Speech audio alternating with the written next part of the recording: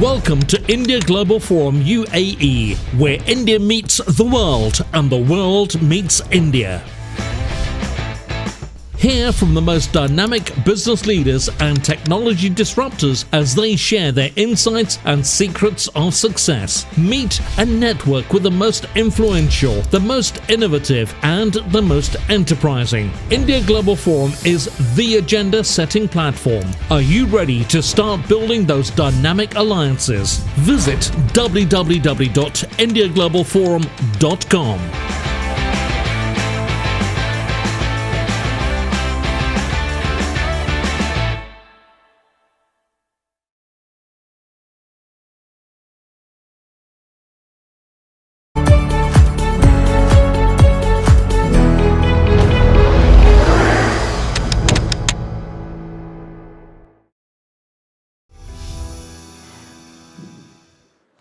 Your Excellencies, distinguished guests, ladies and gentlemen, a very, very warm welcome to you all to the inaugural India Global Forum UAE 2021, under the theme of Dynamic Alliances for a Smarter Tomorrow, co-hosted by the Consul General of India in Dubai and the Embassy of the UAE in New Delhi. I am Laura Buckwell. And I'm Greg Fairley, and we'll be your MCs for the next 2 days, live from the Taj Business Bay, Dubai, to the world. First and foremost, on behalf of India Global Forum, we would like to extend a huge thank you to our supporting partners, India's Ministry of External Affairs and Invest India, and our business association partners, the Dubai-based Indian Business and Professional Council. Well, this, of course, is the first time that we've held the forum in the Middle East. The India Global Forum is where India meets the world and the world meets India. Now, for this edition, UAE edition that is, we're looking at how we can build dynamic alliances and partnerships, and just as importantly, what we can do to make a global impact. And as we said, for the next couple of days, we are broadcasting live here from the Taj Dubai to the world. And we're here to help tell India's story and encourage conversations around the future of India and international collaboration. Today we are joined by ministers, founders and senior leaders of India and UAE, as well as representatives of the private sector. Also, for the first time, we'll be hearing from the top unicorns in India and the UAE on the same stage. Now, very quickly, I'd like to also say hello, of course, to our online audience who are joining us from all over the world. So thank you so much for joining us here today. Now, also, if you'd like to join the conversation, please do jump online and use our handle, which is @IGF Updates. You can get further news, views, and interviews just there. To keep up with the latest agenda, of course, you can also jump online as well to indiaglobalforum.com. Well, time to set the scene for the inaugural edition of the event. To tell us more and for the welcome remarks today, please give a very warm welcome to Professor Manoj Ladwa, Chairman and CEO of India Inc. Group, founder of India Global Forum.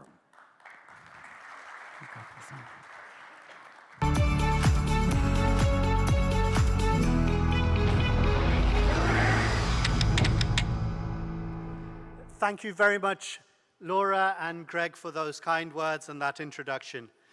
Your Excellencies, ladies and gentlemen, friends, I am delighted and indeed excited to welcome you to this very first edition of our India Global Forum in the Middle East, and especially to this magical city that gives so much to so many, this city of Dubai. Friends, we're part of a journey that started many decades ago, which has been filled with warmth and enterprise between the two great nations of the UAE and India, but enriched time and again by that living bridge of our great peoples. This special relationship, friends, in recent years has been given that turbo boost, that acceleration and the significance of depth through the visionary leadership of the Prime Minister of India, Shri Narendra Modi, and the leadership here in the UAE.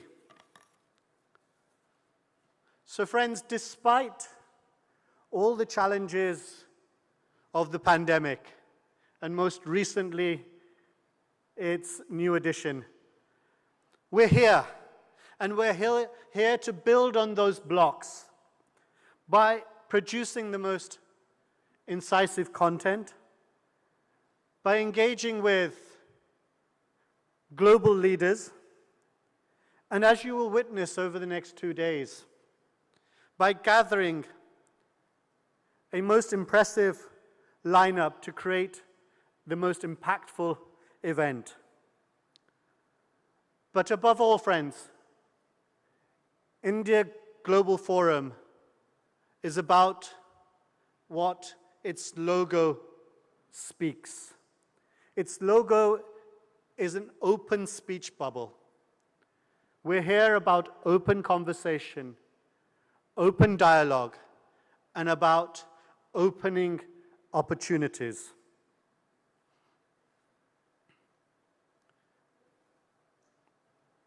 Friends, you have seen that in our program, we have gathered some of the most illustrious speakers to deliberate, to share unique ideas, to share insights into what our future could hold. What our future could hold through us, for us, but what our future could hold for this region and also the world. And so I'd like to express my sincerest gratitude to the government of the UAE, through our co-host, the Embassy of the UAE in India, and His Excellency Dr. Alberna. Also to the government of India, the Ministry of External Affairs, His Excellency, the Foreign Secretary, Mr. Harsh Shingla, who we'll hear from a little later on today. His Excellency, the Ambassador of India to the UAE, Sanjay Sudhir, and of course, the man who has encouraged us to take that dip here in the UAE and here in Dubai in particular, His Excellency, the Consul General of India in Dubai, Dr. Aman Puri. I'd also like to acknowledge our lead sponsors, Emirates NBD, Niraj Magankin and his entire team, and the support from all of our sponsors and our partners, who you can see have helped us put this amazing event together. And between all of us, we're joining this magical journey where IGF brings together the very best, the very smartest, to build those amazing conversations so we can build a smarter, and in this day and age, a safer future. To quote the words of a wise old person from these shores, that footprints on the sands of time, footprints on the sands of time cannot be done by sitting down. Yes, we're sitting down right now, but at the end of this conference, we must all rise and face those challenges before the world, and I hope build those dynamic partnerships between India, the UAE, and the rest of the world. Thank you very much. I look forward to meeting you in due course. Thank you.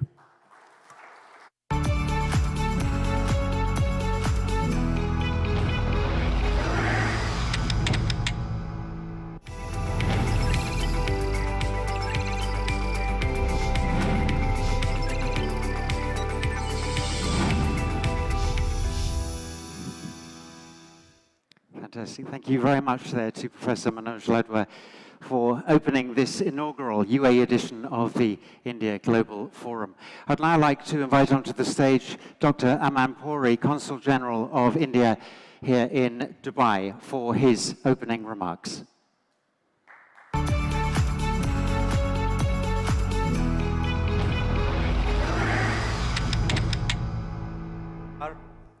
Assalamu alaikum.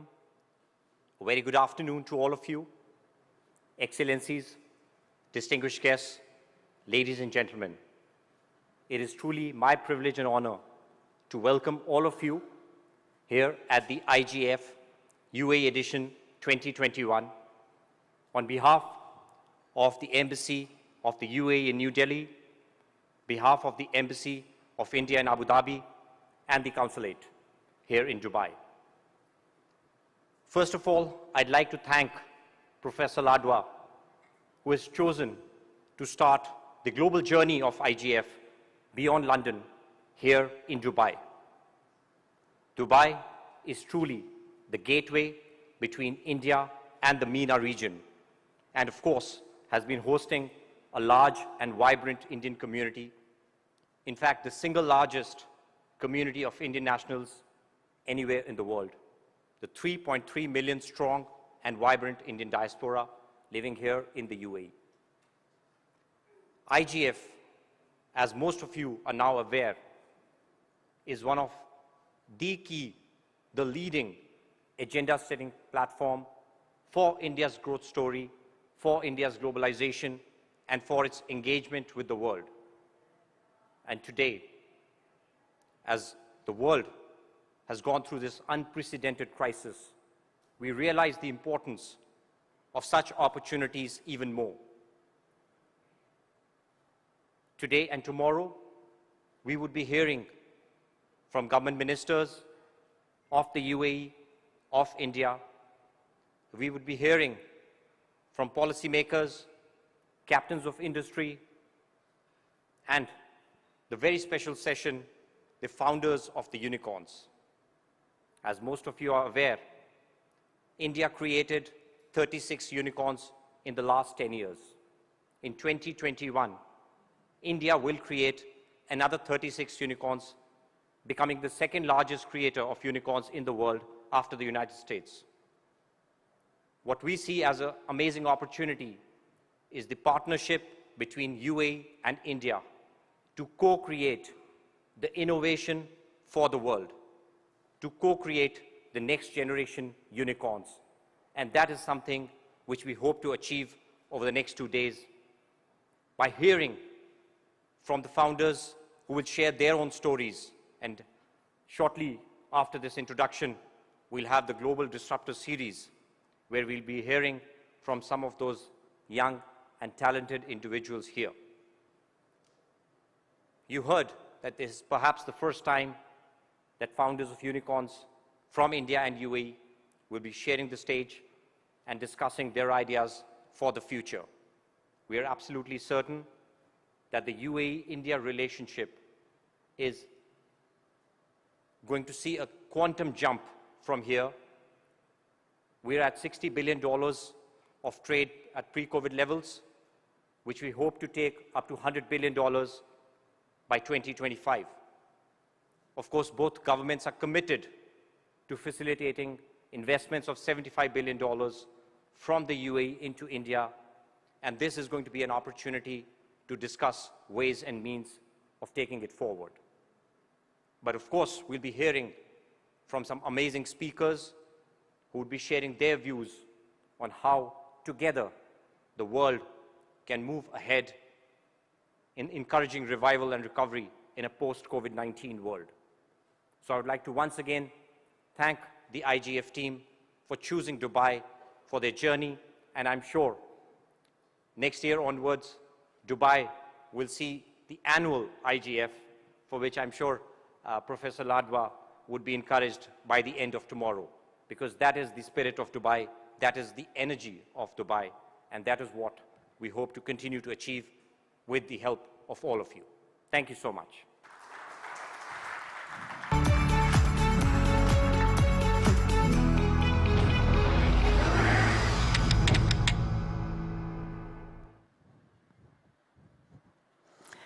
Well, a huge thank you once again to Dr. Aman Puri, Consul General of India, Dubai. Thank you so much for being with us here today as well. It really is a privilege to have you here. Thank you so much. And for such a splendid opening as well. Well, ladies and gentlemen, coming up for the first time, we have our Global Disruptors series, which is going to take a deep dive into the minds of trailblazers whose cutting-edge innovative ideas have disrupted markets and changed the way we do business, where Greg and I are going to be taking it in turns to meet a series of unique unicorns. Only here, of course, at the India Global Forum, where innovation meets enterprise. Well, we're going to be kicking off this series with the founder of Polygon Technology, India's first unicorn based on the decentralized web. Find out what inspired him to explore the world of blockchain and his journey towards building a global network. Please do give him a very warm welcome, our first official guest of the day, Janti Kanani, co-founder and CEO of Polygon Technology.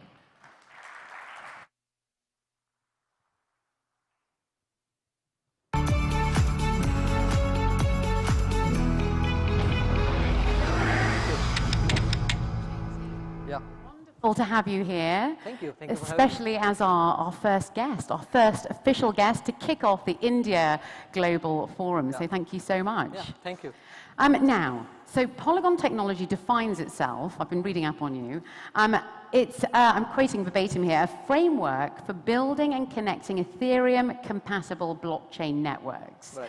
Now, not everyone in the audience here is going to know much about Ethereum and blockchain, so maybe you can give us like a sort of brief overview of, you know, demystifying Ethereum and also Polygon's relationship with it as well. Why don't you start off? Definitely. So I think most of you have heard the name of Bitcoin, Bitcoin network, right? So where you can transfer the value decentralized way, and there is no central party who controls the network. And on Bitcoin, you can transfer only value, but Ethereum is basically kind of goes one way, like step further, and also allows you to deploy any kind of applications, right? So for example, if you want to build derivative platform, you want to build escrow, you can do that on the Ethereum blockchain and without any third party, right? So it's very decentralized. There is no control of one party onto the blockchain. So you can basically create, like let's say if you want to send a payment from Dubai to India, you can do that without any banks or any intermediary.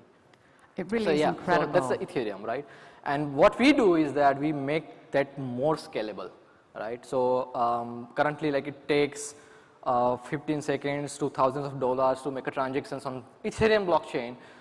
With Polygon, what we do is that we make that in 2 seconds and very, very cheap, like 0.0004 USD or so.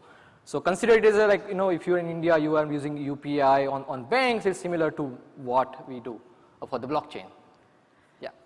Incredible how far this has come in 2021 here. So what exactly gets you excited about the future of the web then, especially from your viewpoint, and what sort of other opportunities do you see in Web 3.0 then? Yeah, so so if you think about Web 1, before when internet started, people can kind of only read on the internet, right? In Web 2, you can read, write, and create a content. You can kind of send pictures, videos to people. You talk on the WhatsApp. And Web 3 kind of brings ownership to the content, right? Now, like, you know, if you create a content on Facebook or WhatsApp, it's your content, but it's owned by Facebook, right? In Web 3, you own your own content. You create it, you own that. No one can kind of not take it from you because you own that. You have the keys for you, right? You can sell it. So people are doing NFTs nowadays, if you heard the name. So people are selling the NFTs as a content, right? So you create digital assets, transfer, own, and do the kind of trading, etc. on the blockchain without any third party. So that's a point of Web 3. And what we do with Web 3 is, I'm very excited about Web 3 is that, you don't need any kind of, so we started in India. We started out in India. We never had a good degree of IIT or anything. We never had money. We were struggling to raise a fund, by the way, in India. And still we reached here in $1 billion company. And it is only possible using this Web3 because it gives you the global audience from day one. So this product we created, it's not for a particular region, it's for the world, right? Anyone can, anywhere, if you're in a village in India, you can use the product. You can build on top of that. So we have people, 13-year-old kid is building a finance product on blockchain without any permission. So that's the power of Web3. That is very exciting to look forward to, isn't it? It really is. Now, I've been reading you also have multiple partnerships with a number of platforms across the world. Tell us a little bit about some of those projects that you're working on and some of the most exciting ones as well. So we have done multiple partnership with the big brands, like if you know, like in the Black Friday, the previous one, the Macy's retail store in US, they did NFT drop for the good customers on the Polygon. We have Dolce & Gabbana, they created NFTs for their clothing lines. And in the DeFi side, we have Aave, where you can take a loan or borrow your money in, like, 2 seconds, right, to anyone in the globally. So which is huge. We have one company in India, it's called Mohesh, and they are bringing the global capital to SMEs in India. Right, so you can kind of borrow your money in India with using the platform, and it's very instant. Wonderful, very exciting indeed, and what an exciting time, to be here. So, what impact do you think that blockchain-based decentralized solutions have specifically for India then?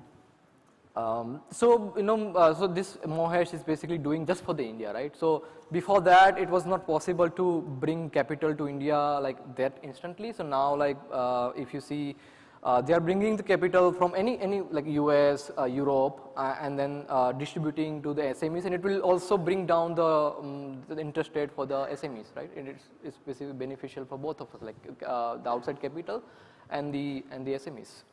And do you think that these types of technologies are going to help with financial inclusion, for example, as well?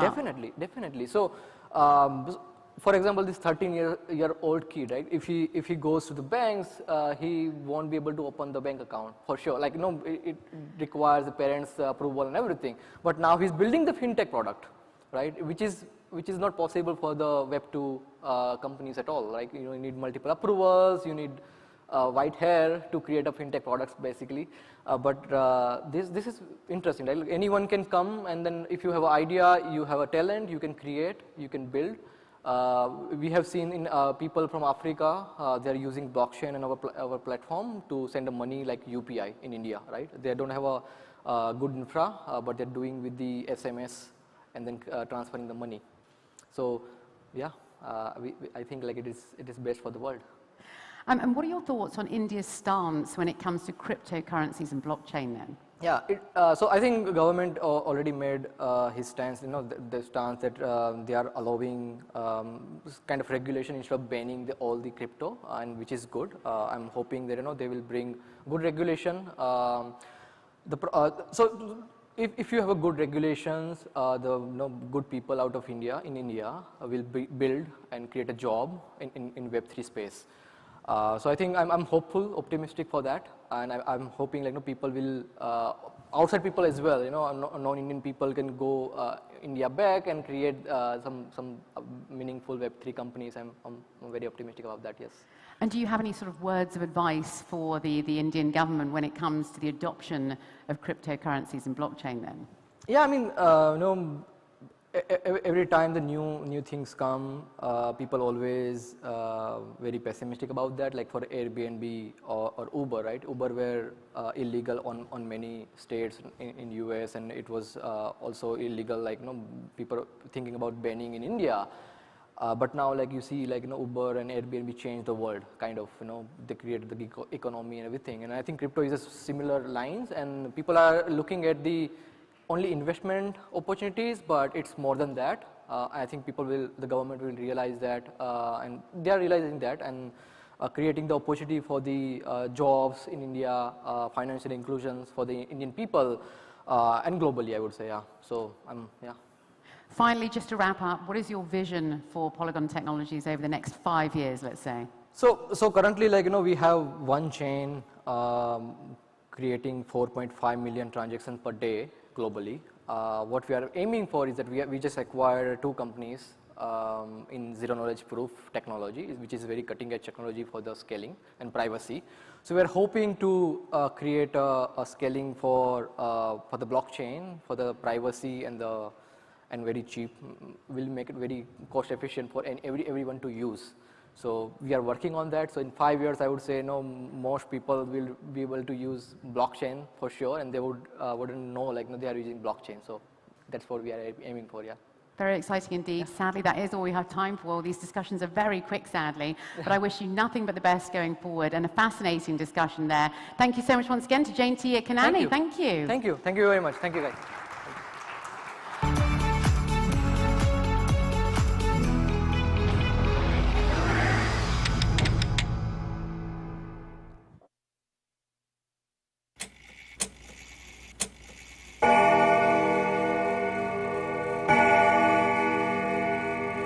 There is a life designed for the kings.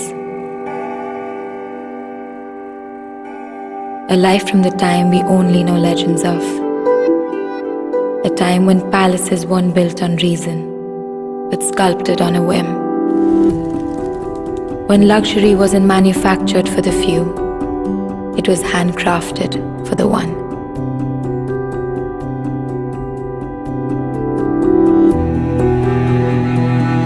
A time when every inch was carved and sewn to unravel the senses.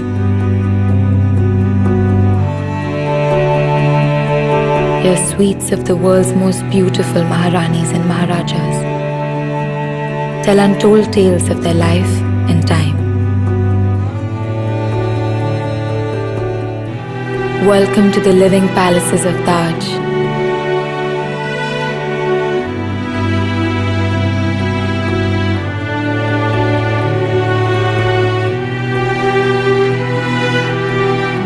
Welcome to luxury crafted by time.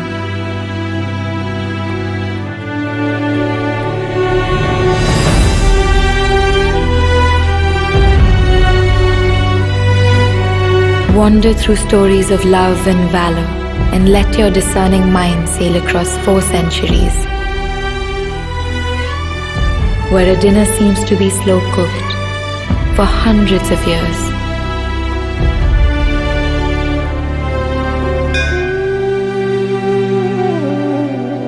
Let your soul be spellbound by your spiritual days.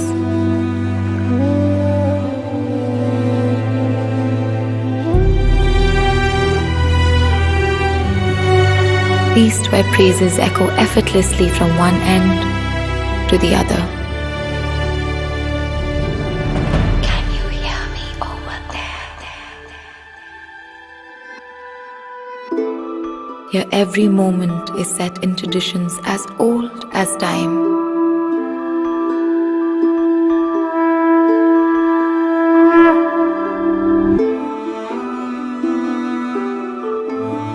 And many lifetimes seem to be rolled into this one.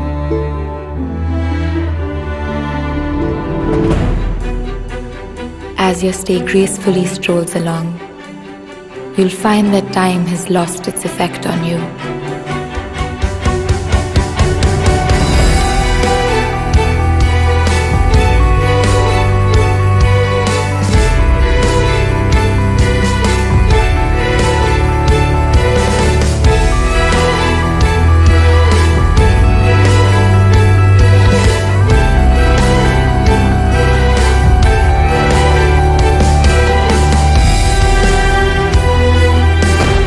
Here, yesterday is today, is tomorrow.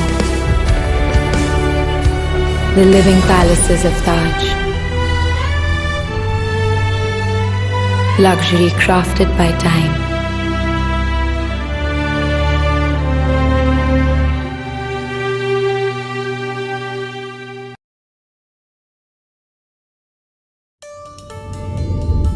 In the early days of Dubai, our founders shared the vision of the rulers of the land to support the development of the emirate and to help establish a hub that would connect the region and eventually the world.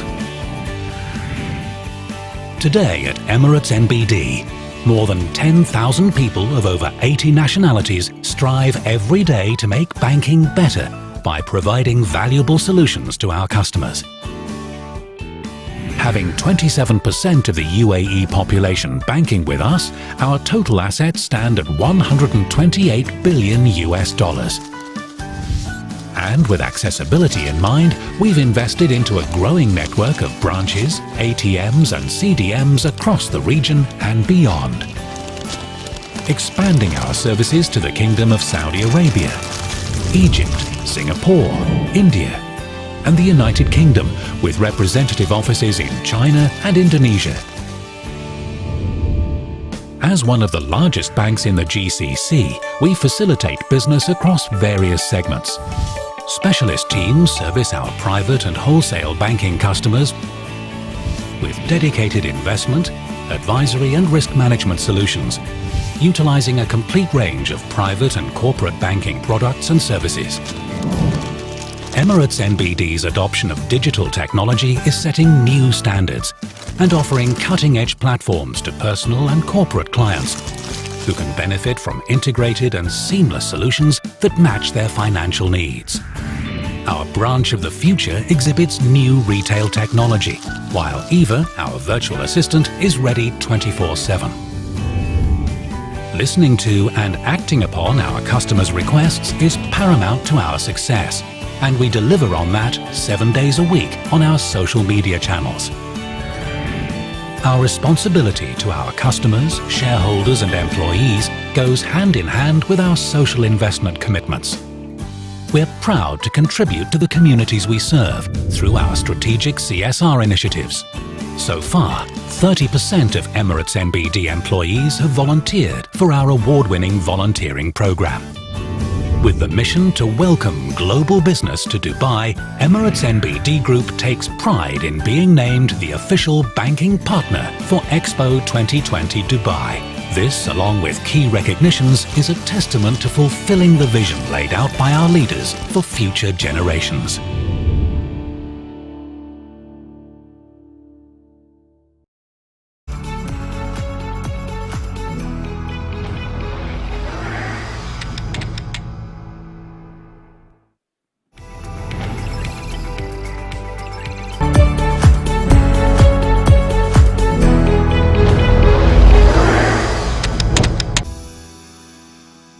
Great. Thank you very much to Laura and Jainty there for that fantastic session we just heard. We've got so many brilliant guests coming up. I can't tell you, I'm really excited about it today.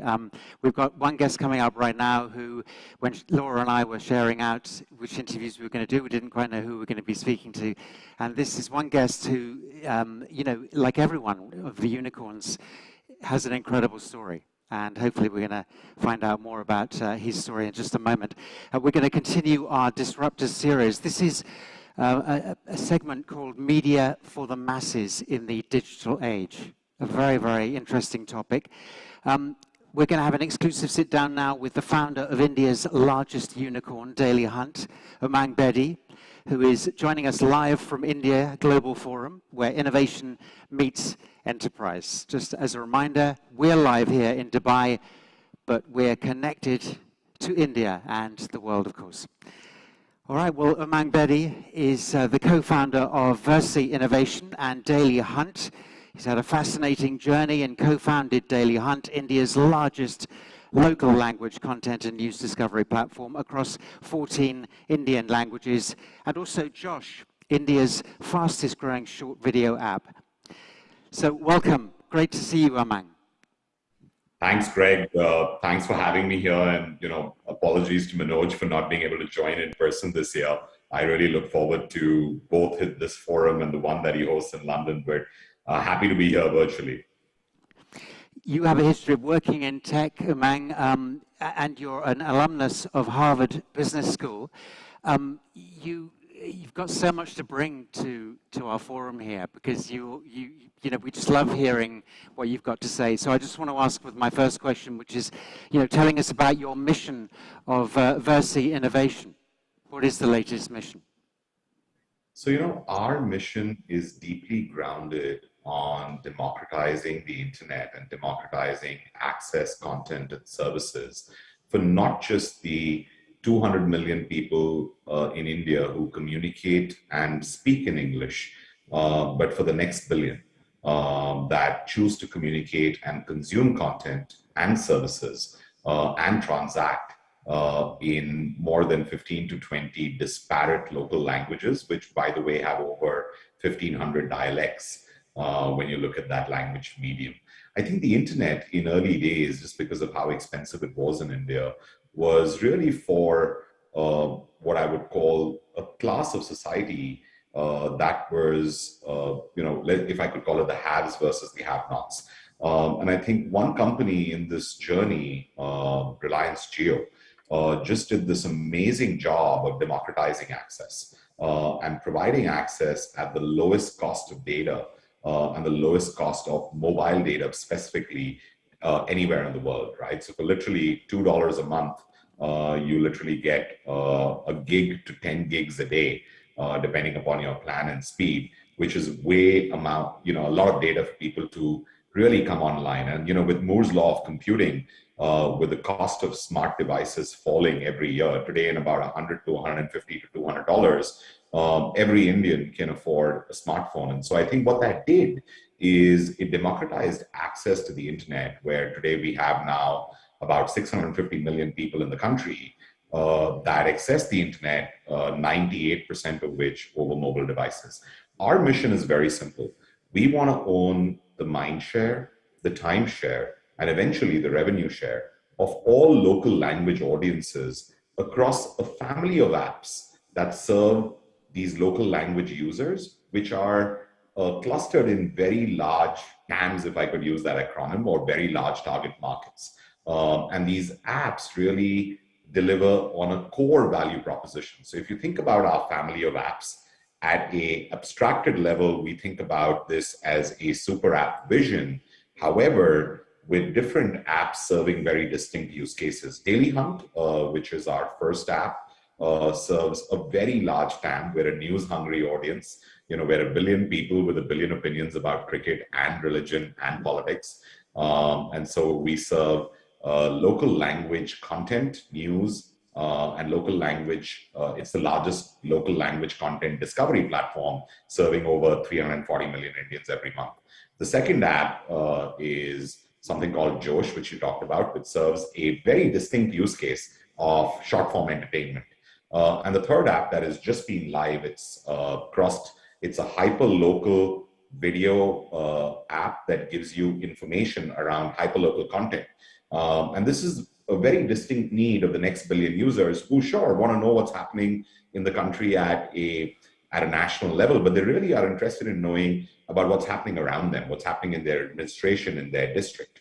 And this is kind of scaling to over 700 districts as we speak. So our mission is very simple. We'll keep adding apps to serve distinct needs of distinct local language audiences, which are large TAMs, and really power it up with a AI engine where we build on 3 flywheels. One, for creators to come and give us high quality content, for us to drive a very deep understanding of that content and personalize it to hundreds of millions of users, and then bring in partners, advertisers and commerce partners alike to drive transactions, and we share that revenue back with the creator. So these are 3 self-fulfilling flywheels. Is a very simple way to understand our business. And yeah, it's been a journey, and I think we're just at the start of it, Greg. But, in a sense, venture capitalists would possibly say to anyone, people want globalized news now. We're living in a globalized, civilization. Local content that wouldn't really work. You've gone completely against that trend. Why? And what? Why did you do that? So, and I'll be very open around this. I've worked for a brilliant tech company, one of the 2 largest tech companies in the world. I was leading their business in India. And what I have realized is in any market where the global duopoly of Google and Facebook are present, they dominate. They dominate the time spent, and they dominate monetization. Other than China, where they aren't present. China arguably has just 3 companies that are valued at over 3 or 4 companies that are valued at over 2 trillion, just because of the fact that these 2 businesses and probably Amazon is not present.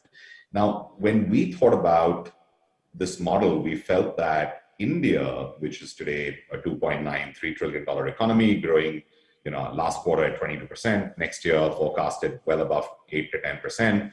In the next 7 to 8 years, will become the 3rd largest economy in the world by real GDP when we cross the 9-10 trillion mark.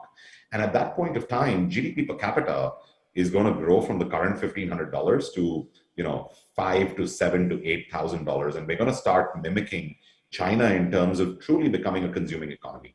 Now, at that point of time, the funny part about Indians is we still like to communicate in our local language with friends and family. We like to consume content in our local language. I may speak English, but trust me, my pastime is watching a Bollywood flick or a Punjabi movie or a web series, right? Or listening to that regional genre of music. And that doesn't change. It's inherent in the 100 million people that live in the top 10 cities, and it's more prevalent in the billion that come from tier 2, tier 3, tier 4 cities in rural India.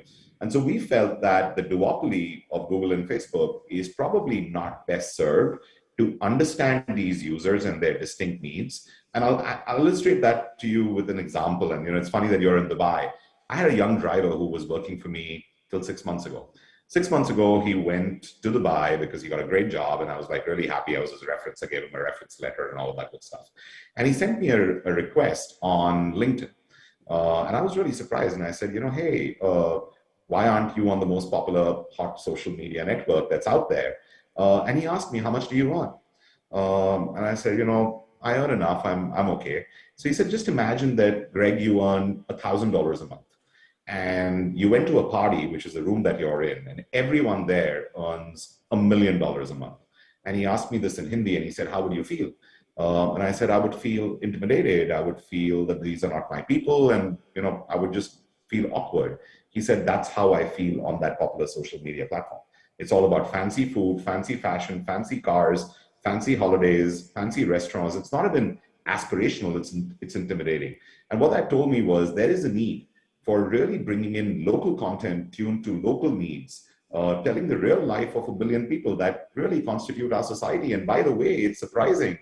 If you look at the consumption in tier 2, tier 3, tier 4 India, urban, it supersedes the consumption in tier 1 India, right? Flipkart sales illustrate that, Amazon sales illustrate that. So why are we ignoring the next billion people that have a consumption power, both across urban and rural, but have not had a way to express that opinion? And I think that's our goal. So we went the other way around, Greg, long answer to a short question, because we felt we're best positioned to understand Bharat or the real India versus multinational.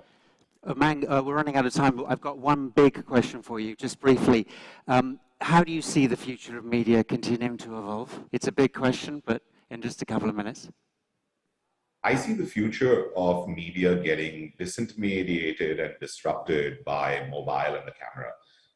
And I feel that every Indian or every person around the world is going to have the ability to create content and tell a story. So I definitely see traditional media getting disrupted in a lot of ways. I think in India specifically, television is here to stay because it's still aspirational to own a TV. Fun fact, there are only 180 million television sets in this country, in a country of 1.4 billion people, 50% of which are cathode ray tube. So TV is still an aspirational item, right? I see print getting severely disintermediated and digital becoming the core medium, but everyone is going to be a creator. Everyone in his own right or respect has the opportunity to be an influencer. And I think the mobile and cameras and the ability to give them tools for self-expression, either in entertainment or in any other format, whether it's news or local content, it's all going to get snackable. Long form is going to be, far and few between, and it's all going to get to snackable, snappy, short consumption content as people are on the move. And I think the whole world of media is going to change in a very big way. And for another time, maybe how do we control and determine what information is true or not in that disintermediated world is going to be the next challenge and the next opportunity as we go forward. Amang, you know, you're such an inspiration to so many people around the world. I've been watching some videos of interviews you've done, and people are kind of, you know, really starstruck, really, of course, by you. But what, just very quickly, what's your word of advice to budding entrepreneurs? So I think three things. One, there is no better time to innovate than today. I'm I've crossed 40, and I wish I was born 20 years earlier and I was getting into the opportunities right now. I would never work for anyone. So I would just say, if you have a great idea, go build it now. The second thing that I would say is, especially if you're in this part of the world, the Tina effect is really playing out. And what I mean by that is there is no other alternative for investors. When you think about what's happening with capital markets across the globe, price to earnings ratios on public markets are way too high for investors to go in. China has kind of blocked out a large chunk because of the policies on what's happening with tech companies there. And so India is now creating, 3 to 4 unicorns a month. We're at 75 already. At the beginning of the year, we were less than 20 when we turned a unicorn, I think, last year. So you can just tell with the momentum, with the amount of capital that this country is getting, there is no better time to innovate. So a third thing that I would say is only go and do it if you are so passionate about that idea that it keeps you up at night. Otherwise, it's not worth it. So those are my top 3 areas. Money's not a problem for a great idea. Go do it now. And just be really passionate on solving a large unmet, unsolved need. And that idea should keep you up at night. If you've got those 3 things going, now's the time to start. Really appreciate you being with us at the India Global Forum, UAE 2021. Umang Bedi, co-founder of Versi Innovation and Daily Hunt. Thanks a lot. Appreciate it. Thanks a lot, Greg. Thanks a lot for having me. All the very best.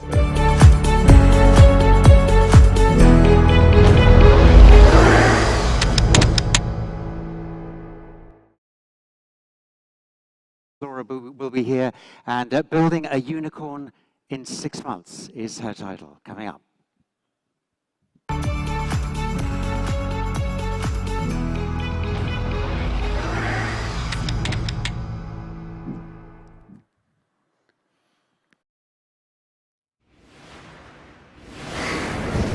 The future can be intimidating. Your customers want more. Transform, or you'll sink. That's what advisors tell you. But you don't need an advisor to tell you what to do. You need a navigator to help you do it, to create a plan, to put into action. It's easy to tell you to ditch your old tech, but a navigator understands the crazy complexities you face, knows how to help you move when it's hard to, and work forward with what you've got. A navigator doesn't just point you in a direction, pat you on the back and say, good luck. A navigator is right there with you, weathering the storm, guiding you through whatever the next wave throws at you.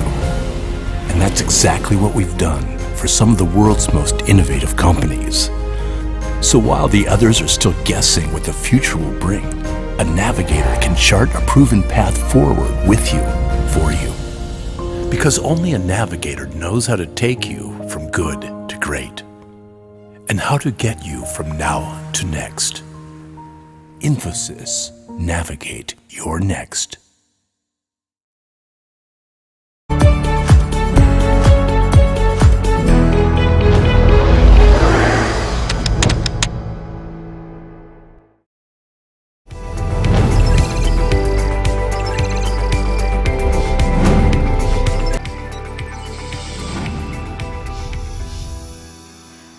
Well, Your Excellencies, distinguished guests, ladies and gentlemen, so far in our Global Disruptors series, we've met unicorns working in blockchain and in media. And now we're going to meet our next unicorn that has been built in just 6 months.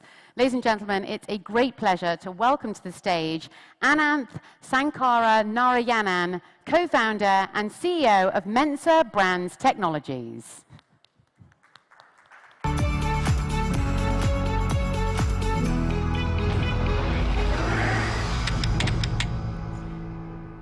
Ananth, wonderful to have you here. Thank you for having me. I do hope I got your pronunciation correct there. The last name was perfect. Oh, brilliant. I'm glad I got it right. Well, let's start off. I mean, an incredible story, this one. Now, you've taken a startup to unicorn status in just 6 months. How is that even possible? So, firstly, I'll tell you a little bit about what Mensa does. What we do is we buy profitable digital brands in fashion, in beauty, and home, and actually accelerate their growth, right? Grow them 10x. So, I think valuations follow value creation at some level. The time horizons can vary. But if you look at India today, India is mostly an unbranded market. You take all the lifestyle categories that I spoke about, it's a $120 billion market, out of which 80% is unbranded. And as GDP per capita goes up, and internet penetration goes up, and e-commerce becomes more mainstream, more and more brands will get created. I think the next 10 years, there's going to be massive brands out of India that go global, right? So what we're trying to do at Mensa at some level is, can we actually, there's going to be $100 million brands that get created over the next 10 years. Can we sort of help create 10 to 15 of them over time, right? So what we've done is in the last 6 months, we've actually officially 12, but we've done almost 20 plus brands where we've actually got the brand into the Mensa fold, where we bought them. But what's interesting is how we accelerate them. I think brand building has changed, right? Distribution is democratic with all of the platforms. And we spoke about short form video just before. So I think how you build a brand has changed. If you think about how Unilever built brands, or P&G built brands, or Inditex built brands, the next 50 years, brands will get built very, very differently. So that's a little bit of what we're trying to do. So I think the valuations are not so material, but what matters is how are you actually building the business? We're profitable already within the first quarter of operation. We're growing very rapidly. The brands that we've got are growing at twice the rate of the market. And we are trying to build a playbook for how do you build digital brands from India for the globe. And I think that's quite exciting.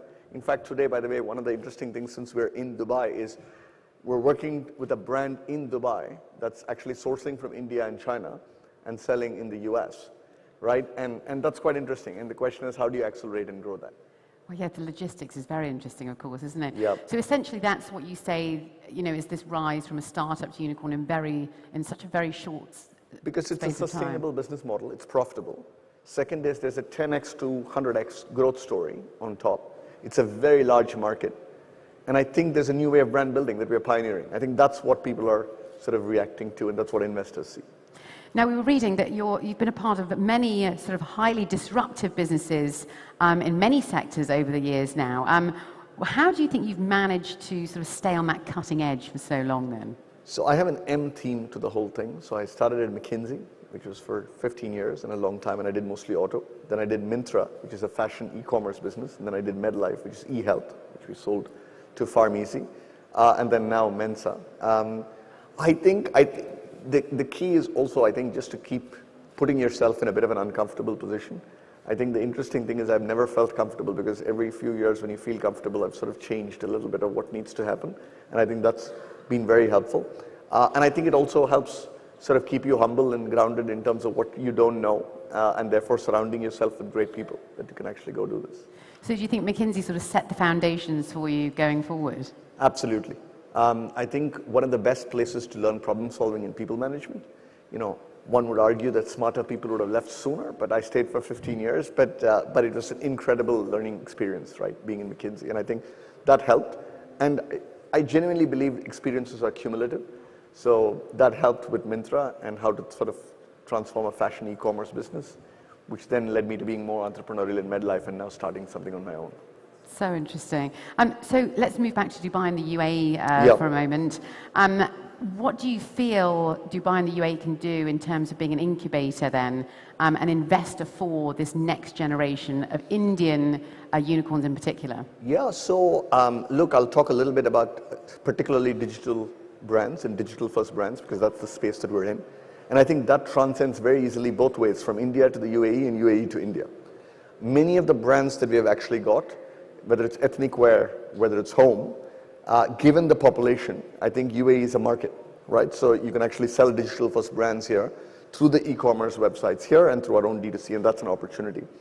I think there's an opportunity to take brands from the UAE, which I was just talking about earlier, I think back to India, it's selling currently in the US. So I think there's a very interesting, the consumers are actually, while different, there's lots of similarity, and the distribution is very similar, and the way you build brands is very similar.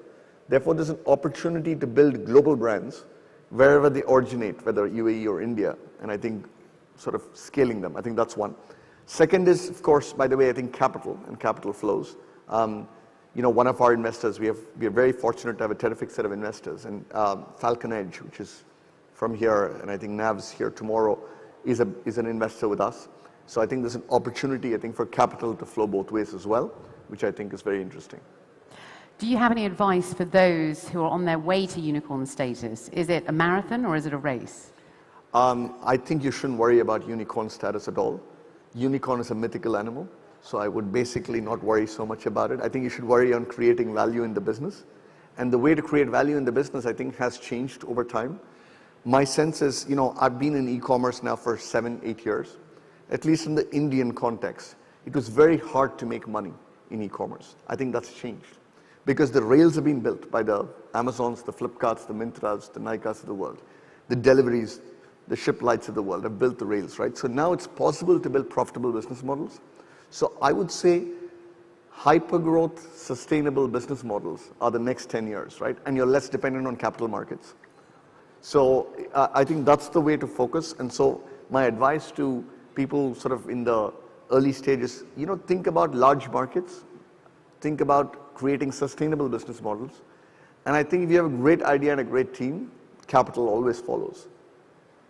I'm doing some reading as well earlier. Now, India apparently has produced over 20 unicorns this year. Right. That's up from 11 last year and 6 in 2019. What's been going on? How come? So I would say 2-3 things, Lawrence, right? The first is, look, the next 10 years, if you look at consumer internet penetration, if you look at GDP per capita going up, if you look at the ease of doing business, all of that is getting better, right?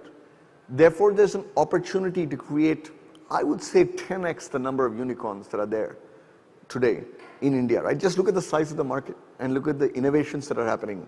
You know, I mean, there's fintech that's actually getting innovated. There is D2C brands that are getting innovated. There's e-commerce that's getting innovated. So I think we haven't seen anything yet. I think I'm hoping for the day that you create real, not unicorn, but $10 billion revenue businesses, which are generating lots and lots of profits, right? If you look at China and what they've done, I think there are massive but very profitable businesses that are still growing. And I think that opportunity lies ahead of us in India.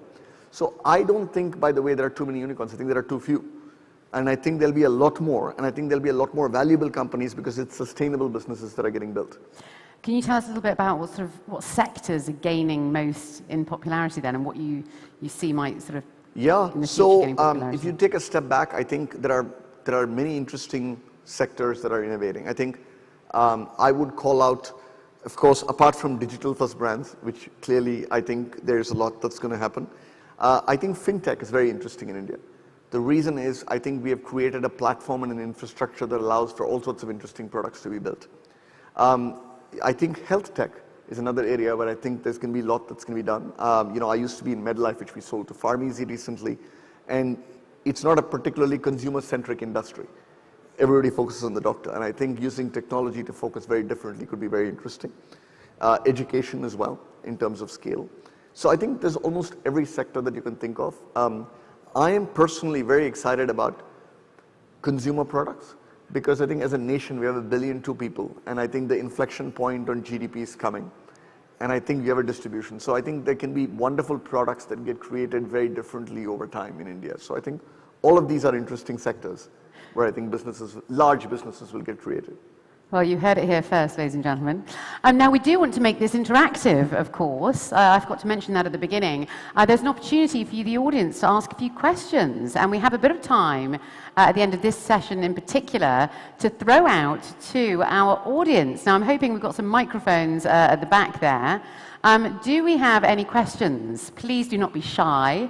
This is your one opportunity to ask any question you like.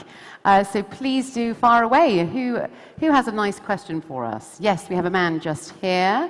If you'd like to tell us who you are and your company name as well, please. Hi, my name is Kunal Nandwani. I run a tech company called U Trade Solutions. My question is, as we talked about, and we're going to hear a lot about all the unicorn status, which you said probably one shouldn't worry about. But what do you think about the value versus the valuations of these companies right now? So let's say we said there are about 30 odd unicorns this year. Do you reckon they would all be existing in 5 years' time from now? I think so. I think, look, I mean, my view on valuation is it has to follow value creation. I don't think you can rest on your laurels. Just because you're a unicorn doesn't mean you won't die. So I think to your point, could it happen? I mean, could some of them go out? I think absolutely. What matters is the execution. So if you're focused on the consumer and you're focused on building a great business and a great team and a great culture, I think the one can go to 10. If you don't, I think the one goes down. I think that's true in public markets, it's true in private companies, I think it's true in startups, right? So if you ask me, will a lot of them survive if they focus on execution and they focus on the consumer? I think you could become bigger and bigger and bigger over time because the market exists. Great question there. Thank you so much. We have time for another question. Do we have any more questions from our audience today? No more questions? Oh, yes, we have a question here. I was going to say it's before tea time, so we're holding up. Please do tell us who you are and your company name as well, please. My name is Hafiza Rasool, and I'm from the United Kingdom, Birmingham, University College, Birmingham. I'm an academic there. In the UK, we have the Data Protection Act that protects consumer information online. Yep. I'd like to know how proactive is India in protecting their consumer information online? Yeah, so we could actually carry this conversation on for another full hour, as you probably well know. I would say, rather than answer the specifics, I think data privacy and data protection is very important. I think India is starting to craft a lot of laws. I think the right balance to strike is how do you ensure anonymous use of data that actually still helps free products versus what actually are customers willing to share versus not, and to make the choice to customers much simpler. I think today most people don't understand the choice that they're making in terms of data privacy, right? In terms of what you want to share and what you don't want to share. Making that simpler is going to be the key to actually creating a sustainable data privacy law, right? I think, and there's lots of work, as you probably well know, that's being done. How it actually turns out, I think, is important, because what you don't want to do is you want to ensure data privacy and choice while not stifling innovation and creating too much bureaucracy, and the balance is tough to do. I'm quite confident that we'll eventually get there, but with a little bit of a path to getting there. Sadly, that is all we have time for. Thank you so much. Brilliant questions there. If you do have any further questions, I'm hoping that our speakers are going to be around for the rest of the day to answer those. But it's been fantastic speaking with you. Thank you so much for sharing so openly with us as well. So thank you so much to Anand there. Ladies and gentlemen, let's hear it for Anand. Thank you very much.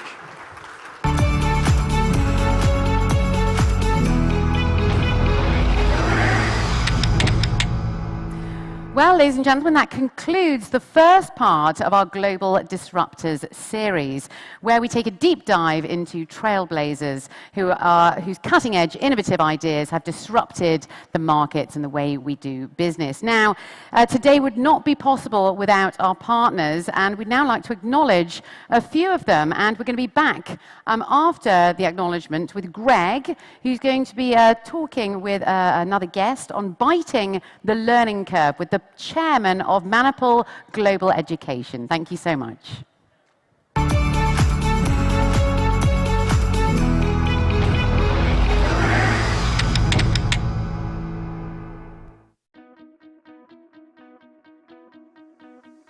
Digital technologies are driving innovation in banking and reinventing the way the world does business. As consumer digital experiences become richer, faster, and more personalized, commercial banking clients want digital services that offer the same speed and seamless ease of use. In an effort to meet that need, Citi has leveraged innovative technologies in solutions that aim to transform the client experience. From Citi's first online banking platform to the launch of mobile and API channels, a secure mobile app for easier login, and now solutions that utilize artificial intelligence for predictive analytics and biometrics for digital identity. Citi's digital banking solutions provide a seamlessly integrated omni-channel experience. execute treasury and trade transactions, and track your real-time balances and global cash positions anytime and anywhere with the new CitiDirect BE app. Use the new CitiConnect API solution to manage transactions directly from your treasury workstation and preferred application without logging into a separate banking portal. As the pace of change accelerates, Citi is helping clients improve productivity and increase treasury efficiency with design thinking, data-driven analytics, and digital solutions fueled by its innovation labs. Citi's simple, global digital solutions empower clients and make it easier to do business anytime and everywhere. To find out how Citi's innovative solutions can benefit your business, contact your Citi representative.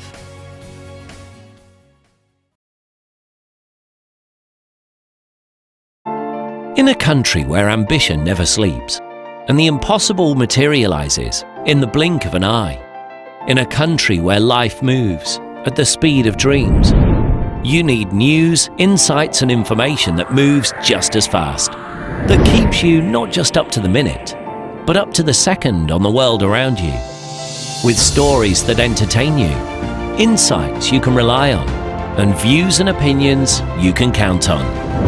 Whatever you need, whenever you need it, it's all at your fingertips. Gulf News, the intelligent choice.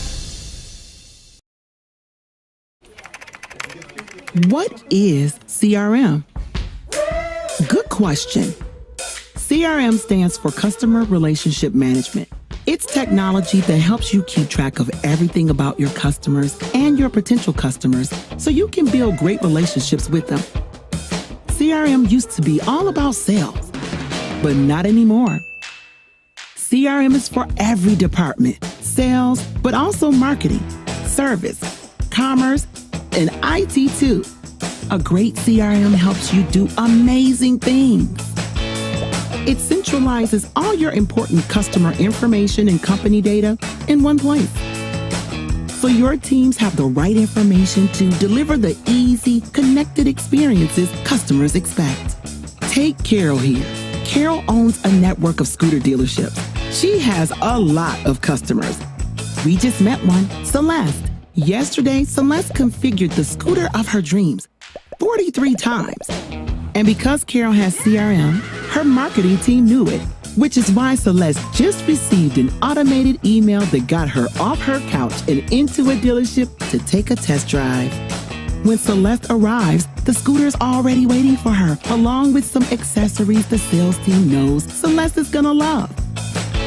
Next thing you know, Celeste is buying herself a scooter, a snazzy helmet, and some really nice accessories. But it's not just sales and marketing who know Celeste. Thanks to Carol's CRM, every department knows her because every team has one shared view of Celeste and all her information. Before she's even made it back to her couch, service has already sent her tips to help her care for her scooter. Marketing uses built-in AI to predict what Celeste likes and suggest more great additions. Commerce uses the same insights to create an entire storefront customized just for her. And IT builds apps that connect her to an entire community of fellow scooter lovers. Friendship and love follow. Brand love, that is. Along the way, Carol's CRM just keeps getting smarter and more helpful, serving up actionable analytics for everyone at Carol's dealership, which makes Carol's employees happier and helps them surprise and delight Celeste again and again. The right CRM helps businesses focus on customers and unites everyone with one shared goal. Make Celeste, or whoever your customer is, happy.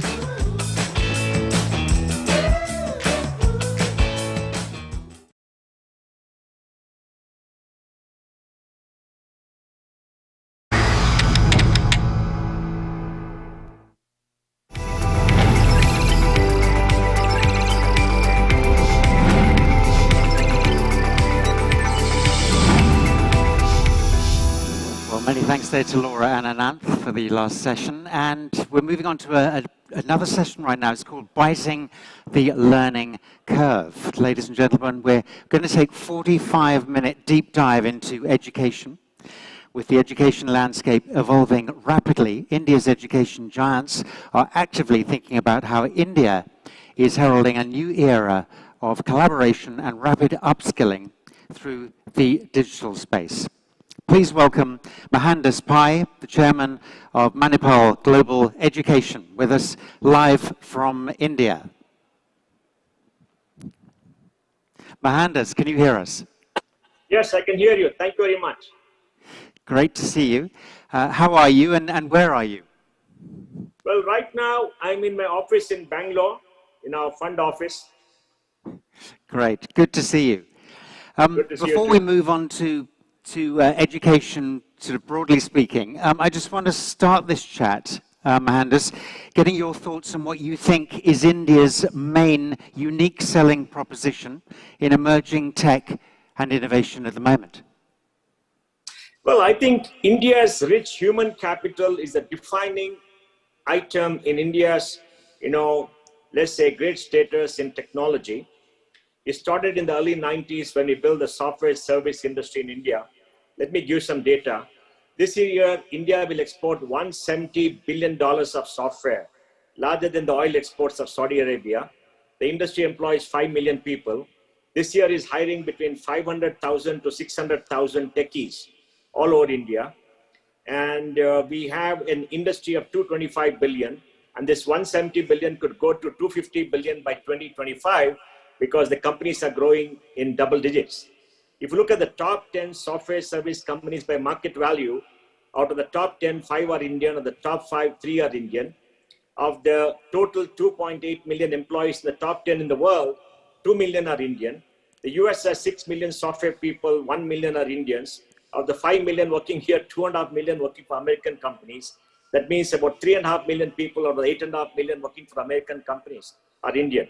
It is a result of our high education system, even though gross enrollment rate is quite low at 27. And also a result of, people working extremely hard and the large numbers we have. We have 38 million young people in college.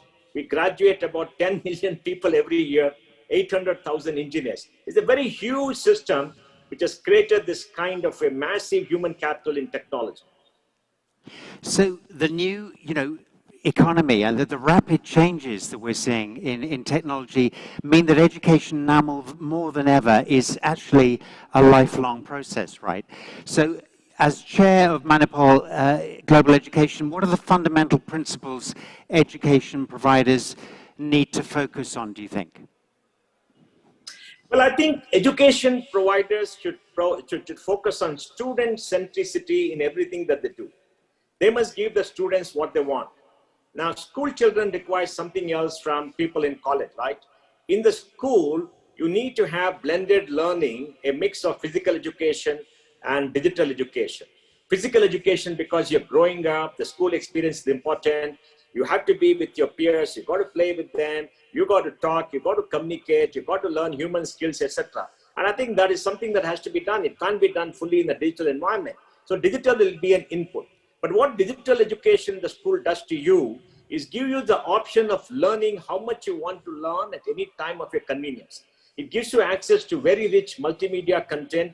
It gives you access to doing work and learning, solving problems all the time, doing it at a time of your choosing at any point of time and going in depth in any topic. And over a period of time, it satiates a curiosity. Because we know in a class, students might have curiosity towards a particular subject, whereas they may be bored of something else, they may want to learn. And this allows you to indulge in that and to discover yourself. So I think it has a certain role and the role has to be bigger. So blended learning is the way to go for school education. As far as college education goes, well, it gives a tremendous amount of flexibility. We have something called the new education policy in India. Under that, you can do a 1-year program and walk off and get a certificate, 2 years a diploma, 3 years a degree, 4 years a honor certificate. And you can have a mix and match of all the subjects that you can learn from multiple universities in India and overseas, provide the university you joined has linked up. And then you collect all their credits and you get a degree. So you can do a degree in 4 years, in 5 years, in 8 years, and gives you a tremendous amount of flexibility. Just like the United States does, except this system is much more flexible because we are going to have a credit bank which is being set up separately electronically. And now with digital education, you've got very rich multimedia content from the best professors in the world, You can do simulation exercises. You can go in depth in any topic, 101 to 108 and henceforth. And you can do so many things that you could not do. So I think digital education is enhancing the educational experience, but the key should be student centricity. Are we meeting the needs of the student? Are we catering to the student's need in the way the students want? Are we making it easy for the student to learn? Are we satiating the curiosity? Are we retaining the curiosity? If you answer this and use technology to do that, I think it will work. And that's what is happening in many of these edtech companies. Powerful words, Mohandas. But, you know, we agree maybe that education is a great leveler, but is it helping countries around the world kind of help with diversity and, in a sense, inclusivity for students? Well, I think they are, because when you have digital education, the key issue is affordability. Do all people, all children have a device to connect? Do they have a data plan? Let me give you data. India has 1.2 billion devices, 1 billion 1 billion users, and maybe 800 million internet users, all on smartphones. In the next 1 or 2 years, we'll have the balance going from 2G to 4G. So we have 98% of our country connected, and now we got the Geo phone, which is going to be a cheap device with almost unlimited data plans for 100 rupees a month, $1.5, which will take the balanced people who are out of the digital world into the digital world in a big way. On top of that, there's a lot of free content available. Yes, many of these edtechs are expensive, but many of them are running social programs where they will give free education to many people. For example, Unacademy is promised to give 500,000 young girls a free digital education. That's 500,000, and that is enormous. So Baiju is doing that in a big way. People are doing that in a big way. So digital inclusion is coming in, and government is planning to spend an enormous amount of money connecting all government schools. Because in India, with possibly 265 million young people in school, it's very difficult to give everybody the same high quality educational experience, right? So I do believe that digital education for schools will enhance quality by 25–30%. And that's a significant improvement for a country of the size of India. Of course, in college education, I think is already much deeper and many things are happening. There too, there's the challenge of digital inclusivity, but I think that is a problem that is work in progress. Every year we're becoming better. In 2 years, will be even more better. Mohandas, if you would, I'd like you to stay with us here at the India Global Forum here in the UAE. And I want to just invite our special guests onto the stage now. Let's bring some more views as we continue the conversation here at the India Global Forum UAE, where India meets the world and the world meets India. Please welcome to join us on stage here at the Taj Hotel in Dubai, Eileen Pryor, the Director of Marketing, Admissions and International Recruitment at University College, Birmingham, UK. Eileen, if you'd like to come up to the stage, thank you.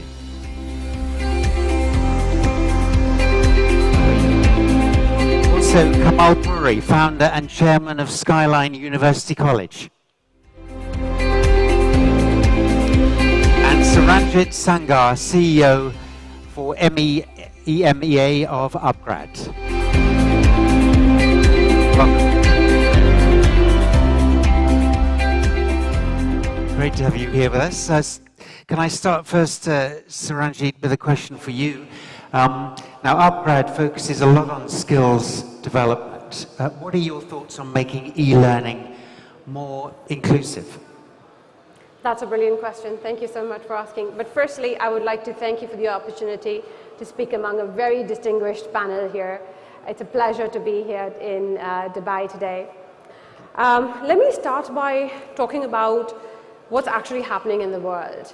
Technology is evolving at such a rapid pace that our talent across the world, not in any particular region, is finding it difficult to keep pace with it, and which is why most of the countries are seeing a widening gap in skill sets. And that's just going to increase phenomenally if we don't take any action on it today. Just a few data points around it. 25% of the jobs that exist today did not exist 5 years ago. And 65% of the primary students today will get into jobs that do not exist today. So how do we keep pace with such a fast evolving technology and also upskill the talent and the workforce? And I guess that's where Upgrad really plays a role. So we see ourselves a lifelong learner provider. We operate from the age range of 18 to 50 plus to lifelong learning, from bachelor's to master's to lifelong. And the way we do it is there are 3 principles in mind. One is deep personalized learning.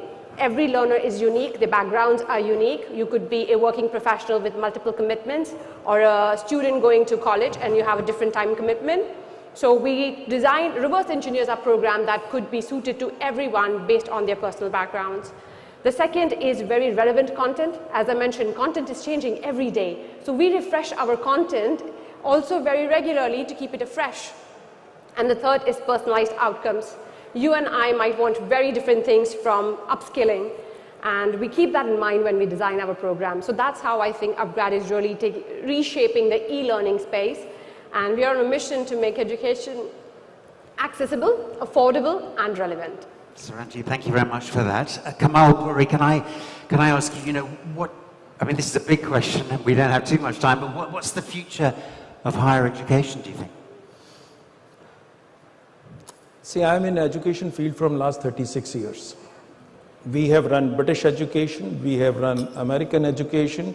Being an Asian, we understand Asian education system. The future of education, as Mr. Pai also mentioned, it is going to be blended mode. When you go to Subway, you say, okay, I want this, I want this, I want this. Similar way, university will be providing a menu to the students. Student will select, I want to pick up chemistry, I want to pick up business education, I want to pick up this and this. Education will not limit to bricks. It is going to be bricks and clicks. Clicks are taking over at a very fast pace. We launched online education in '98 with 1 faculty in US and 1 faculty in UAE. So the best of both the worlds. While looking to the future, one is what you learn in campus. Second, internship, what you do that. Third, technology. As she said very correctly, education is not filling a glass of water, it is lighting a fire. Till you go away from this world, you are learning every day. If you observe practically today, whatever you have learned in your institutions, that has become outdated. If you don't update on daily basis, you can't face this world. Also, we have to keep, there was a problem in Indian education system. In old policy, there was no grading system, there was no transfer of credits. And now what is happening? India is at takeoff. Now the question is, as Mr. Pai has spoken about Indian statistics, I always say India can invade the world. We have so much manpower. So India is not our home is the world. So future of education will go in extent that clicks, 30% is now clicks in school, 70% is classroom in school. But in higher education, this is the reverse. One size will not fit to anybody. Each course will be designed to feeding an individual. I will be teaching to 1800 students at a time. Also feeding individually through technology. So education scenario is going to be totally different. Great, thank you for that. Eileen, can I move on to ask you this question? You're heading and leading an initiative called UniConnect, that's using technology to reach out to students in low deprivation areas. Can you tell us about this project? Yes, certainly. UniConnect programme was formulated by the UK government, and very much, I suppose I'll get scolded for saying this, I think we don't walk the talk, and we don't fulfil what we say we're going to do. So the Office for Students, who is our regulating body in the UK, said, okay, let's put your money where your mouth is.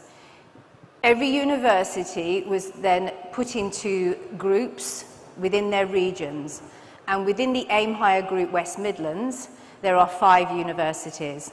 And with each one of those universities, we are all given targets to work with schools in areas of low deprivation. And that's also where there is digital poverty.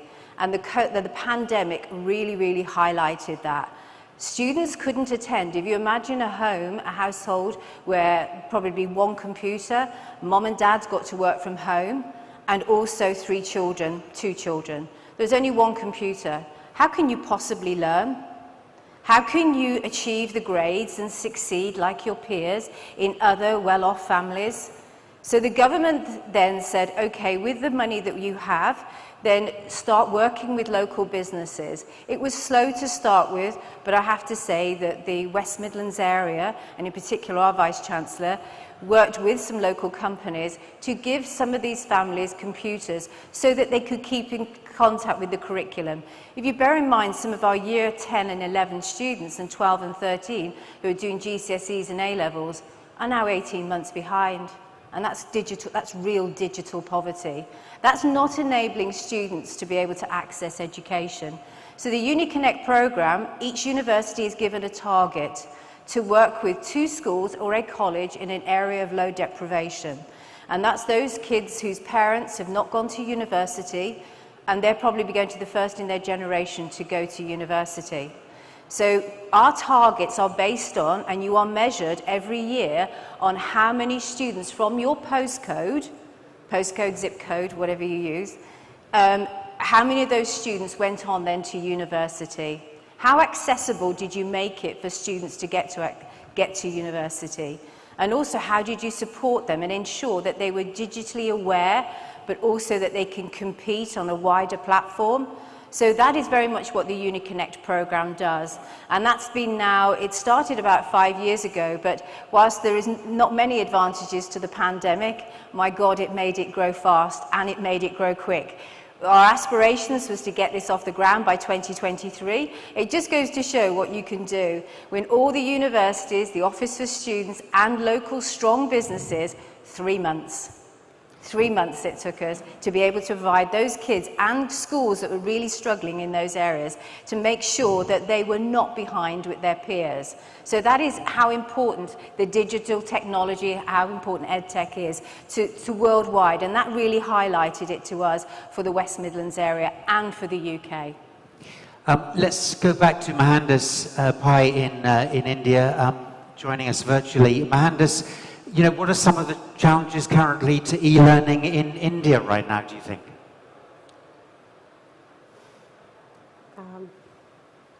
He's on mute. Oh. First challenge is digital inclusion. We are a very large country. We are solving a problem no country has solved before.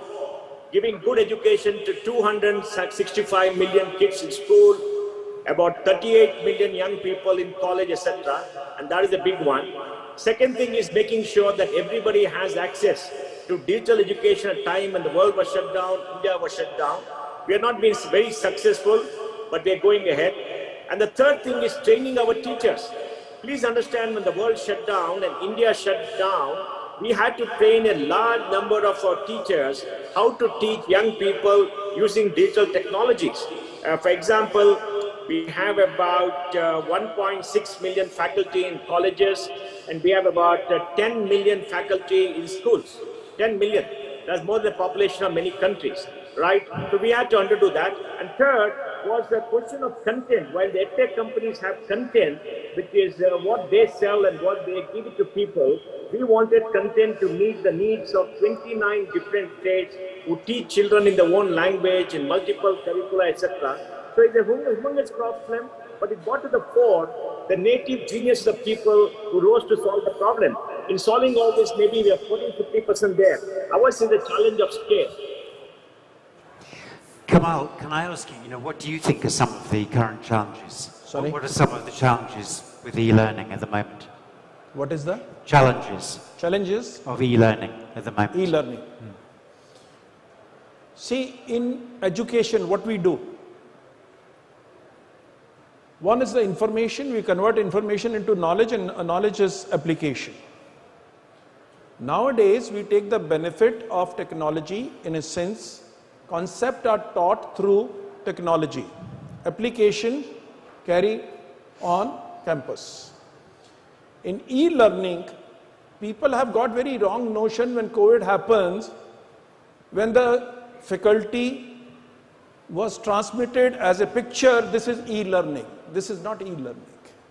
E-learning is where we have a discussion rooms, we have assignments, we have other aspect of all teaching, and then we take care of all the aspect of that. Now there is always be a debate. Kids wants to go back to the school or wants to go back to the university, e-learning will not succeed. I give you example of practically UAE. When we launched in 1998 online program, UAE government rejected. They said we don't recognize any e-learning program. It took us number of years. His Highness Sheikh Dr. Sultan bin Muhammad Al Qasimi, he also launched the program which ministry did not approve. Today's scenario, they have accredited 100 universities which are online. Now the question is, take an Indian education. Let me give you example. Mr. Pai is aware. Medical University education of India was not accepted in US nor in Canada. I gave a proposal to Mr. Arjun Singh in '96. Let's make a hub same like KHDA, which you see here, and invite all foreign universities to come into India. They said, no, we want our universities to go abroad. Today, India allowed foreign institutions to come into India. Why? Because my objective was, if they award their degree on Indian soil, they cannot say we don't accept this degree in our campus there. So e-learning is what? The world is becoming flat. Policy of education, research of education, like we have WHO, we have a WTO, there will be a platform at later stage where the global education standards more or less will be set up. So the education is going to change because we have crossed the border through internet. There are no borders. Where are the borders? So e-learning is the future. Whereas bricks will melt, clicks will take over. And that is happening in every. Today you have seen certain presentation of unicorns. What is happening? Platform application, platform application. This is what is happening. In education, when we are teaching to the students, what do we teach? Number 1, agility. Number 2, collaboration. Number 3, technology. Number 4, data analysis. Number 5, leadership and decision making. And everything is possible because my vision is I want to bring faculty into the drawing room through VR. Fantastic. Thank you. Well, so e-learning definitely the future, as I'm sure we all agree. Saranjit, I want to discuss with you something interesting, which is STEM education. Can you tell us a bit about that, just very briefly, and you know how that can propel education forward? Absolutely. Thank you for asking.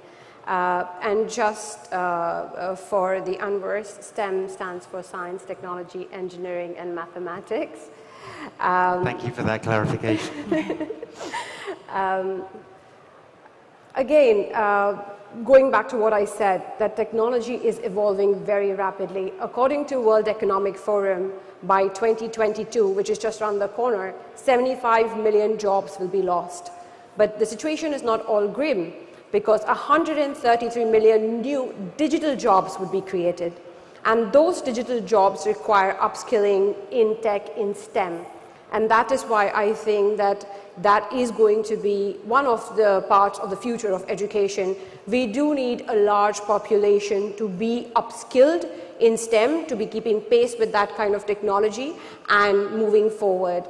Having said that, I wouldn't exclude the A, which is now the new emerging, which is STEAM, which also includes arts and humanities, because at the end of the day, we are still humans and humanity needs to be kept on the forefront of all decision making.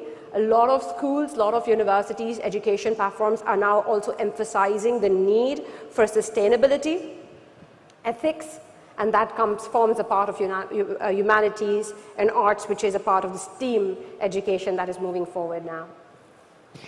Eileen, can I just ask you this question? You know, what role do you see education and with the help of technology playing in a pandemic recovery, a pandemic-free world?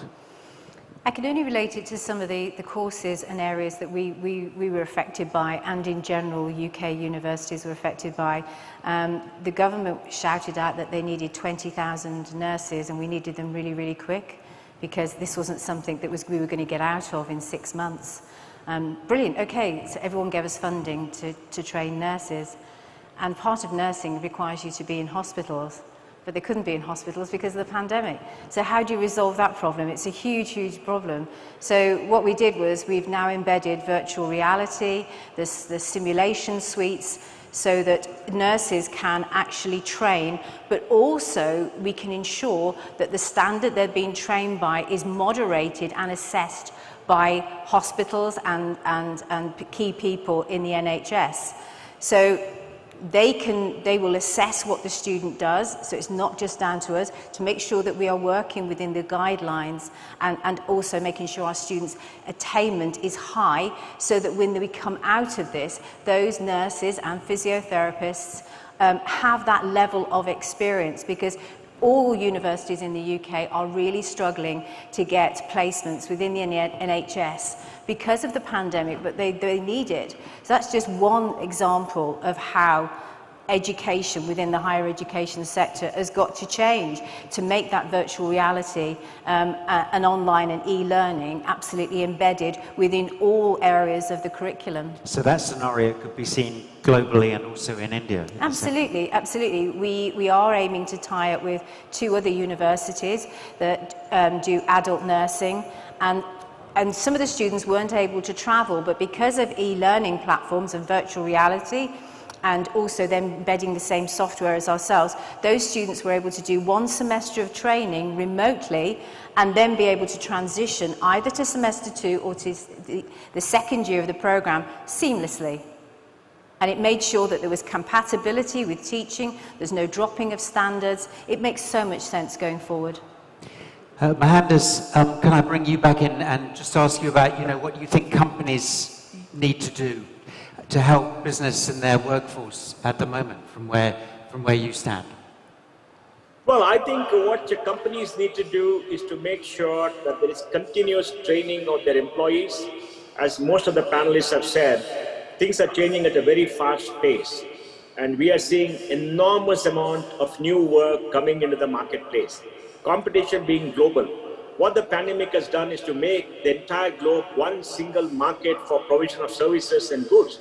So you can be working anywhere asynchronously, anywhere. You don't have to be in front of anybody. We saw it in the software industry. So that being the case, the spread of new technology is going to be very rapid.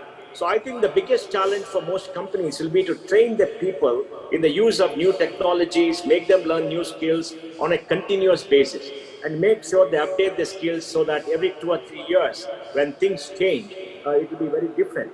Do you know that in 2019, the world spent $2 trillion on digitization? This year, possibly the world will be spending $2.25 to $2.3 trillion. That's the biggest global spend, much more than any item of capex anywhere in the world. And if a large part of that goes into developing human capital, training human capital, you see the impact. And lastly, please remember, competition is going to come from any part of the world. The world has surplus human capital. So you could be working in a remote place, doing great technology work for a client in the United States or in Europe, right? And what does it mean? It means the world is becoming flat, and that's driven by digital technologies and e-learning. So I see a need for greater investment and greater training for every individual and for every employee globally. Kamal, Puri, are you finding that with the Skyline University College, that it's really the training of staff, of companies, to train their people to do better in the future? See, in our university, we have divided academic part and the skill part separate. What is happening when I planned the first program in 86, 20% of the curriculum was skill-based, vocational in nature, 80% was academic. Like in UK, you used to have polytechnic and universities, right? In US, you have a community colleges and this. The vocational programs, that part helps the student to find a suitable placement and then to grow further into that. Now the time is coming, no university, no business can survive if you are not working on a triangle model. What is that triangle model?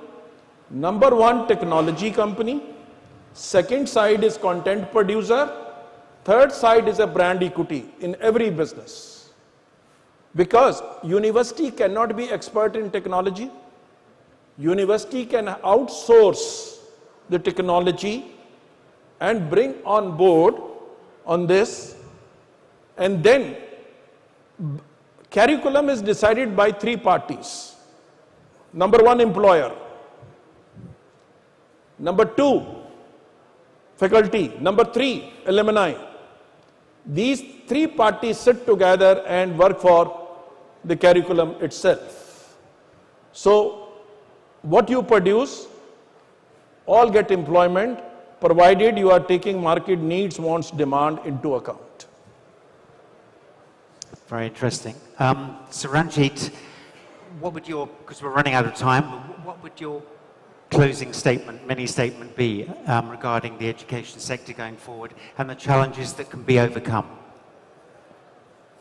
So I think for long, India and Indians have been considered the hub of service economy, but I think that is now changing, and it's changing drastically, where India and Indians are heralding a new future of tech leadership.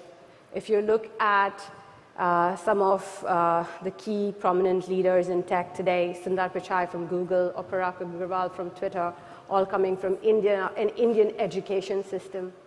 I think there are a lot of synergies that could be exported worldwide with our own education, the edtech platforms that are bringing worldwide, right? And as far as some of the challenges that you asked, I think my colleagues here have already covered a lot of challenges with respect to infrastructure and teaching, but I think I would like to add one more, which is around outcomes. With e-learning, a lot of learners are now looking forward to where does this lead to next in their own career paths.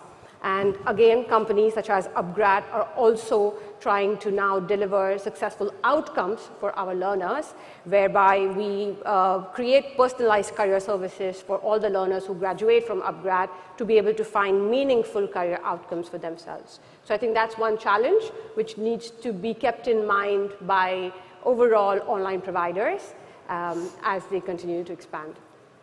All right, well, we've run out of time for this session on education. Saranjit Sangar, also to Kamal Puri and Eileen Pryor, and remotely on the line from India, Mohandas Pai. Thank you very much. Appreciate it. Thank you. Okay. Thank you. Thank you.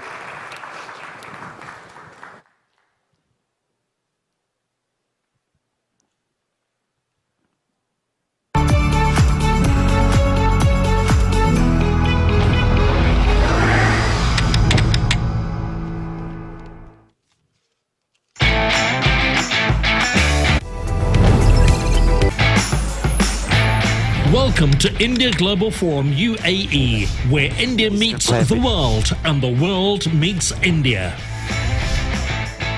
Hear from the most dynamic business leaders and technology disruptors as they share their insights and secrets of success. Meet and network with the most influential, the most innovative, and the most enterprising. India Global Forum is the agenda-setting platform. Are you ready to start building those dynamic alliances? Visit www.indiaglobalforum.com.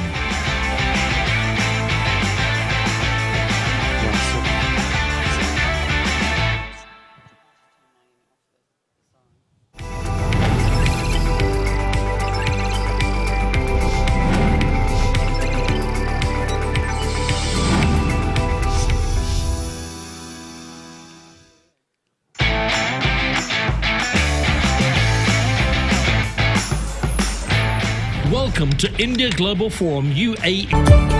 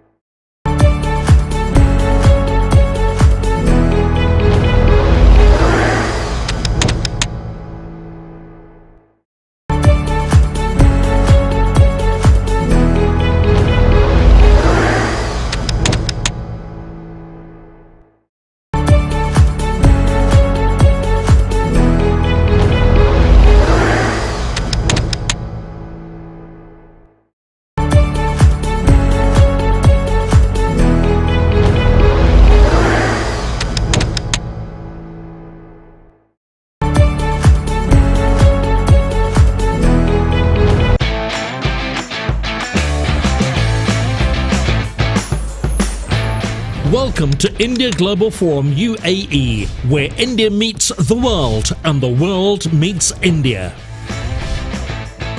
Hear from the most dynamic business leaders and technology disruptors as they share their insights and secrets of success. Meet and network with the most influential, the most innovative, and the most enterprising. India Global Forum is the agenda-setting platform. Are you ready to start building those dynamic alliances? Visit www.indiaglobalforum.com.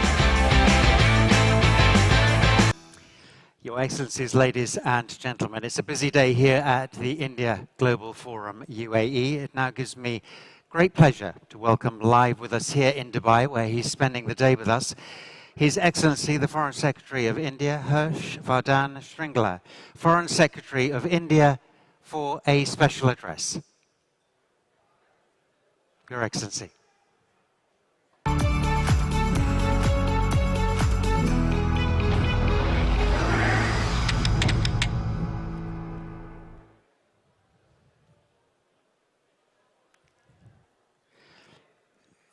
Your Excellency Harsh Vardhan Shringla, Foreign Secretary of India, will be making a special address to us here at the forum today, the India Global Forum. Just coming this way now.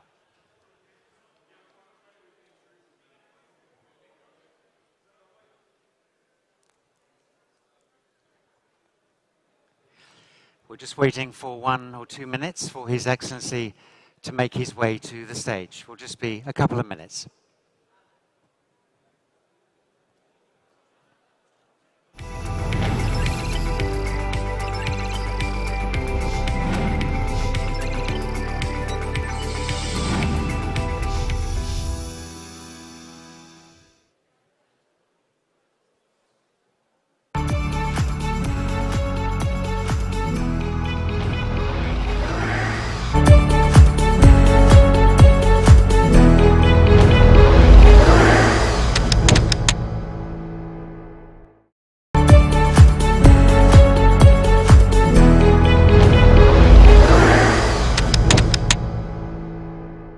Here in Dubai, where he is spending the day with us, His Excellency, the Foreign Secretary of India, Harsh Vardhan Shringla, Foreign Secretary of India, for a special address on our platform here.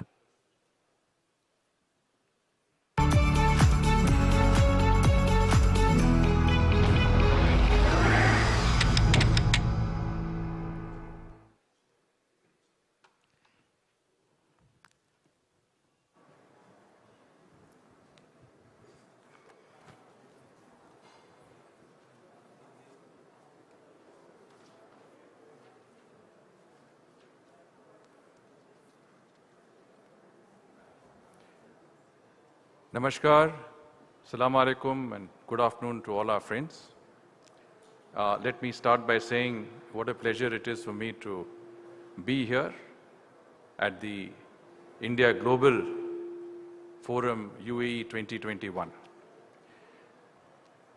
Manoj Ladwaji has already made the India Global Forum an international brand, and for all of us, it is very, very encouraging to see that he has now brought that brand to the UAE. The UAE, of course, is not only a close partner and a friend of India's. We have seen this relationship grow exponentially over the last few years, but is also at the crossroads of trade, commerce, and industry in our region and beyond. And so it is fitting that when we look at business opportunities, when we look at trade and investment opportunities, it is the India Global Forum that brings together policymakers, thinkers, entrepreneurs from not only both our countries, but from many other countries. And I'm grateful to him for giving me this opportunity to address such a distinguished gathering today. I also want to acknowledge the fact that two of our senior ministers, Union Minister of Health and Family Welfare, Shri Mansukh-bhai Mandavia ji, and Minister for IT Skill Development and Entrepreneurship, Shri Rajiv Chandrasekhar, are representing our government in the India Global Forum and will be addressing you in the course of the next day or two. But I think their presence and the presence of so many other representatives who have come in from India for this event indicates the importance we attach to the relationship, to the opportunities that are existing between our two countries, and of course to the India Global Forum that is here. I want to acknowledge the presence of both our ambassador, Shri Sanjay Sudhir, who has joined us just recently, 2 weeks ago, but he is someone who has contributed very significantly to our diplomatic efforts in very key relationships, and we're very happy that he is here at an important and critical time. And I want to extend to him our very best wishes as he starts his tenure in the UAE. I also want to thank Dr. Aman Puri, our Consul General in Dubai, for being a partner in this initiative and for pursuing diligently so many important economic initiatives that are the hallmark of the cooperation between India and the UAE. Needless to say, India, the UAE, for India, the UAE and Dubai are amongst our most important partners. It is a multipolar, multi-aligned world, and there are significant and rapidly growing confluence of interests between India and the UAE. These are based on proximity, common interests, complementarities, affinities. Of course, this is guided by the visionary leadership of both our countries. Ambassador of UAE to India, Dr. Al-Banna, who's our good friend, has been working on this relationship. And just a few minutes ago, we were discussing the opportunities that exist between our two countries, and he told us that it was the first visit undertaken by His Highness the Crown Prince to India in 2016 that paved the way for the beginning of what is an extraordinary relationship, followed soon after by the visit of our Prime Minister, Shri Narendra Modi ji, to the UAE, and we haven't looked back since. And I think we are going to see significant enhancement of that very close partnership in the weeks and months to come. From our perspective, I think what is important for all of us is that we have gone through a very severe crisis. I think this is the most devastating crisis that the world has faced since the Second World War. Millions have died, millions others have lost their livelihoods. And as we slowly revert to normalcy, as businesses slowly revive, this is a good time to sit back and to see what are the opportunities before us, what needs to be done, and what more can both our governments do to take that vital economic partnership forward. And of course, it doesn't mean that we have stopped cooperating. We were just discussing over a couple of hours ago that despite the COVID pandemic, India and the UAE have continued to work closely together. During the first lockdown that we had, a number of our members of the Indian community were in some senses stranded. The UAE extended the fullest support, and we're grateful for that. On our part, we also made sure that the supply chains continue to move, that we continue to cater to UAE's both health and food security. And I think this partnership is one that is based on these vital aspects that are important for both our countries and our peoples.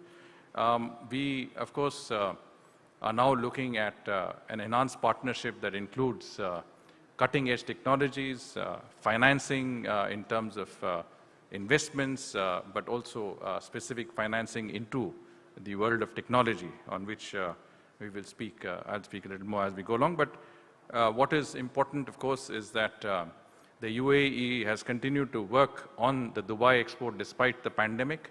Today, the Dubai Expo is a world event and one in which I think we in India have given a lot of importance to. The India Pavilion represents the diversity of India's economic potentialities through our states, and each of our states in some senses is represented in this important exhibition. And of course, we have had many of our chief ministers come down in that regard, and we will continue to see more and more footfalls in that pavilion as we go along. In terms of investments and trade ties, we already have a significant trade exchanges, 17 to $18 billion. These have been, I think, growing at a steady rate, and we have to look at how we can, as I said, develop new areas of cooperation that can help us take this forward. I mean, we did go over the fact that we are not new trading partners. India and the UAE have traded for centuries, if not millennia.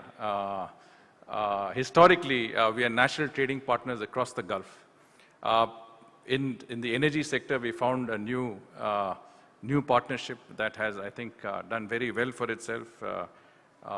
And we have seen the UAE investing in our strategic petroleum reserves. We have seen investments by many of the major oil companies of India into the UAE and vice versa. But at the same time, we are looking at a new, let's say, paradigm, other areas of cooperation, and that can only come through the area of high technology, fintech, areas that are important. India itself today is a country that is giving enormous priority to the innovation sector. The startups of yesterday have become the unicorns of today.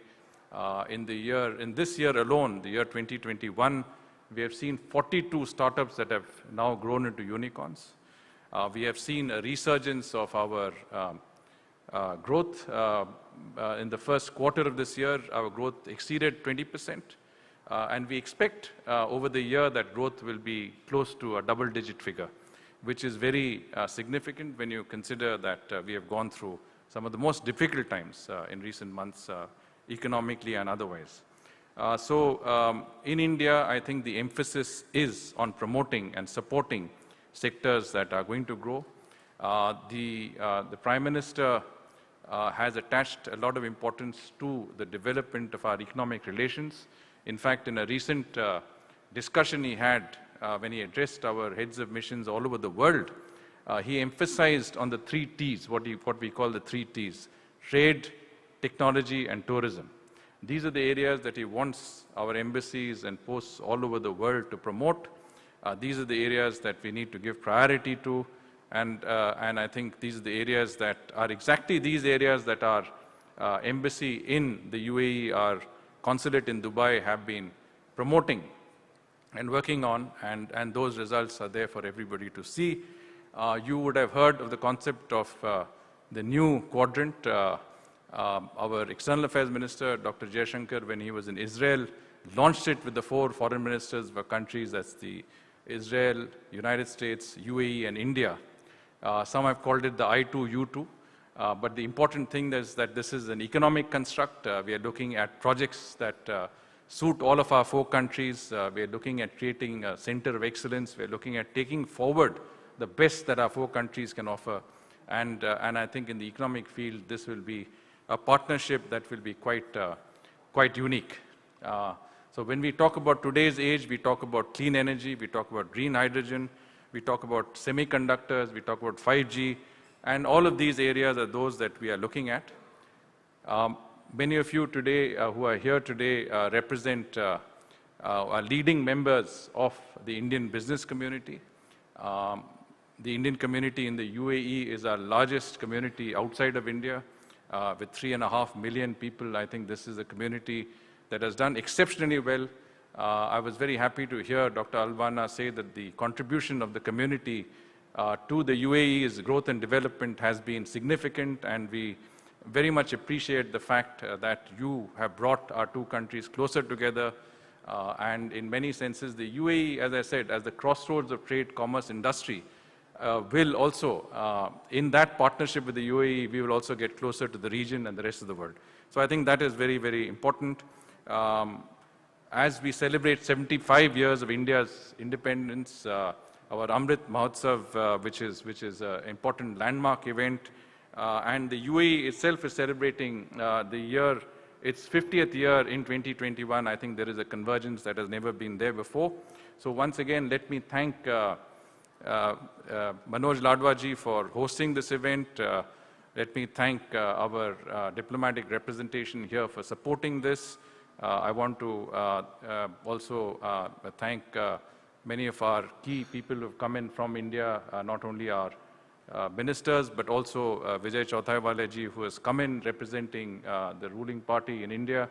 We, as I said, we are all here in strength, and we are all here to make sure that this forum and this first inaugural session of the India Global Forum is here to stay and will continue to remain a very integral part of the policy framework at an informal level between India and the UAE. Thank you very much. Namaskar. Jai Hind.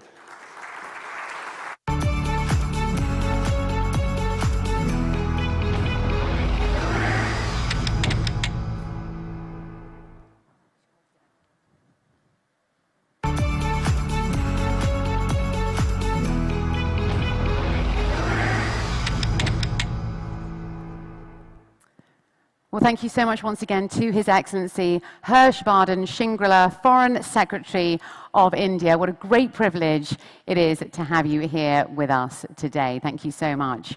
Well, ladies and gentlemen, we move on now to our next session under the title of Dynamic Alliances for a Smarter and Healthier Tomorrow. And we have a really fantastic session coming up focusing on health, of course. And we have a fantastic lineup as well. We have His Excellency who's joining us here, who we have a nice presentation with. And we also have a fantastic lineup made up of the Ministry of Health and Welfare of the Government of India as well. And I can see a few of them just coming in right now. And now please do continue the conversation for us on Twitter, of course, at IGF. On Twitter, you can continue the conversation for us as well. So I think we're going to get started with our next session very soon.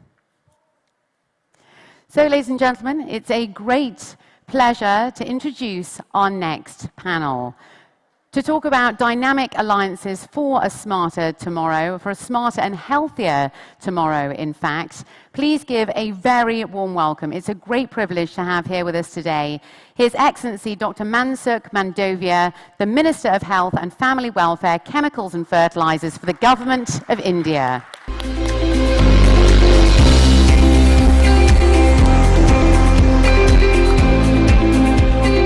Fantastic to have you here with us. Please do join our panel here on the stage. What a privilege it is to have you here with us. Now, Your Excellencies, distinguished guests, ladies and gentlemen, joining our panel, please give a very warm welcome to Love Agarwal, Joint Secretary of the Ministry of Health and Welfare for the Government of India. A very warm welcome. And now, rounding up the panel, please give a very warm welcome to Faisal Kotikollan, Chairman and Founder of KEF Holdings.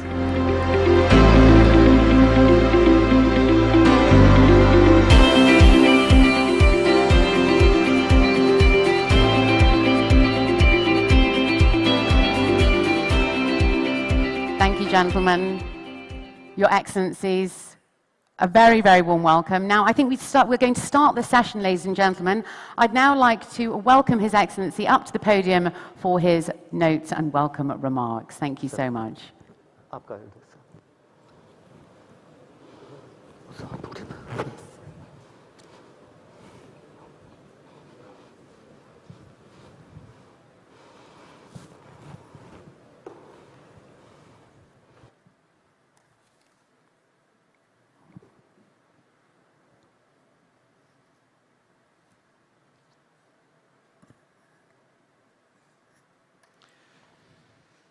Thank you. Namaskar. Mr. Aman Puri, Consul General of India, Dubai. Mr. Manoj Ladwa, Founder India Global Forum. Excellency and distinguished delegates of India Global Forum, UAE. A very good afternoon to you all. At the outset, I would like to thank you, all of you, for organizing this India Global Forum UAE and providing me an opportunity to address this esteemed gathering. It is indeed an honor for me to be here today in forum which brings the international business and global leaders together. This offers an excellent avenue for bringing leading global investors and Indian business leaders to engage and deliberate with senior policy makers on how to further accelerate the growth of international investments for developing countries like India. Friends, the COVID-19 pandemic has brought the importance of the healthcare sector into sharp focus. whether it is lifestyle or medicines, medical technology or vaccines, every aspect of healthcare has received global attention over the last 2 years. If I talk about India's journey in health, India being the second most populous country in the world, which itself poses several challenges, especially in health sector attributed to multitude of diversity, including federated health system, urban-rural divide, multiple language, complex healthcare setting, with more than 2 lakhs government-owned health facility and 1 lakhs plus private health facility and different health system maturity. Government of India, under the leadership of our Honorable Prime Minister, has committed itself to universal health coverage for all citizens and to make healthcare affordable, accessible, and equitable to all. Honorable Prime Minister, Mr. Modi ji, has envisaged at Atmanirbhar Bharat, that is self-reliant India. India offers a perfect combination of openness, opportunities, and option for growth and collaboration. As part of Atmanirbhar Bharat, Make in India initiative of India aims to make India the hub of development, manufacturing for India and world by incentivizing dedicated investment into manufacturing so as to transform India into a global design and manufacturing export hub. Under Make in India initiative, we promote indigenous manufacturing capacity of India for COVID-19 vaccines, diagnostic, therapeutics, logistics, and PPE kits. From an importer of PPE kits and 95 marks, India has now become the world's second largest next exporter.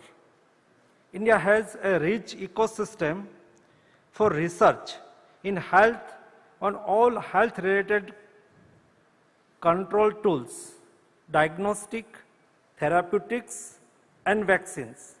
India is known for its focus on high quality and low cost research.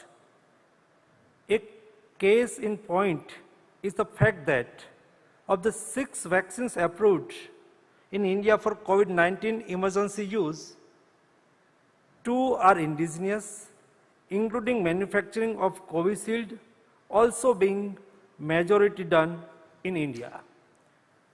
Friends, under the visionary leadership of our Honorable Prime Minister, India has launched world's largest program, Ayushman Bharat, Long Live India, as a broader framework highlighting India's commitment towards universal health coverage and continuum of care. The vision of Honorable Prime Minister for universal health care is being achieved through 4 pillars of Ayushman Bharat. Ayushman Bharat Health and Wellness Center aims to create 150,000 health and wellness center to deliver comprehensive primary health care, spanning preventive, promotive, curative, and rehabilitative, and palliatives care beside free essential drugs and diagnostic service across the country. Ayushman Bharat Pradhan Mantri Jan Arogya Yojana, it's a second pillar, world's largest health insurance scheme, covering 500 million citizens of India with health cover of Indian rupees 5 lakhs per family per year for secondary and tertiary care hospitalization ends to cater to the poor and vulnerable families. Ayushman Bharat Health Infrastructure Mission, it's a 3-pillar scheme with an outlay of 640 billion Indian rupees to upgrade infrastructure of India's public health sector, including upgrading capacities of existing primary, secondary, and tertiary healthcare systems, infectious disease blocks, public health labs, and research institutions to ensure that country is prepared to manage any further emergencies. Ayushman Bharat Digital Mission for creating a seamless online platform enabling interoperability within the digital health ecosystem to create longitudinal electronic health record of every citizen and make healthcare more accessible for citizens, enabling healthcare quality and continuity of treatment. In wake of COVID-19 pandemic, India launched the indigenous telemedicine intervention, eSanjeevani OPD, which has recorded more than 18 million consultations with capacity to handle 250,000 consultations daily within the comfort of their home. Moreover, India's telemedicine market size is worth 830 million US dollar. Another example of utilizing digital technologies for impact at scale is the open source CoWIN digital platform for vaccine administration, which enabled India to cross over 1.3 billion vaccine dose landmark. Friends, the Indian pharma industries is one of the key drives of our economic growth. India, the pharmacy of the world, export critical life-saving drugs to over 200 countries and vaccines to over 150 countries. Out of total exports, more than 50% drugs are exported to highly regulated markets like USA, European Union, etc. India has one of the fastest growing markets in the global medical device industries, expected to growth a CAGR of 50%. Indian medical device market stood at 11 billion US dollar in 2020 and is expected to be valued at 50 billion US dollar by 2025. Currently, more than 747 Indian manufacturing plants are USFDA approved and more than 808 plants are European Directorate for the Quality of Medicine and Healthcare approved. India's pharma export for the financial year 2020 and 21 was 24.35 billion US dollar, and the contribution of India pharma export is the Middle Eastern region is 5.2%. Friends, India has world-class tertiary institutions and health professionals. India produces world's largest number of nurses, doctors, pharmacists each year. India is known to provide high-quality, world-class, multi-speciality, affordable tertiary health service in the world, including cardiology, oncology, nephrology, neurology, ophthalmology, endocrinology, gynecology, etc.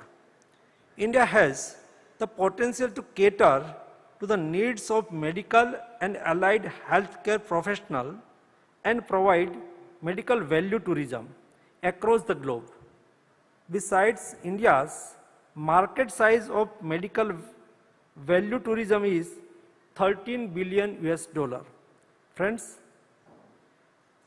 in this context, I would also like to invite all of you to the ongoing Vibrant Gujarat Summit event conceptualized in 203 under the visionary leadership of Shri Narendra Modi ji, Honorable Prime Minister of India, the then Honorable Chief Minister of Gujarat. The summit has today evolved into one of the most reputed global forum of business networking, acknowledged sharing and strategic partnership for inclusive socio-economic development.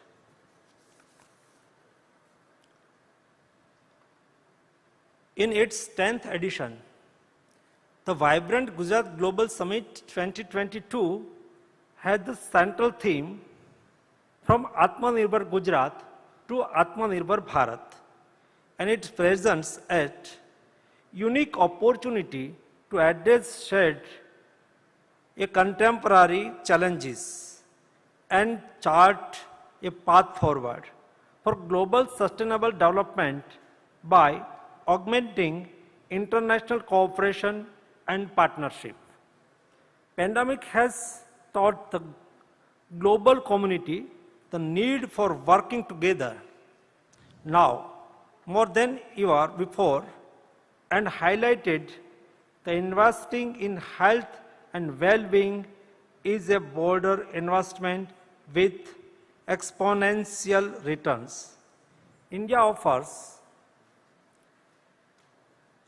enormous scope of opportunities for investment in a plethora of areas including health infrastructure, healthcare workforce, pharmaceuticals, new emerging digital technologies, IT, IoT, big data, etc., genomic surveillance, medical tourism, and much more. Our approach is not just to resolve problems of today, but to create solutions that are long-term and sustainable for our country and world. India's prolific development has opened a goldmine of exciting opportunities for investors. We welcome the investors present here today to join hands with us to boost India's potential, to join the journey of Discover in India, Make in India, and Invest in India. I conclude by quoting our Honorable Prime Minister: strong partnership with international investors forms a very important part of India's strategy. Our commitment to create an investment-friendly ecosystem and enhance ease of doing business in unflinching. You will see India as a country of opportunities, unmatched across the world. India can be a role model of worth and cohesiveness for the rest of the world. Let us unite together to build back better and greater for a brighter tomorrow for our citizen and world. Thank you. Jai Hind.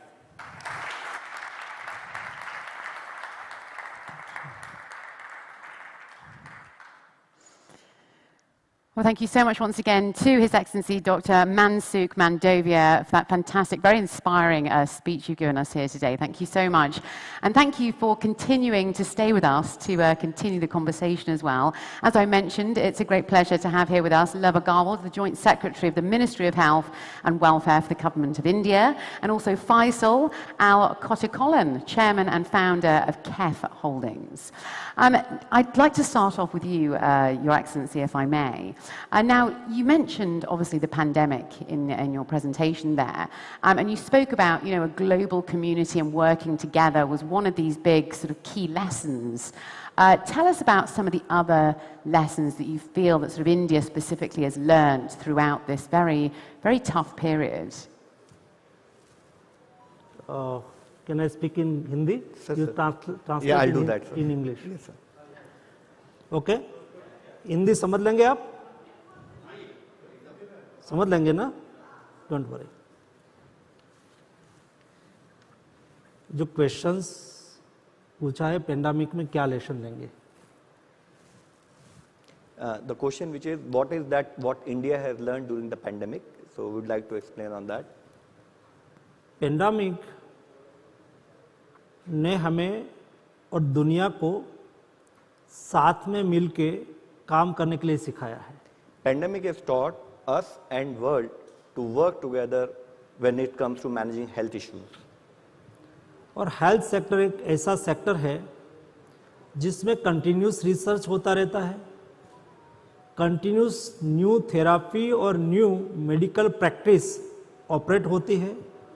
ऐसी स्थिति में international platform पर एक दूसरे के research को share करके देश के और विश्व के नागरिकों को बचाना यही सामूहिक दायित्व होना चाहिए. So what is very important about health is that in health new researches keep emerging. When it comes to even practices as well as the drugs and other components of health sector delivery, they also keep on upgrading themselves.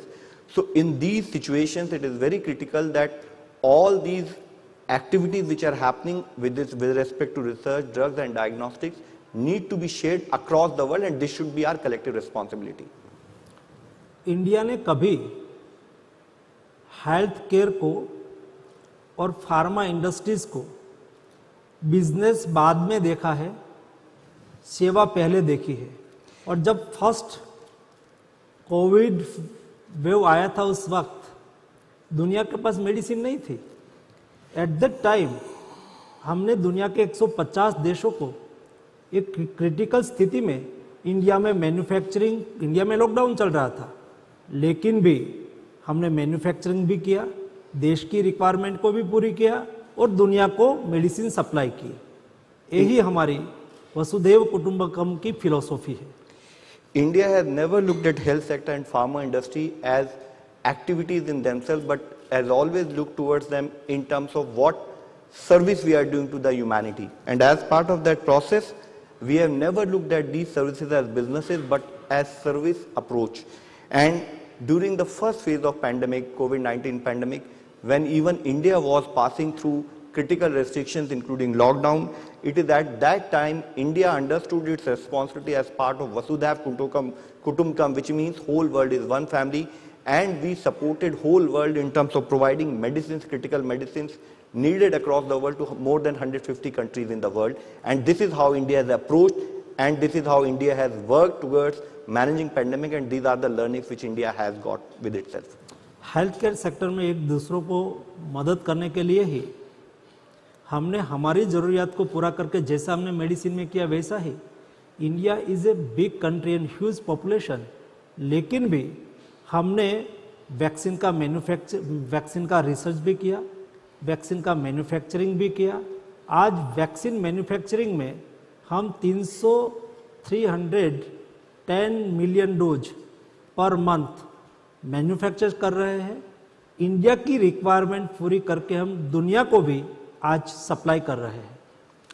Not only we worked on drugs, we also focused in our specific research capabilities and manufacturing capabilities on vaccine development also. And I am happy to highlight on behalf of Government of India that not only we supported whole world with the drugs, but even in terms of vaccine manufacturing and research, when we are presently producing more than around 310 million doses per month, we have catered to the demand of what is needed to be provided to India, as well as we have supported whole world in its endeavor for managing COVID-19 pandemic.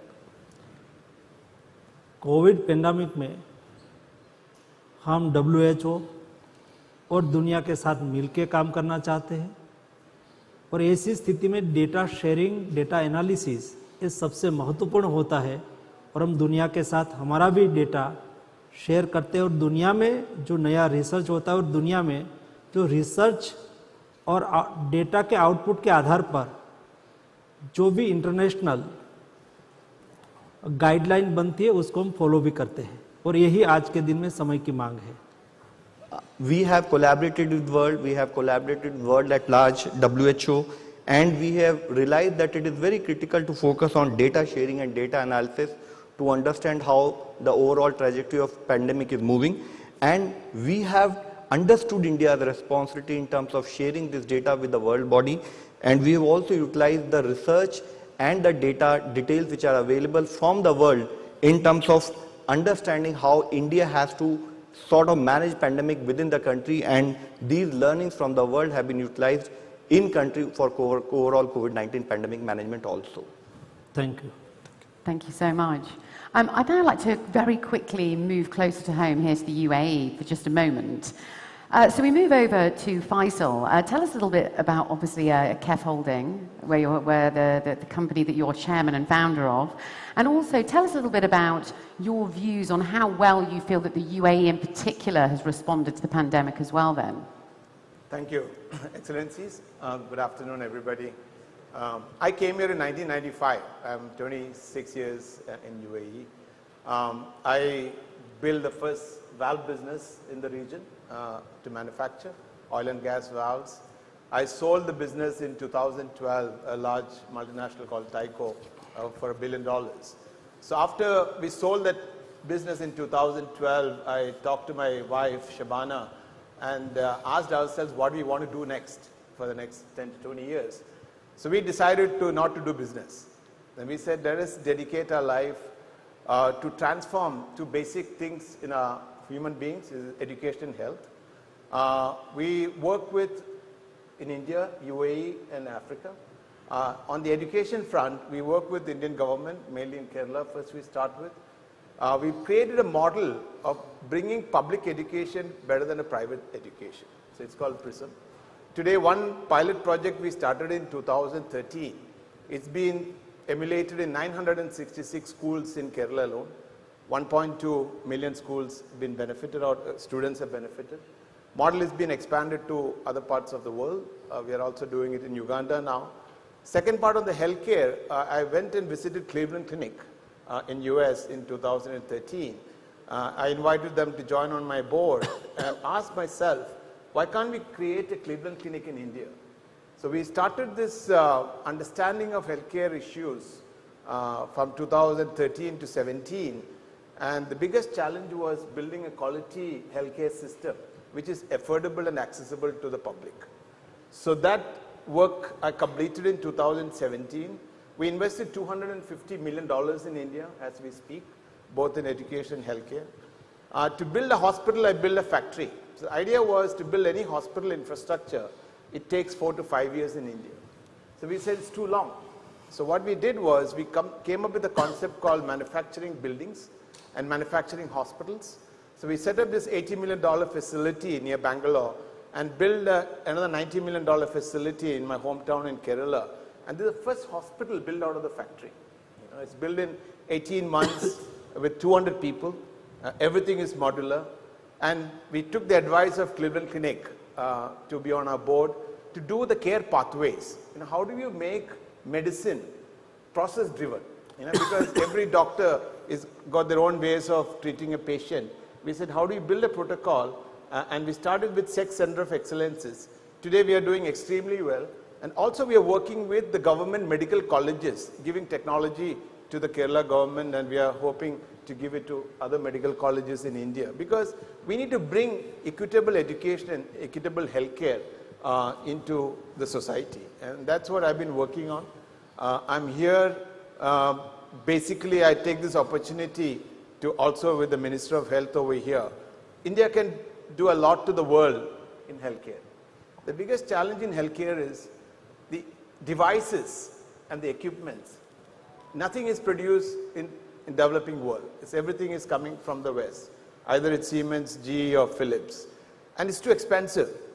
For example, I'm into transplants, and our hospital does heart and lung transplant, kidney transplant, liver transplant. To get an artificial heart, today it costs $150,000. So we started this development of artificial heart with a famous surgeon called Dr. K.R. Balakrishnan. And we have been developing this in Australia. Why Australia? Because to get the animal test done in India, it takes 2 years. Correct? We have one animal laboratory in the country which is approved by the government.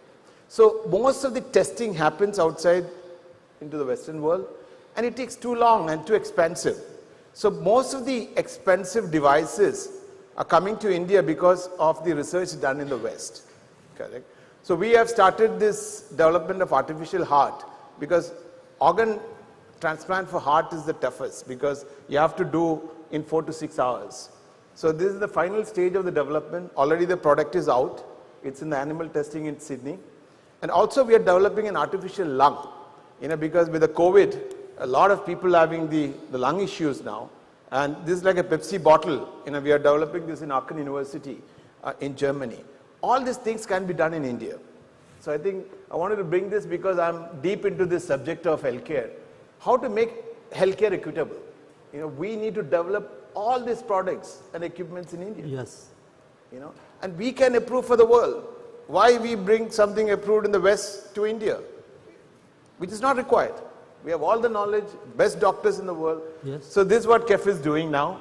I don't do business anymore. My main interest is focused on transforming healthcare and education through researchers. So that's it. Very, very impressive indeed.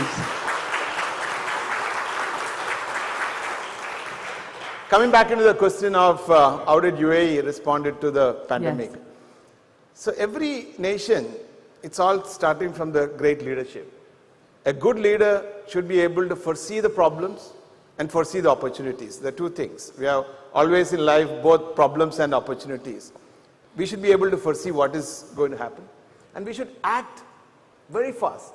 So what UAE has done is, with the great leaders we have in this country, they've acted very quick. January, when they heard in China this has been started, they acquired all the vaccines which is available from China itself, Sinopharm. See, I got the first doses in the month of April, correct? So I think that reaction time is what made this country today one of the most successful vaccinated country in the world. People are trying to study this model.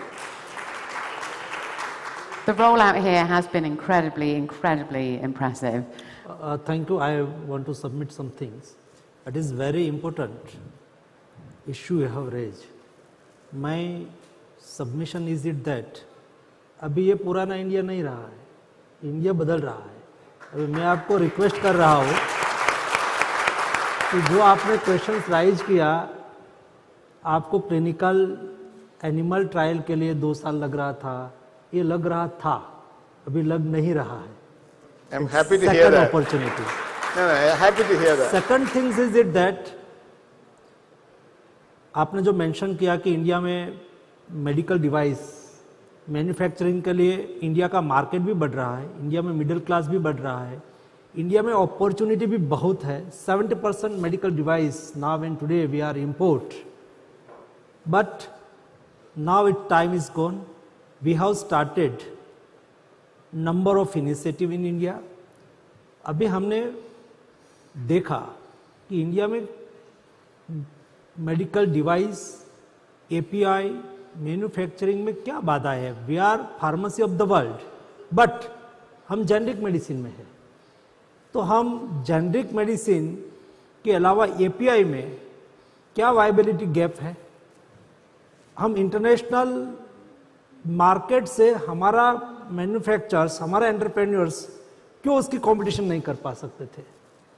तो gap हमने देखा, और ये जो gap हमें identify करके हमने ऐसे 53 एपीआई आइडेंटिफाई किया जिसमें हमने PLI स्कीम के तहत 20% इंसेंटिव देना शुरू किया और आज इंडिया में मेक इन इंडिया में मैन्युफैक्चरिंग स्टार्ट हो गया और अगले आने वाले वर्षों में हमें API पर भी डिपेंडेंसी नहीं होनी पड़ेगी।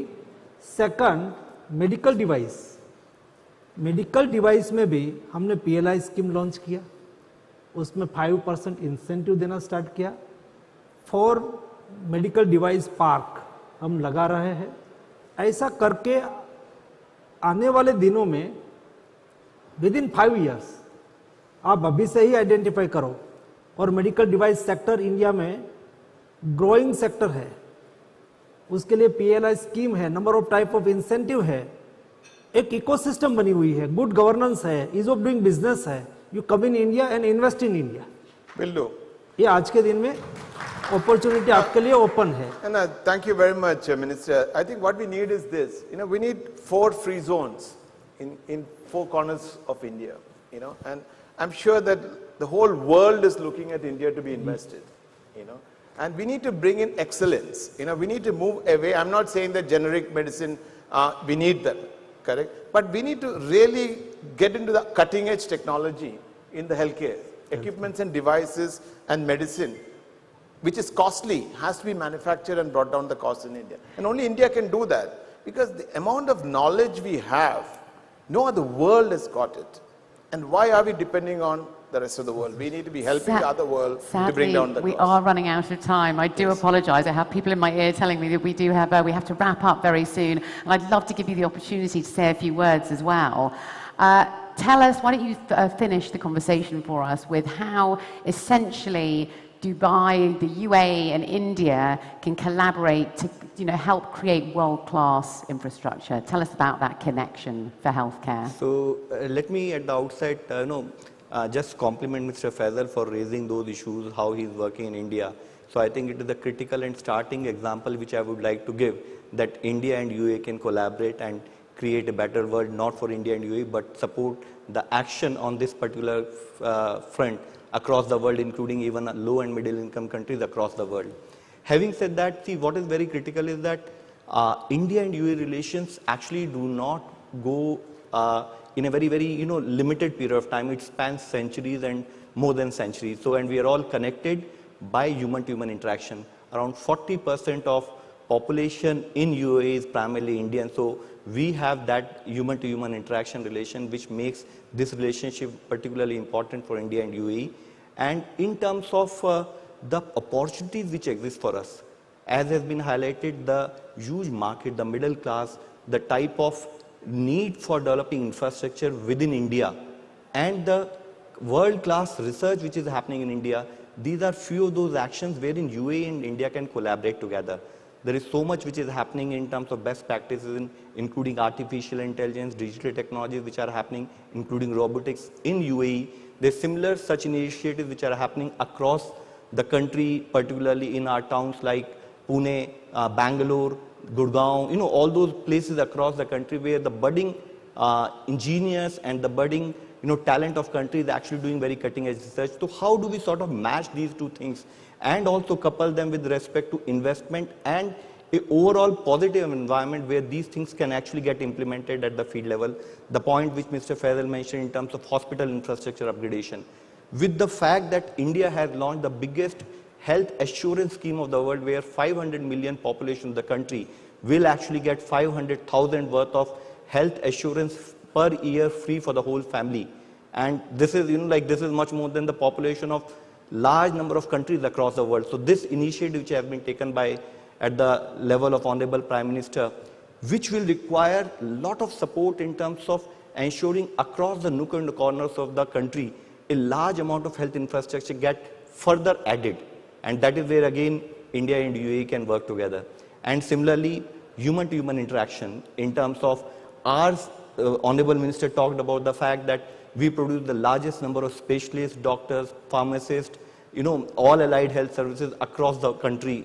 And these are the set of people who actually are providing large amount of health services within this country also. This interaction can further improve. We can also add to the health infrastructure within UAE.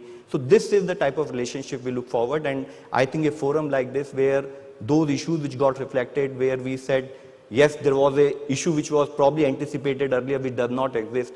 So this is the spirit of understanding each other and working towards in that direction will bring the required change. Very I'd like well to said bring indeed. one specific collaboration, what UAE Very India quickly, and then we'll have to wrap up here. UAE is being done.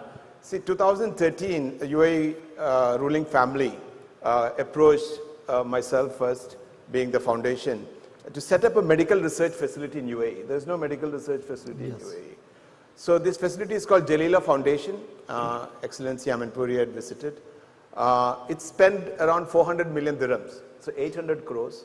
I'm very proud and happy to say in this audience, more than 50% of the funding was done by Indians.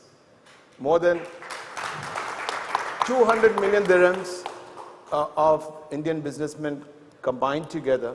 And it's one of the most beautiful research facilities being built. It's opened by Sayyidina Sheikh Mohammed bin Rashid Al Maktoum last year during the pandemic. And I think now what we can do is infrastructure is there.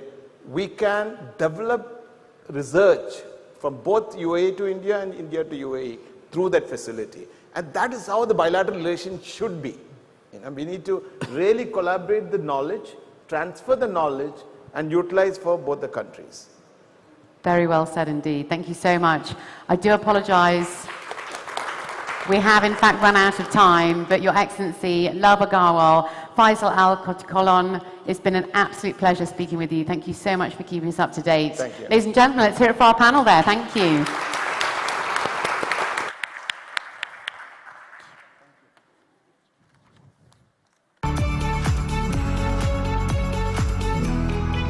Well, ladies and gentlemen, we move on now swiftly to our next session, and I would now like to welcome on stage our next panelists. So, ladies and gentlemen, I'd like to give a very warm welcome to Nitin Mantri, Group CEO of Avianwi, who is here to talk about the UAE-India partnership on the ground in a session titled Collaborative Constructs. Please give a very warm welcome to Nitin Mantri and his panel. Thank you so much.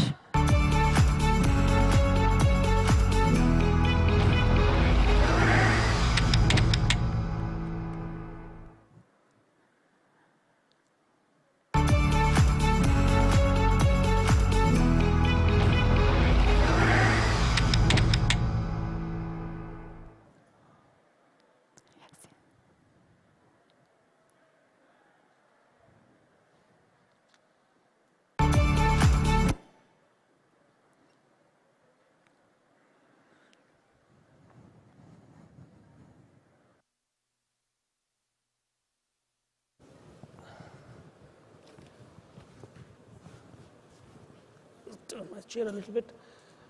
Hey, thank you, Laura. So, Neeraj, Abhimanyu, thank you for coming here at the IGF in person. You know, we've heard from a lot of dignitaries in the morning, and we've had a lot of sessions with some unicorns in the morning. It's been quite interesting. So, just a quick introduction. Neeraj is the Senior Executive Vice President and the Group Head International and Group Strategy at Emirates NBD. And of course, he's been working with the bank for a long time, for over 3 years.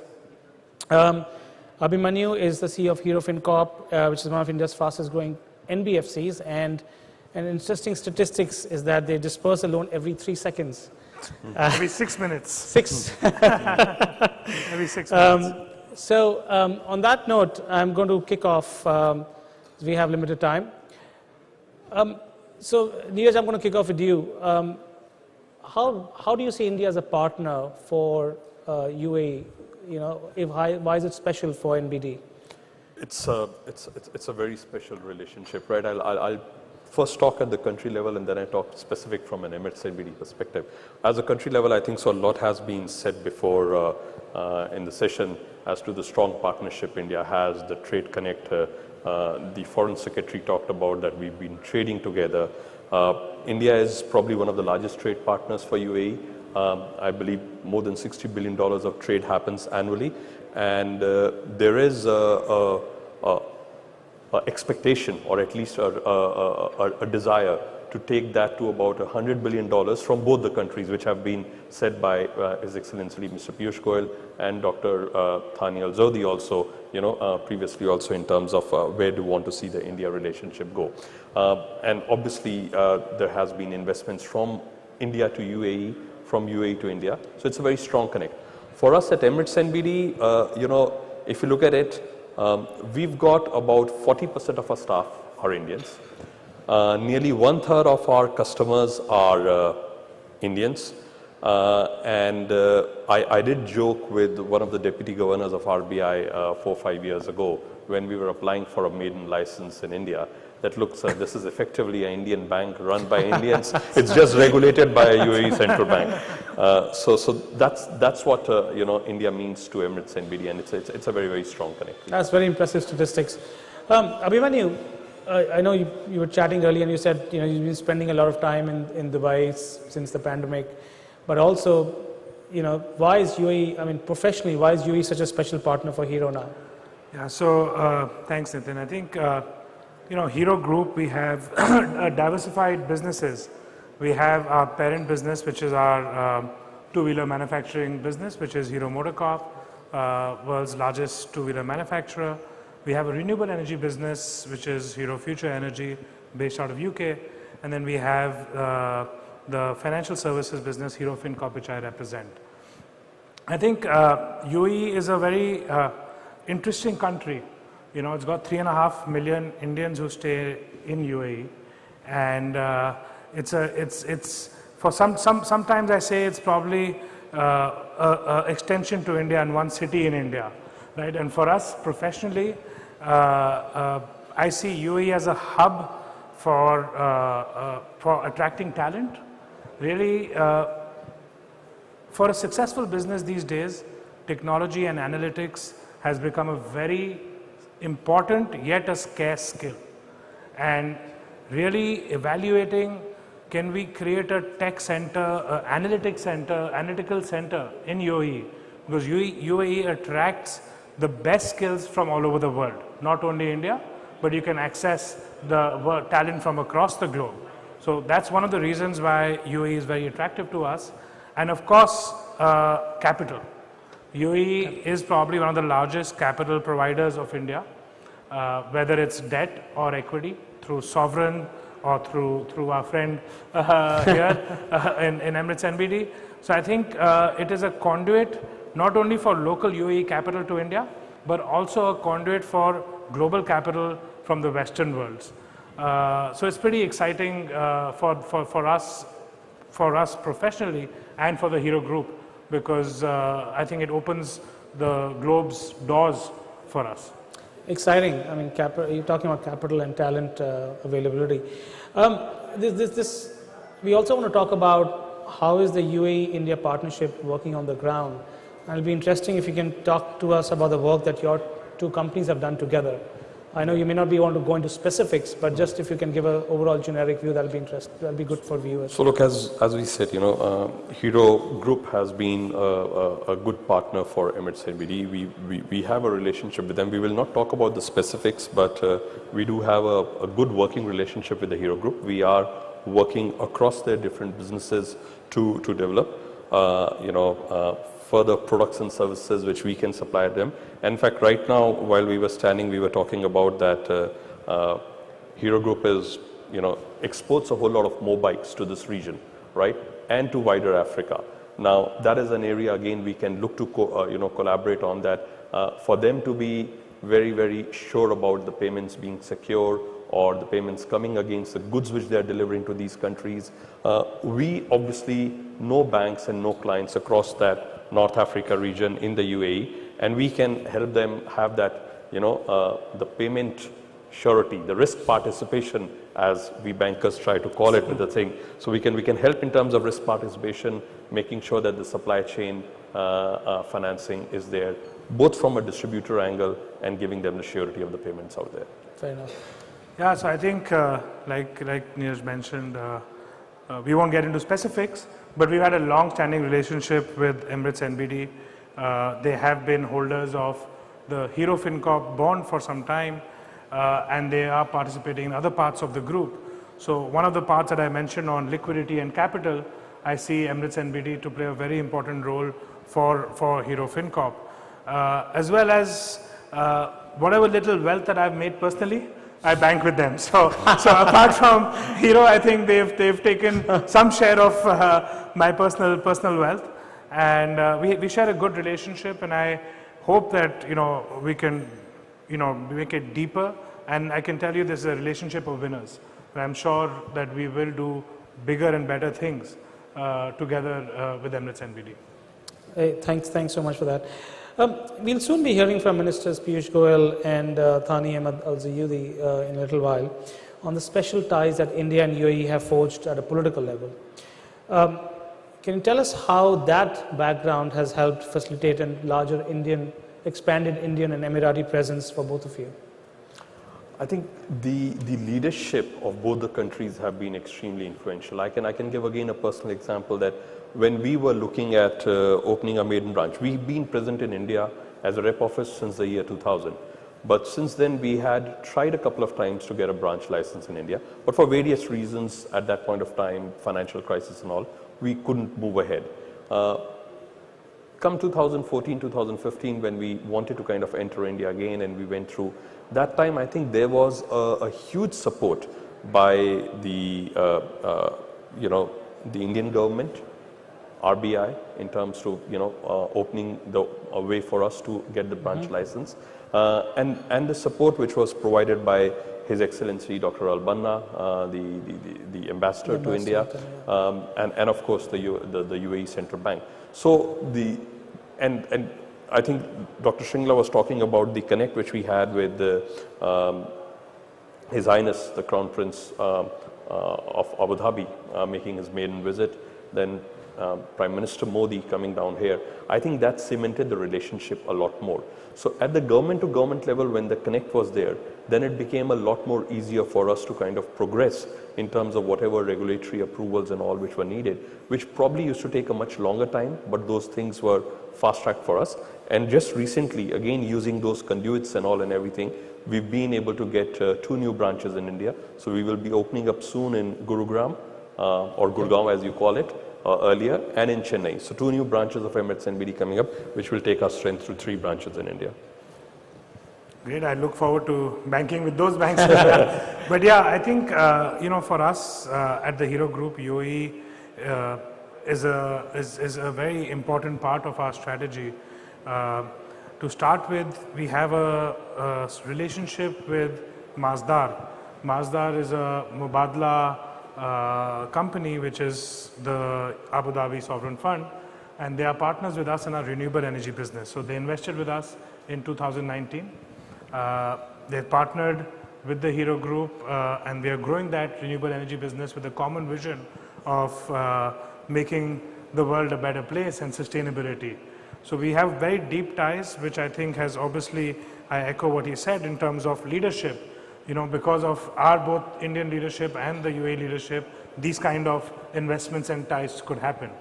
Secondly, from the two-wheeler business, we have just appointed a distributor in Africa, and he's appointed a dealer in UAE. So we really see a lot of opportunity here to really flood our two-wheelers in the UAE.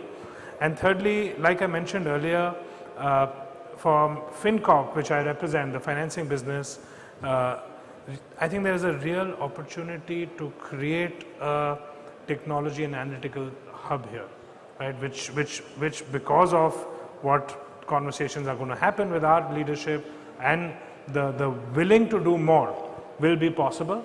And not only that, I think accessing liquidity for both debt and capital markets, debt and equity markets, is going to be a big flavor for us going forward. And I think the UAE market itself for financing is very big. So this is something that we are evaluating as a next step. In fact, like I mentioned, there are 3.5 million Indians here, and we already serve a few of them as non-resident Indian clients. We serve them for home loans and other stuff in India. So we are actually evaluating to create a distribution center here which will also enable us to serve this market better. So all of this is possible because of the ties that have happened at the leadership level between UAE and India. Great. The theme of this conference, we've spoken a lot about India's growing tech presence and influence during this conference in the morning, and we'll talk a lot more after this session. How are your companies really working to support the next generation of, Emirati and Indian unicorns and businesses? Yeah. So look, we as a bank, we say that the banks of the future are going to be technology companies which also provide financial services, yes. right? That's the way we are moving. So we at Emirates NBD have been at the forefront of using technology to enhance our services, get onto the digital front. And from that perspective, we are trying to work with a lot of fintechs, whether those fintechs are coming out of the region or whether those fintechs are coming out of India. We, of course, are not a venture capital fund or a private equity fund that we would go and fund them or whatever. But the way we are trying to work with these technology companies or these startups which are coming up is we very openly try to partner with them, look at what are the products and services which they have to offer, and does they fit a need of Emirates NBD in terms of providing a particular solution for the clients, whether it be on the retail banking side, corporate banking side, or payments. And we've talked to a few companies who recently become unicorns or got a very exalted status. So we try to work with them from that perspective. And of course, as we are present in India and as we are present out here, for their day-to-day banking needs, we are obviously there. So for startups and all in UAE, we have a very specific program through our business banking where these startups can come and avail of banking facilities from Emirates NBD. So we are great supporters of entrepreneurship, right? From the company, from Hero FinCorp's perspective, we strongly believe that this goal of our Prime Minister to get to a $5 trillion economy, there needs to be a lot of credit growth. And this credit growth cannot be done alone by conventional banks and NBFCs. We will have to partner with tech companies. We will have to partner with fintech companies. And we have been partnering through this journey across acquisition, across collections, across disbursements, across the customer life cycle. We have partnered with many of these unicorns who provide us services. So one, we look at services from them. Second, as Hero FinCorp, we do venture funding to these large unicorns. Yes. And we have done quite a bit of it. It's not venture equity, it's venture debt because I'm a debt provider, and really help the entrepreneurs not to dilute too early, right? So if they don't want to dilute too early and go for the sharks who are sitting out there, they can come to us and we help them build their dream by holding that equity preservation. So I think we are great supporters. Apart from Hero FinCorp and the Hero Group, personally, we run a venture fund and we've invested in multiple businesses across the globe, in India, in the US. We have the largest rideshare company in India, insurtech company, Policy Bazaar is some business that we had seed funded, and so on and so forth. And I think I'm very excited to see the innovation that's happening in UAE. Since I've become an Emirates NBD customer, their app, their tech, I think is far superior than some of the banks used in India. So I see a huge opportunity for actually an exchange program to happen between India and UAE to see the best out of here, what's happening in financial services. Since the population in UAE is smaller, it's more controlled, I think they are at a cutting edge level. So a lot to learn to take back home to India and vice versa. So we are great supporters, and I think the way forward would be partner with each other in learning experiences and the technology innovations that both countries and private entrepreneurs are doing in both countries. Thanks, Abhimanyu. I know we're running out of time, so last question really. One piece of advice both of you can give for UAE companies going to India or Indian companies coming to the UAE, one piece of advice for companies looking to invest or start businesses here. Look, I think the one piece of advice is when you go to a new country, you have to be very careful, what your focus is. try not to spread ourselves, too far and too out. Focus on the key things. Look at those small wins as you go forward, establishing yourself into a new country. The opportunity is there. The opportunity is huge. We see that through the various interactions we have with our clients. We bank more than 100 Indian corporates. We've got relationship with more than 40 financial institutions in India, and we're looking to grow that more. So from that perspective, I think the opportunity is there. I think learn from people who've already done this stuff, and of course I also believe, and I've seen that happening from very close quarters, that using your missions in respective countries can also be very beneficial. We've been helped a lot by the UAE mission in India, and we can see that, and I've seen the Indian embassy or the Indian consulate out here. The amount of work which it is doing on the business side is tremendous to help Indian businessmen based out here or businessmen coming to set up and establish out here. I think there's a great connection. Utilize that. Thanks, Neeraj. I think I would completely echo with what Neeraj said on using the infrastructure that the governments have created, right? And the Indian Consul General or the embassy really is very helpful. And I would also say one mantra to go out would be, don't try and do everything yourself, partner. I think partnership is very important. If you can look at a local partner who understands the business, who understands the lay of land, it's really, really important, because it's a new country, new world, new culture. So one, partner and adapt to that culture. I think there are two things that is extremely important for international. Fully agree with Abhimanyu. Partnership is very, very important, and understanding the local lay of the land, the culture, or how things happen. That's very important to be successful in those markets. Great. Abhimanyu, Neeraj, thank you so much. I think, I think what my takeaways were really talent, localization, as in understanding local partner, and the support you're getting from missions, right, which is very, very critical. So thank you for your time, and thank you for being here. Thank you. Thank you.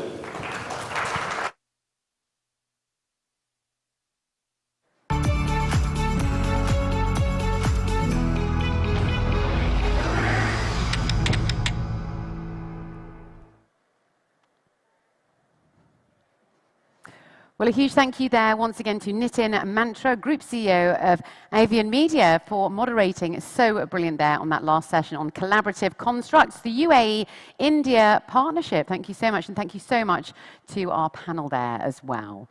Now, ladies and gentlemen, we are going to take a very short break, because we have some videos now of our partnership, some of our partners who are going to be showing up on screen. Just in a couple of moments' time, we will then move on to our next session on investing in a joint future, getting the money to flow. So please do not go away. Thank you so much.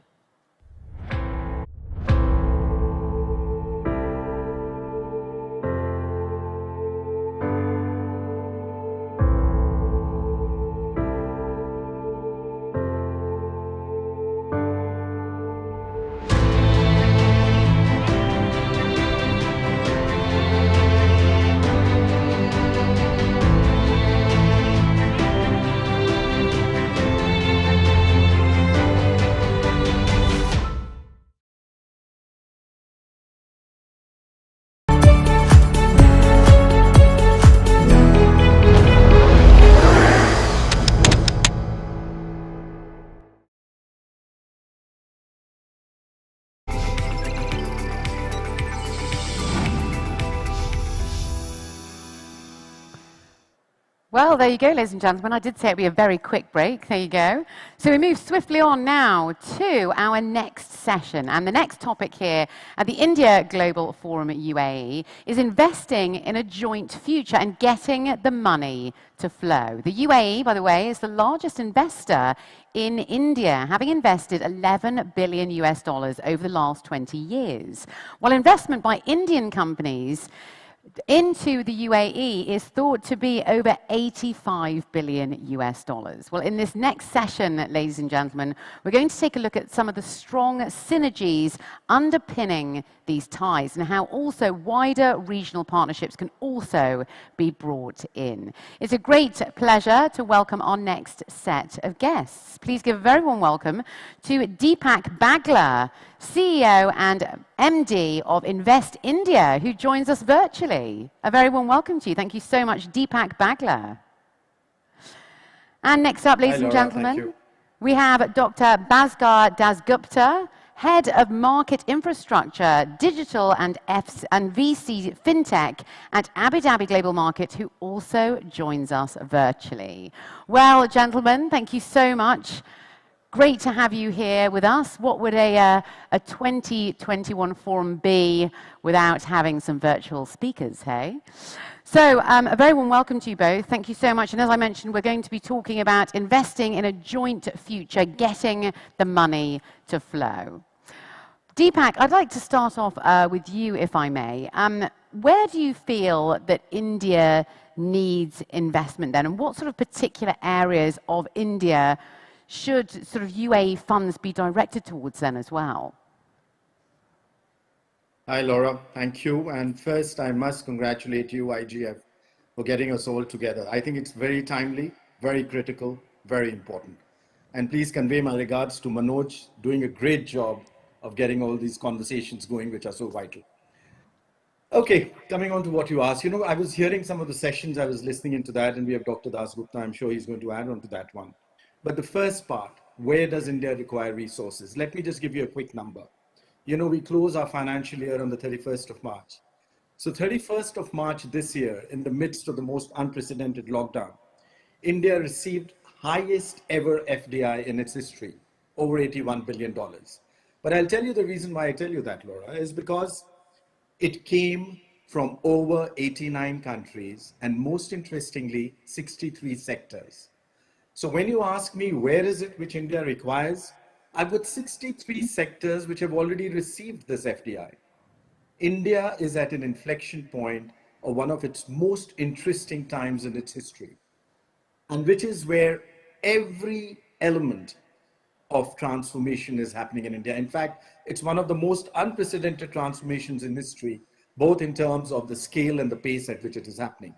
And what it does is it has opened up an opportunity for partnership in each and every segment of my economy.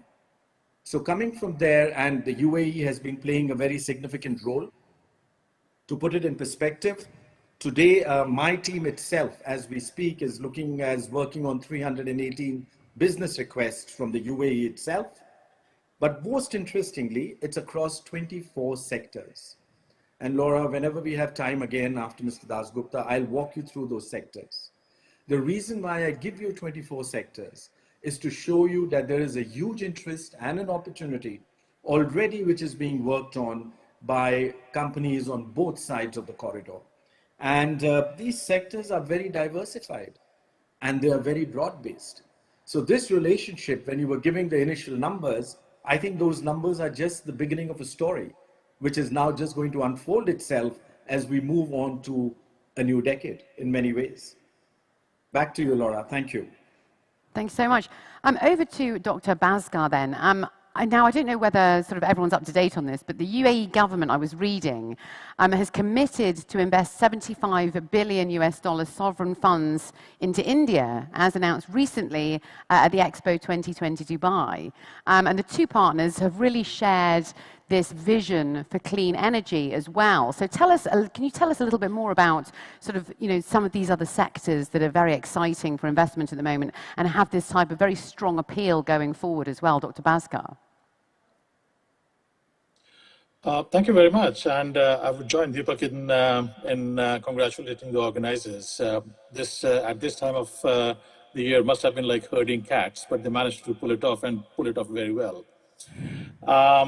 And I would also agree with Deepak that the market is so big that you really cannot say that it just has to be one or two sectors. India is such a big, vibrant, and massive country that pretty much every sector goes. But that said, as one of your previous panelists talked about, there is definitely specific appetite from Abu Dhabi specifically to invest in India. Now, this is where I keep on telling my counterparts in various parts of the Indian government and corporates, you have to think big. You have to really think big. The financing gap that we are talking about is large. And when you're talking about large scales of investment, you need to think differently. And that's what we are encouraging. So for example, since 2019, we have been hosting with FICCI an Invest in India conference just in ESG. Now, 3 of them have now happened, 1 in India and 2 in Abu Dhabi, where we brought our sovereign wealth funds and institutional funds to meet with Indian funds. That's a key thing. What we are encouraging large-scale financial institutions and firms to explore Abu Dhabi as a place to do big business. It's just not ESG. If you look at the recent announcements that have been done by Reliance, a substantial amount of petrochemicals and related matters are going to be here. Previously, our Crown Prince, as well as ADNOC people, have talked about hydrogen. So big sectors, big amounts, big funds, those are the areas that I personally see are going to be of much interest. Thank you so much. Well, which other sectors in India then, Deepak, do you think are the most up and coming then? What's gaining traction then? Thank you, Laura. I think I'd set myself up to that question. So let me walk you down with that list of 24. Let's start with food processing. Big sector, one of the highest interactive sectors on this corridor. And the reason why I'm also very optimistic about and encouraged about this one is, apart from the fact that it has received the largest level of interest from investors from the UAE, is also because India is a very strong food security partner. And that's where this partnership, as I see going forward, is going to take on. Oil and gas has always been the traditional one. We see that encouraging and getting into more, and I'm seeing a level of innovation happening on that. Construction, big one. Not just the Indians which are doing the construction in the UAE, but we are seeing UAE, and we had Mr. Dasgupta speaking about some funds, looking at funding some of the largest infrastructure development in the world, which is currently happening in India. Medical devices, healthcare, pharmaceuticals, you had loved telling you earlier. I mean, 1.4 billion people, where else will you get a market size of that? And we are already seeing, so we had a lot of interaction of the Indians moving into UAE, but now we are seeing some investments coming in from that side. Interestingly, new one, auto and auto components, tourism and hospitality, retail and e-commerce, new sector coming up. Energy and power I've spoken about, and I'm seeing, as I told you, innovation and startup on that. IT and business processing, chemicals, and a new one which you will like, Laura. I won't ask you to take a guess because it's very evident, media and entertainment. This is a new sector which I'm seeing of interest coming in from UAE with us. Consumer goods, that's a no-brainer. I told you the largest market and, you know, the youngest market on the planet. I have 1.4 billion today. I'll be 1.5 billion by 2025, the highest on the planet. But very interestingly, 1 billion of those will be under the age of 35. I'll be the youngest on the planet for the next 80 years. Think of the consumer market which it is creating. And that's where that comes from. Textiles and garments, education and skill development. Again, the numbers take you. I'll take you to this one. Very interesting upcoming one. Waste management. Waste to wealth. Turning that around. We had Mr. Dasgupta talking about ESG and stuff. That is coming up in a big way. Electronic systems and design, that's where some of your funds and VCs are coming in, Mr. Dasgupta. Airports, metals and mining, banking. Well, we had Nitin earlier telling us how he was looking at his branch licenses. But that has always been one of the old ones. Capital goods, leather, gems and jewelry. But now I'll tell you the one which to my mind is now going to be one of the biggest pillars taking it forward. That's going to be startups and innovation. The startup story in India is the most unprecedented story in the economic history of mankind. It's a very strong statement, but let me just explain it to you. Even in the midst of this lockdown, the most unprecedented lockdown again in human history, this year, I've added a unicorn every 8 days. Every 8 days, Laura, I've added a new unicorn. And this is also a manifestation of not just a very successful governance and policy formulation and implementation, but also a reflection of the market opportunity and a reflection of the entrepreneurial spirit of India. You put these all three together and take it back to the point which the minister had made. When you're talking of a relationship, investment is about trust. And I know I'm taking a little longer, but I'll be the last point of this. Investment flows where there is trust and opportunity. Trust gets created when the three pillars are strong: people to people, business to business, government to government. And this is one of those very special relationships where these three pillars are the strongest. Add to that the unprecedented opportunity, and that's when I said this story has only just begun. Thank you so much. A very exciting time, and it seems like there really are endless opportunities at the moment. I don't know whether that was the the same sort of climate before the pandemic, or whether has the pandemic, is this off the back of the pandemic? Has the pandemic given investors more of an appetite to sort of get back out there? What are your thoughts on that, Dr. Bhaskar? And also, tell us also a little bit more about how further funds can be unlocked, essentially, as well, and what sort of barriers stand in the way of this new comprehensive economic agreement. Maybe you could tell us a little bit more about that as well. Sure. Well, let me start from the end. The agreement definitely is being negotiated, and I was in India last week. There were certain elements that we contributed to, and I'll talk about that in a moment. But just to add to what Deepak said, we in Abu Dhabi are not just looking at investing in India, and quite a lot of the unicorns and the tech startups have substantial amount of Abu Dhabi money. But we, for example, have signed an agreement with the Confederation of Indian Industry, and we speak at, for example, their Africa conference.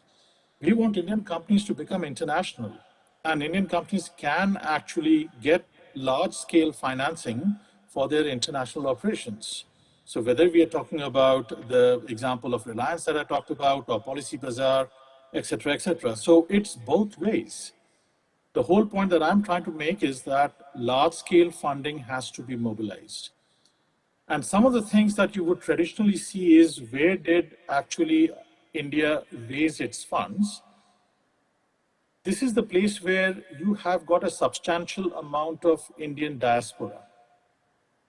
Setting up investment funds, setting up feeder funds, setting up funds that are substantial in size, getting anchor investors just 3 hours away from India. Heck, Abu Dhabi has got Hindi as its third official language. We are also building a temple. So either you can sort of talk in Hindi, or you can talk to God directly. Both can be handled. So what I would try and say is that be ambitious. And for the large-scale investments, that's what we were looking for. The second Invest in India conference is going to be held in Abu Dhabi Global Market in Q1, where we will be inviting a restricted set of people, both from India, who are capable of absorbing some of the larger check sizes, as well as sovereign wealth funds and liquidity providers. The whole point being, we want to get to the numbers that you were talking about in terms of just the infrastructure investment and elsewhere. It's not our place to tell India where to invest. That is something that they would judge. But what we can talk about is how to mobilize those billions and billions of dollars of investment that is required. Gentlemen, I do apologize, but I've been told we are running out of time. Sorry, final comment there. Yes, Deepak. Yes, very quick one. And I did want to tell Dr. Dasgupta. Dr. Dasgupta, if you wanted to see where I can absorb the capital, I've got $2 trillion worth of projects. Just go to India Investment Grid and the National Infrastructure Prime. Just come on to the Invest India website. There are actual projects which are actually looking for capital as we speak. So that entire menu of options is for you. Please click onto any of them and you'll have a team supporting you to get that capital. Sorry, Laura, back to you. Thank you. Lovely, very well said. Some great collaboration going on there. Sadly, we do have to wrap up our session. We have run out of time. It's been delightful speaking with you. Thank you so much. You really caught us up to date on investing in a joint future. And thank you so much to Deepak Bagla and also to Dr. Bhaskar Dasgupta. Fantastic session there. Thank you so much. Let's hear it for our panel there. Thank you. Well, ladies and gentlemen, yes, sadly, that's what we have time for that session. But please do not go away, as we will be back with the Global Disruptors series in just one moment. Thank you so much.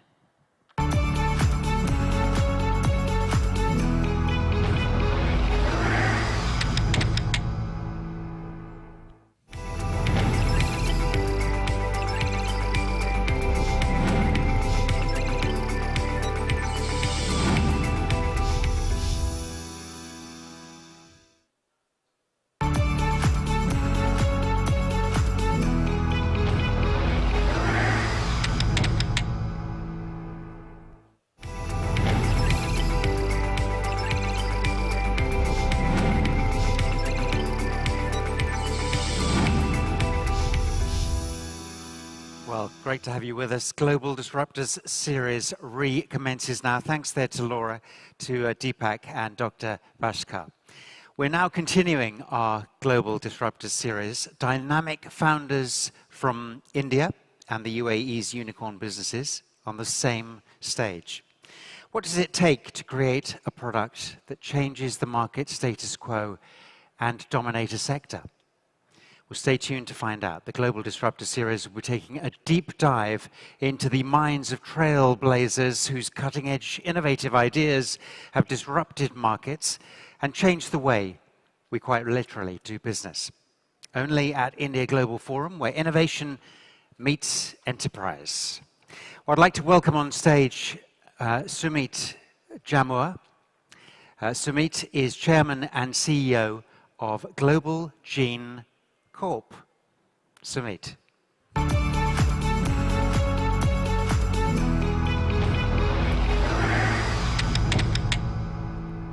Good to see you. Shake hands or fist bump?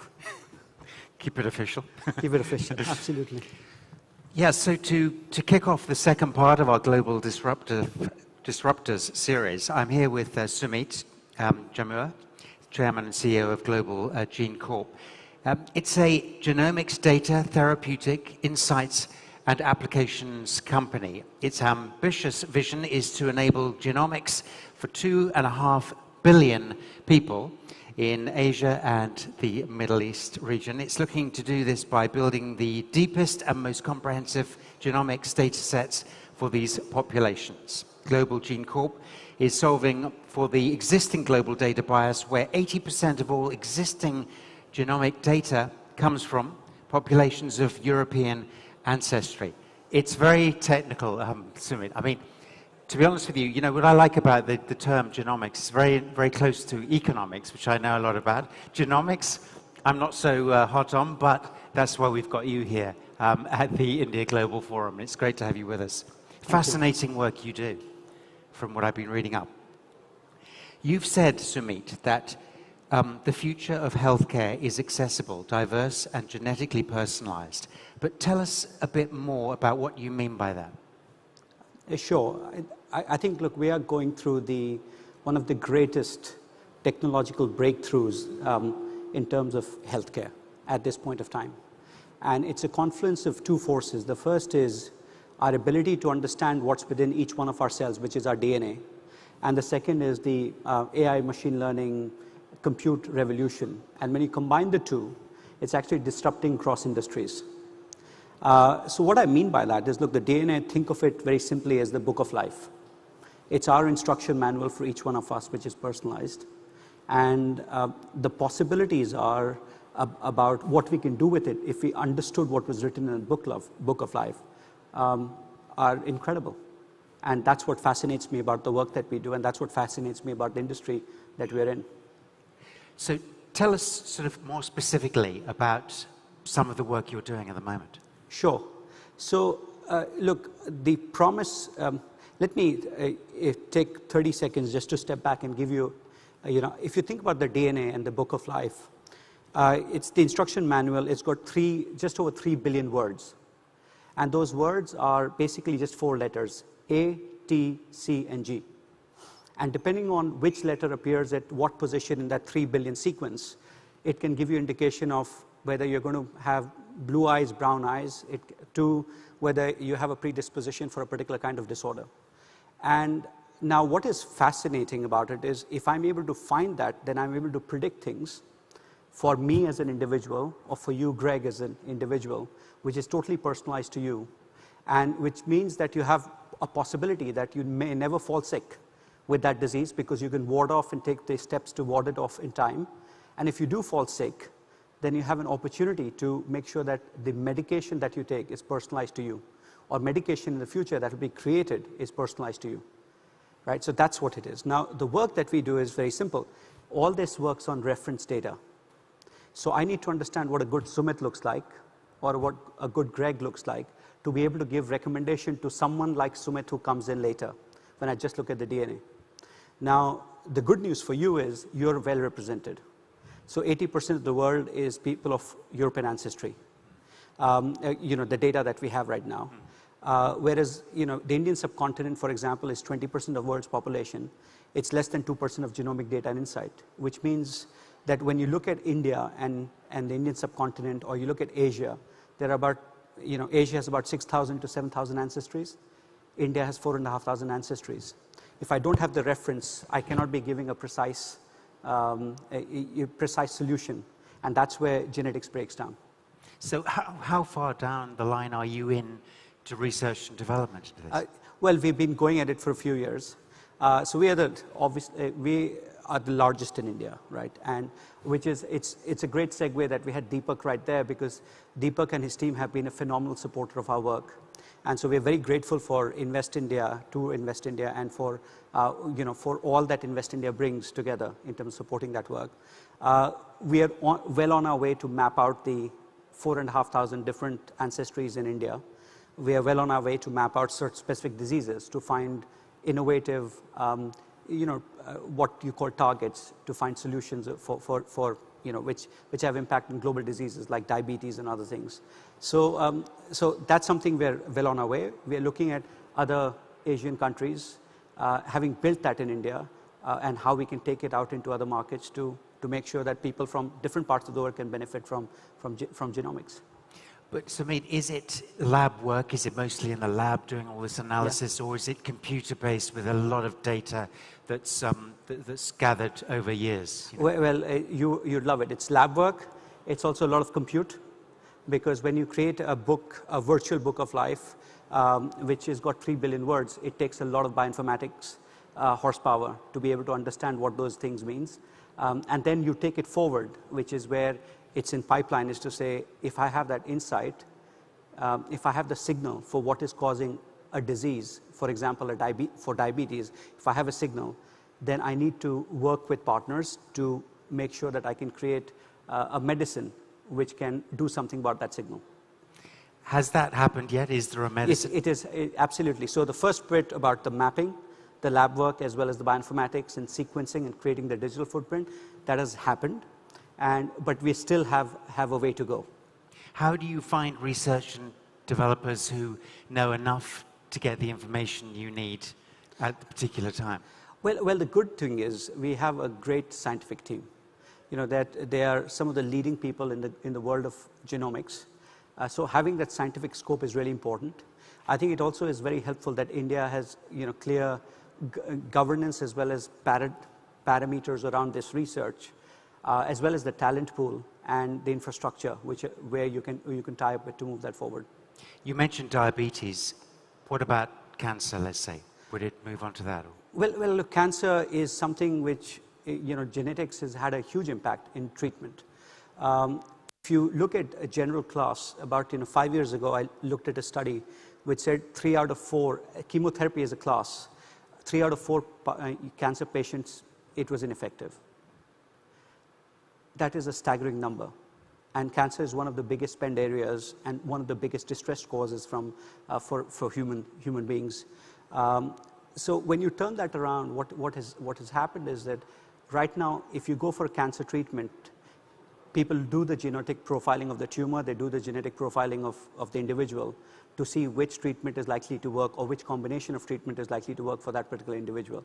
And that has seen the success rate change dramatically, right? So cancer is at the forefront of that. It's already been used, and that's where across different areas like complex disorders, like diabetes and heart conditions, etc., or rare disorders where you have one gene change can cause a rare disorder. That's where genetics is being used quite significantly at this point of time. So, Samir, what would you say are the challenges that are there at the moment for the genomics sector and industry? Yeah. Well, the biggest challenge is, and if you look at all the literature right now, this is something we had recognized about 8 years ago. It's the fact that people aren't included, that there's still a data bias, which means you cannot get a complete picture. Always remember, if you remember the early days of CD, where, when I tried to say something, CD could not understand what I was saying. Yeah. And the way that was solved was that quite a few training data sets from Indian accents and other accents were added on, which meant CD improved. And now, even my son can say something and, an Alexa or a Siri or Google will understand what he's saying. Yeah. That's exactly what's happening. So we have the technologies. We need to train and create the right data sets, which then allow us to give an unbiased answer or a personalized answer to us as an individual. And what is the next step for your business, for Global Gene Corp? What in terms of expansion are you looking at? So I think look, it's what Deepak just said. It's look, if you have over 1 billion people who are going to be below age of 35, no country in the world, and extend that to across the world, no country in the world has the ability to have that much resource to solve for healthcare problems unless there's a fundamental shift. And we are enabling that fundamental shift because when you create the foundation, which everyone is going to use to be able to deliver the new healthcare paradigm where you don't fall sick, where when you do fall sick, everything's personalized, that's the vision that we are looking to, we are aspiring for. Now, if you look at that vision, the next step is, one is, of course, is deeper, a collective comprehensive understanding across different population. So we have 6,000 to 7,000 ethnicities we have to map. We have probably mapped about, a certain portion of that, and we'll continue to do that. The second aspect of that is around then using that insight into creating cures for diseases which are impacting billions of people. It's incredible the work you're doing, and what kind of response are you getting in India from the work you're doing? Look, I think it's not just India, it's actually global, right? Because when you look at the first application, this is global life sciences industry and pharmaceutical industries, which is looking to solve for the global problem. So it's been phenomenal, and it's grown, as you would expect. I think what the silver lining to the pandemic is that it has actually accelerated the whole healthcare innovation, particularly related to genomics, by at least 5 to 10 years. So we are seeing that as a positive silver lining of the pandemic in terms of moving things forward. And in the medical world, how is it received? How is it being received? I think the clinicians love the fact that you're able to personalize. Look, as a clinician, when I talk to clinicians, they care about their patients. And they work incredibly hard to make sure that their patients are looked after. But they don't have time.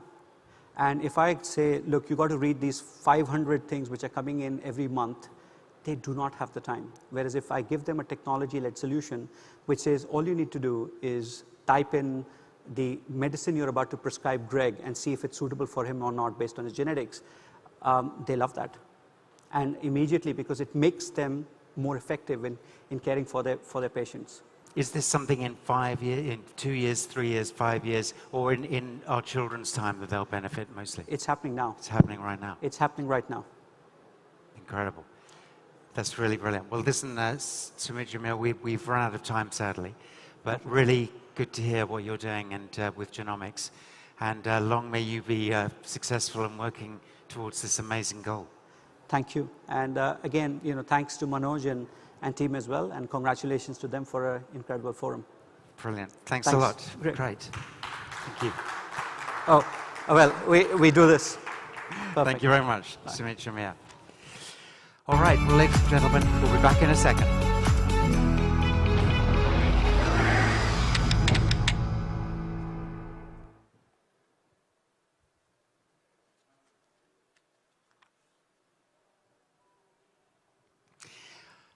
All right, well, let's now move on to a multi-billion-dollar dream.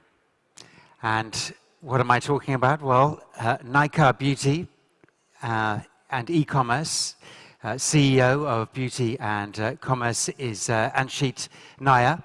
He's about to talk to us on the line from India now virtually, and I can see he's standing by. Anshit, hello.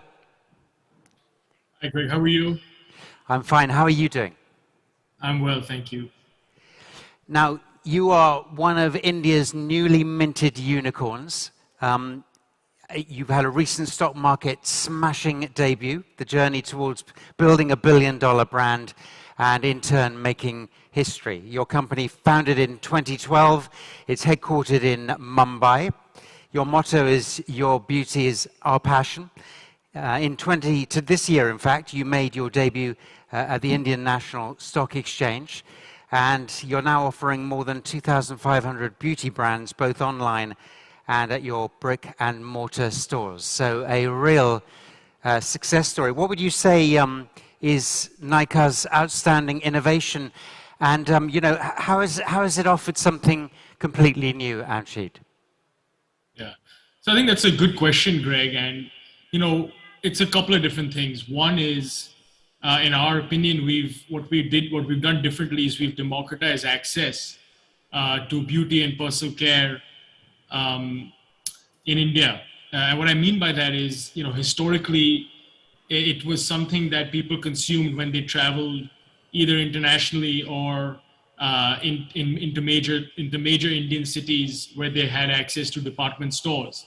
So we took this business online, and we were able to take it to the smallest towns. So we deliver to over 19,000 PIN codes across the country. So pretty much pan-India reach. And everything from very small towns to major metros. And the second thing is, what we do well is we are able to guarantee the authenticity of everything that we sell on our platform to our customers, because we are an inventory-led business. And that is different from other e-commerce marketplaces where resellers are able to sell. So I think it's a commitment and a guarantee of authenticity in an industry that is rife with counterfeit products, as well as the democratization of access that I think has led to us being very well received and trusted by the Indian consumer. We have been watching, Nykaa's stock market debut it's been incredible in recent weeks.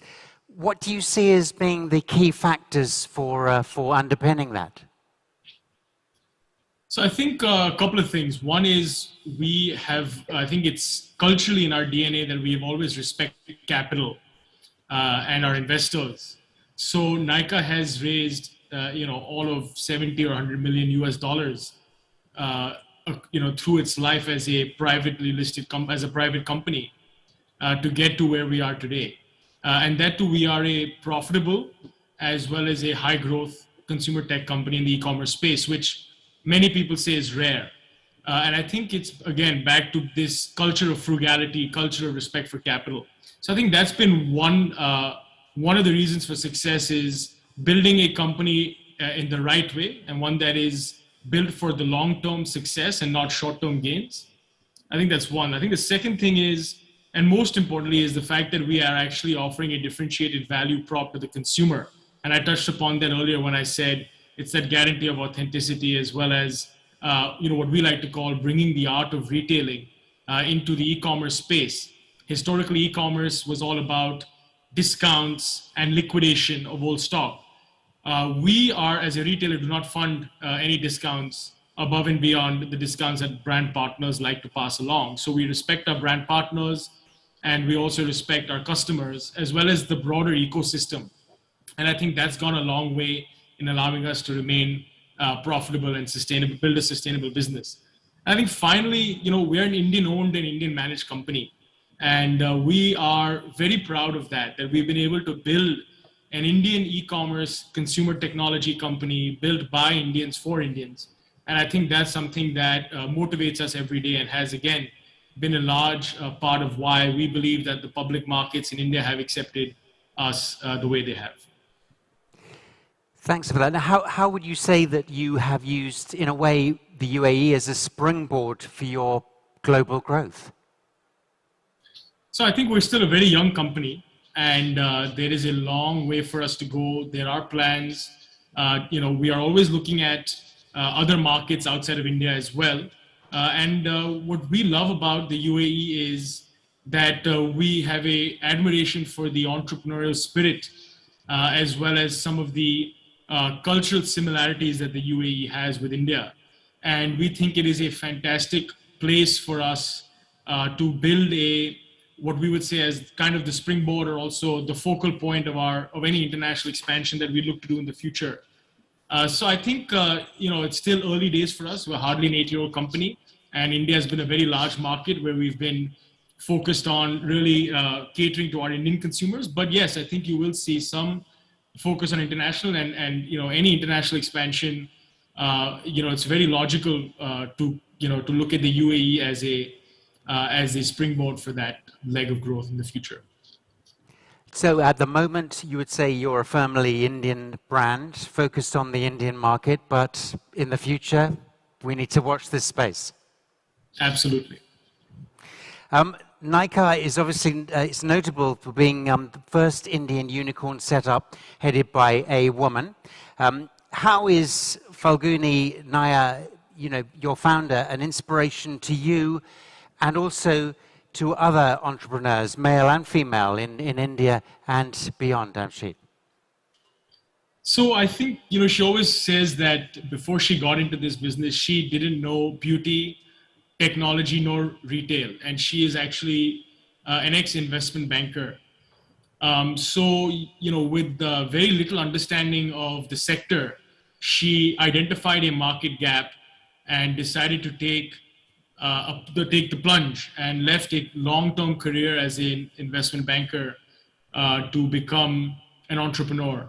And she did it because she had tremendous respect for some of the Indian entrepreneurs with whom she had worked as an IPO banker, and she always admired their fearless approach to business and risk taking, and it's something that she imbibed and wanted to replicate. So, given that, she decided to take the plunge at the age of 50 and start this business.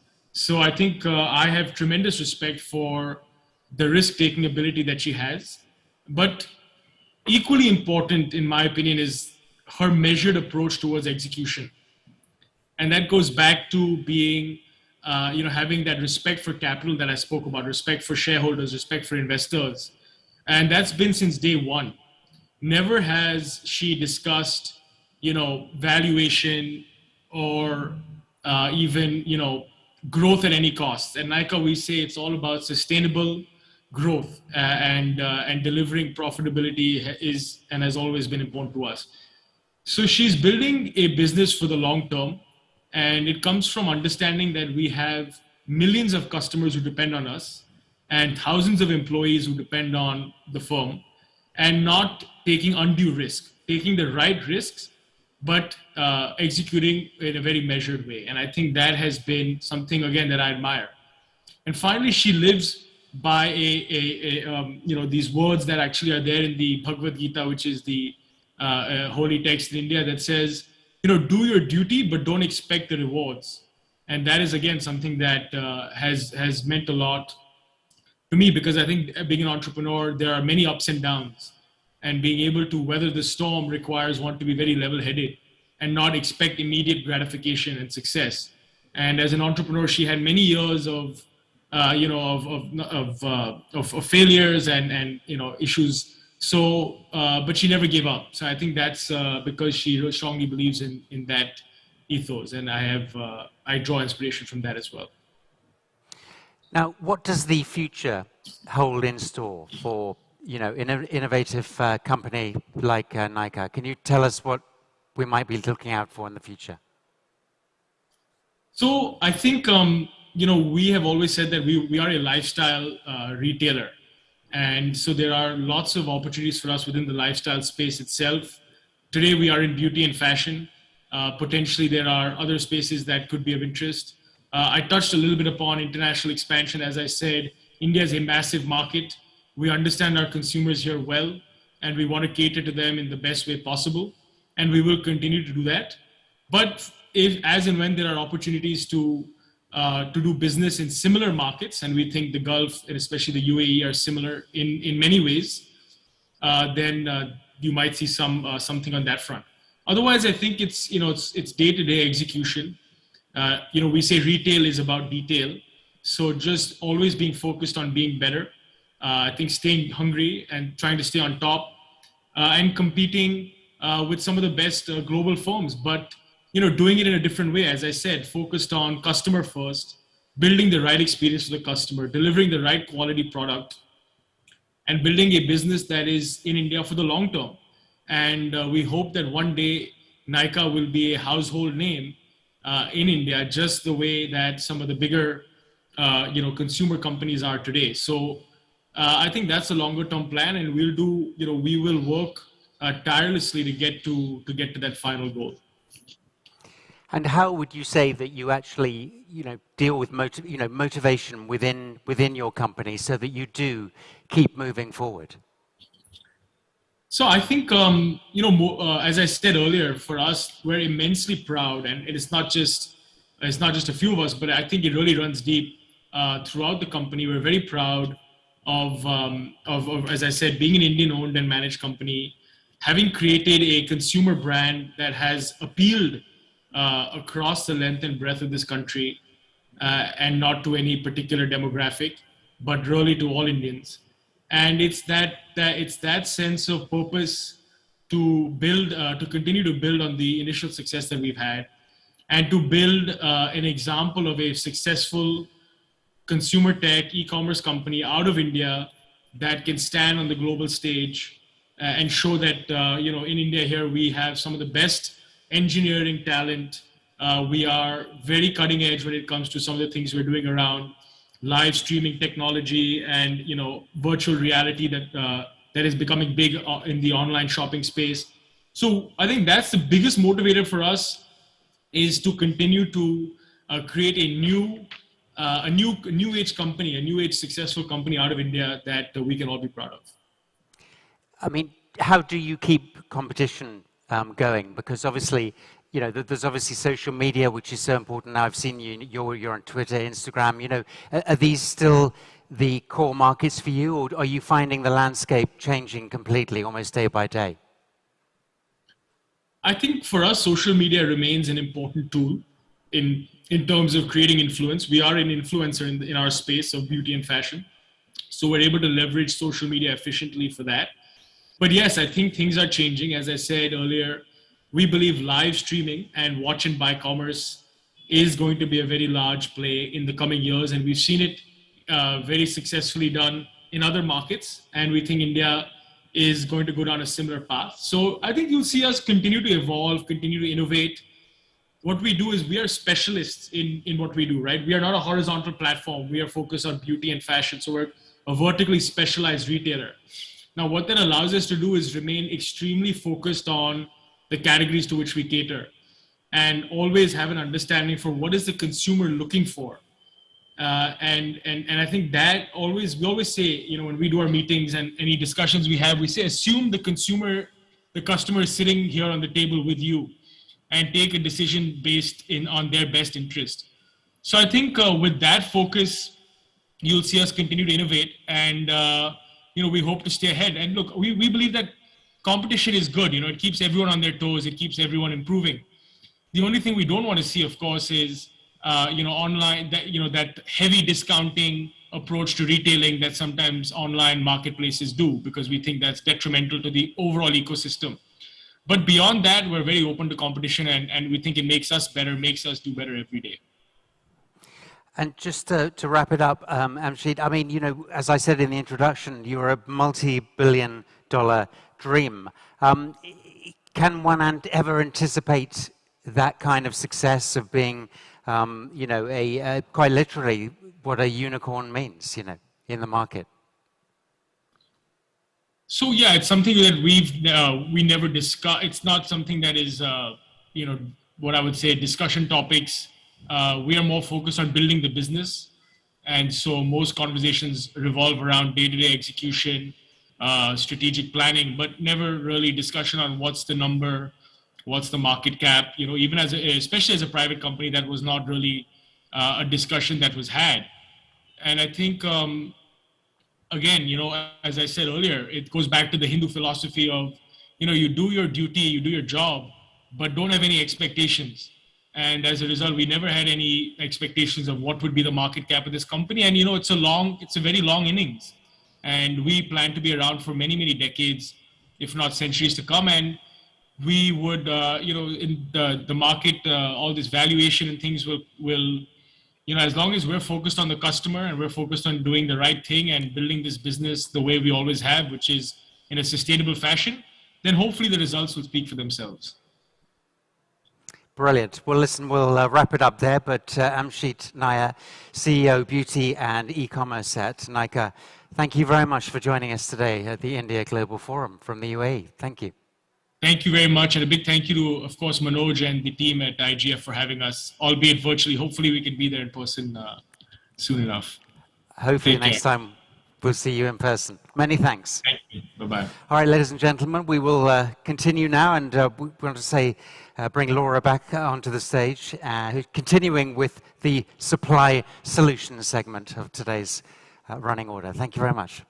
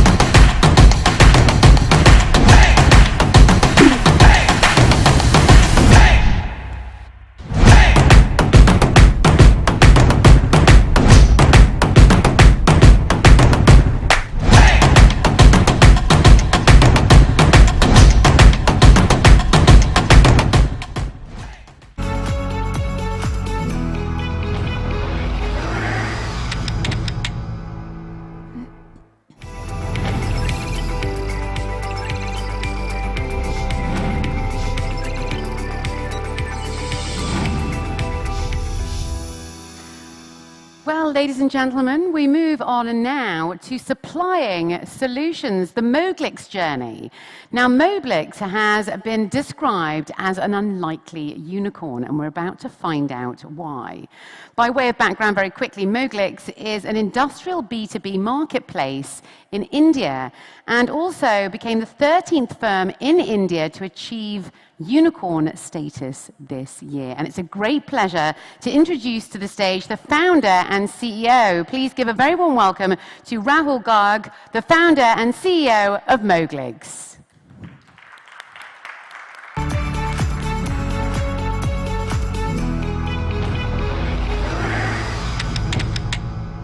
A very warm welcome. Thank you so much. Please do take a seat.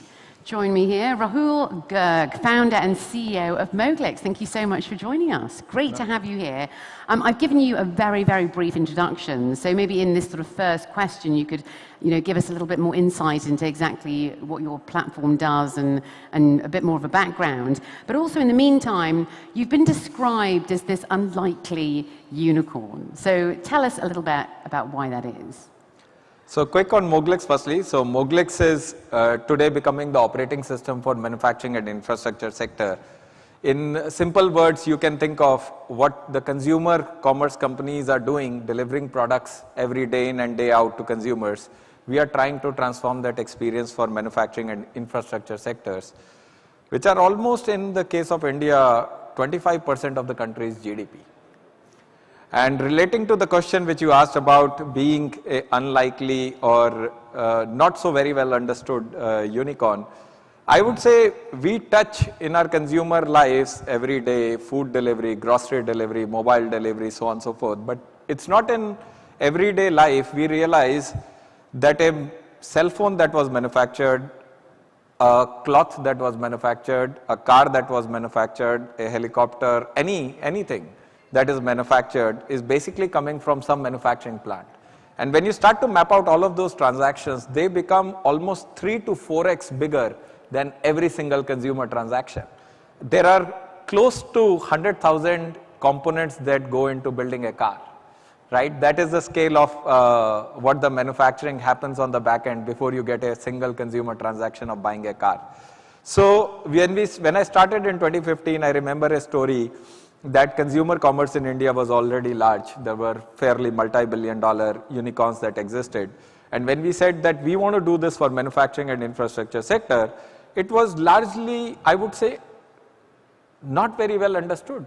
How will technology play a role? What kind of supply chain challenges exist? What is the data problem that needs to be solved?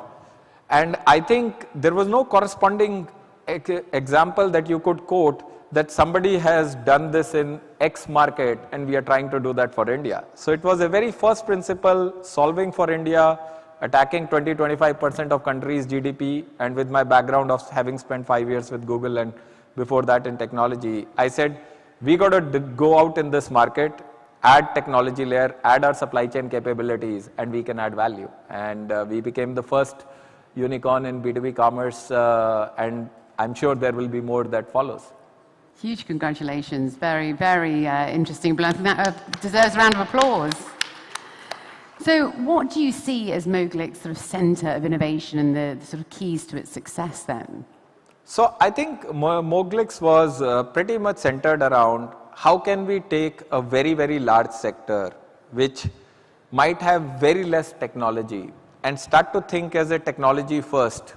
What can the technology's role be in that particular sector? So when I remember when I started to look at manufacturing as a sector, we went into these manufacturing plants and we said, like, if we just put all of these products which are today being bought online, will you buy those products? And they said, we are definitely keen to understand it, but we have business processes using ERP systems, using sort of negotiations, all of that, and we just don't know how to solve that. And I think, therefore, early on, we enabled this culture of very first principle thinking, that we will take a business problem, we will come up with what can be the role of technology to solve that business problem, and we'll continue to design solutions, whether it is the technology, whether it is designing a SaaS platform, whether it is thinking about data, whether it is thinking about supply chain, whether it is thinking about financing. And that became the core DNA for the company. Do not try to look for corresponding examples that I want to take this innovative business model from X market or Y market and I want to bring that. I want to look at the problem in the eye. I want to figure out what can be the innovation that can be done. I want to think about pilot. I want to think of scale simultaneously. And that is how the Moglic's got built. And we continue to look at different problem sets and pretty much apply that template that we'll learn from others, but we will be biased towards our own thinking framework of solving a problem. So let's talk a little bit more about supply chains in general, as well as the manufacturing sector as well, of course. Tell us a little bit more about the sort of landscape post-pandemic now, and also, why the UAE and other emerging sort of markets as a whole need to use digital going forward. So I think what pandemic has taught, I think there are two very important takeaways that I have. Firstly, I think it is very interesting that it is probably in my entire 20 years of professional career, I don't think ever a prime minister of a country mentioned supply chain in his speech. And that happened during the pandemic because you realize that you needed all of the medical supplies starting from masks, sanitizers, all of those. And India went through a wave 2 which was very, very worse, and there was all this need of oxygen concentrators, oxygen cylinders, so on and so forth. So you start to realize that what happens behind the scenes, and for all this while as a consumer we just sort of were oblivious to this world, suddenly is so important for functioning properly. If your pharma companies were not working, you would not get your medicines delivered. If your grocery companies like the likes of Unilever, GSK, many of them were not working, you will not get the products delivered. So suddenly a supply chain in the background has become front. And you start to realize that as a country, what are the capabilities that you have built? Because in a crisis situation like COVID, there can be weeks or months where every country has to fend for themselves. Right? And everyone, I remember India crossed, interestingly, a milestone a few weeks back of delivering more than 1 billion vaccines to people, and all of them manufactured in India. Now, if India did not have the pharma manufacturing capabilities to scale to such levels, and this is probably equal to 50-60 countries population combined, right? So that's the scale of manufacturing. If you're not able to do and then supply it effectively to people, you cannot actually function very well as a country. So I think supply chain has suddenly become a front and center of many of the conversations, and a very important competitive dimension, as well as, I would say, certain survival. You cannot any longer as a global landscape depend on one or two countries to be the epicenter of manufacturing. If you need semiconductor chips, you want to figure out, are there multiple countries which have the capabilities? If you think about pharma, you need that. If you think about specialty chemicals, you need that. I saw some conversations of sustainability. If you think about sustainable packaging, you need that. Both manufacturing and supply chain, therefore, becomes critical. And interestingly, we seem to be at the heart of many of these industries because we traverse and work with many of them, both in supply chain as well as thinking about manufacturing and innovation. Did you ever imagine how important strengthened supply chains would be when you started the company 6 years ago then?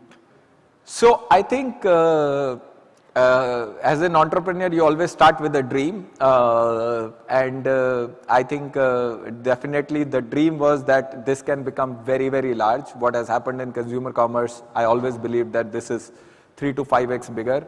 I didn't understand probably or appreciate what happened during the COVID times in terms of interconnects across countries and what can be the implication for global supply chains in the future as much then. But I am very bullish that I think we need to appreciate manufacturing and the role of supply chain far more than what we had in past, and COVID taught us that, because we were kind of moving towards more services economy, not realizing that everything that we are using in our day-to-day life, I mean, imagine this conference room, there is probably 1,000 unique products being manufactured by multiple layers of manufacturing companies. That is how these products got from various countries, came to this place, got assembled, all of that, right? So that's, everything is, finally there is a base manufacturing. I mean, starting from a water bottle and water purifier to everything has a manufacturing and supply chain at the heart of it. And you can't take it for granted because it has an important role in life. You can't eat software for life, right? You can't sort of say, I'll get treated by software. If I need a medicine, I need a medicine. So interesting. How important exactly has the UAE been then for your growth story? So I think UAE has been a very interesting market. We just launched early this year. The way I think about it, UAE is becoming an interesting epicenter. One, it is a very large oil and gas base. We work with oil and gas sector. So I think we think the role of technology, again, is very minuscule in today's operation of oil and gas or these industries. I think it can be far more in terms of how these technologies can deep penetrate and start to look at efficiency, start to do various kinds of analytics and supply chain optimization, which probably has never been done because maybe it was not that important. But also the focus that they have on the energy sector, the focus they have on the sustainable, and plus making it as a hub for GCC. I think this is from over the last 6 to 9 months as we have gone about it, I think we are committed to making this as an epicenter for GCC, if not for the rest of the Europe as well, which is still under consideration. And I think a fantastic partnership so far with the country and the leadership here. That's what my next question was, in fact. Tell us about some of the other sort of regions you're looking at expanding into. So I think we have been over the last 18 months far more, I would say, limited by our ability to fly into countries versus ambition and scale of expanding into different regions. We believe the Moglix template, the way we have gone about building it, it is a unique company solving very, very large problem which exists across 50 plus countries. We take the entire GCC, we take the entire Africa, we take the entire Southeast Asia. It is, all of these regions will have certain bit of manufacturing, certain bit of oil and gas, FMCGs, autos, so on and so forth. And they have not been able to benefit from how supply chains can be digitized, how supply chains can function smoothly for them not to sell, not only to sell effectively in their own markets, but to sell across the border. How do you bring frictionless financing across countries? Because today there is a clear goal that India and UAE are looking at strengthening the trade across the two countries. Now it cannot happen unless you have frictionless finance as well, which is available for suppliers and buyers. So we are definitely looking at all of these regions. I think as the world opens up and we are able to fly to more countries, you will see more things coming next year. Watch this space, certainly. We haven't had any audience questions for a while. Now that we've got a couple of minutes at the end of our session now, I'd like to throw out to our audience and give you a voice. So, do we have any questions at this moment? I think we've got a microphone at the back. If we do have any questions, do we have any questions? This is your one moment to ask anything you like to our special guest here. Any further questions? Do I see a hand going up? Yes, we've got a lady at the back there, and the microphone is just next to you. If you'd like to tell us who you are and what company you're from as well, please. Fantastic. Good afternoon. Thank you very much. Shada El Borno from Standard Chartered Bank, based here in the UAE. It's on, right? Okay, I'll speak louder. You've touched upon sustainability, which is a key priority now globally. In your domain, how are you featuring it in everything that you do, right? Because increasingly, sustainability needs to feature across the entire value chain. So how are you working on embedding that in your strategy, in your modus operandi? Very good question, yeah. No, fantastic, and I think there is obviously a lot of development. So as a company, we are fairly big on packaging, which is one of the major use cases of sustainable. I think there is enough regulatory environment as well as innovation that is happening, that how do we stop single-use plastics? How do we think about migrating? We work and power a lot of the other e-commerce companies, B2C e-commerce companies as well, on food delivery and so on and so forth. So how do you kind of not only think of using paper-based mechanisms and sustainable packaging, which can be both used in forward as well as in a reuse mechanism. So that is clearly one area of innovation that is happening. But as a company, what additionally we are working across auto, chemical, pharma, steel, mining, EVs, we work across all of these companies. And when they are looking at supply chain and they are trying to figure out how can I do it better and how can I do it, for example, the recent innovation that we just partnered with is a commercial vehicle provider who is electric commercial vehicle provider. Now, can the supply chains be actually be running using the EV vehicles rather than the classical oil-based? So I think there is many of those that we are committing to, I think, and a lot of innovation that will come over the next few years. Great question, very topical as well. We have one more question, I think. Yes, just at the back there. Please do tell us who you are and which company you're from as well, please. Sure. My name is Utkarsh. I'm the CEO of Network Capital. It's an education company.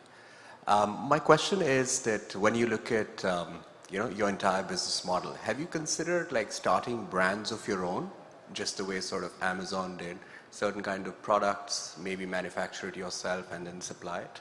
Or do you want to continue partnering with a wide range of companies? I was wondering if there's a hybrid model that you've explored or thought of exploring. So I would say early days, we continue to believe in partnering with organizations and brands and manufacturers and use our platform to be able to do supply chain effectively. We are continuously working. However, there are categories of products where there are no brands that exist today.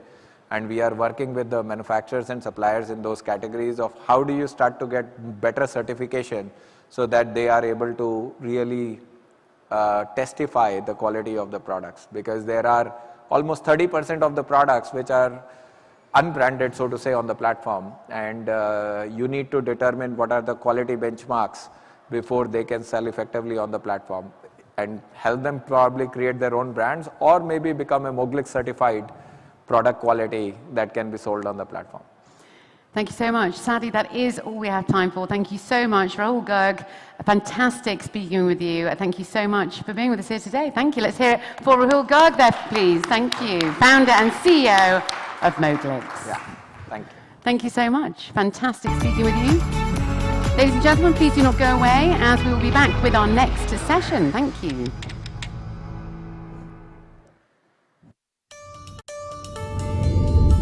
In the early days of Dubai, our founders shared the vision of the rulers of the land to support the development of the emirate and to help establish a hub that would connect the region and eventually the world. Today at Emirates NBD, more than 10,000 people of over 80 nationalities strive every day to make banking better by providing valuable solutions to our customers. Having 27% of the UAE population banking with us, our total assets stand at 128 billion US dollars. And with accessibility in mind, we've invested into a growing network of branches, ATMs and CDMs across the region and beyond. Expanding our services to the Kingdom of Saudi Arabia, Egypt, Singapore, India, and the United Kingdom, with representative offices in China and Indonesia. As one of the largest banks in the GCC, we facilitate business across various segments. Specialist teams service our private and wholesale banking customers with dedicated investment, advisory and risk management solutions, utilizing a complete range of private and corporate banking products and services. Emirates NBD's adoption of digital technology is setting new standards and offering cutting-edge platforms to personal and corporate clients who can benefit from integrated and seamless solutions that match their financial needs. Our branch of the future exhibits new retail technology, while Eva, our virtual assistant, is ready 24/7. Listening to and acting upon our customers' requests is paramount to our success, and we deliver on that 7 days a week on our social media channels.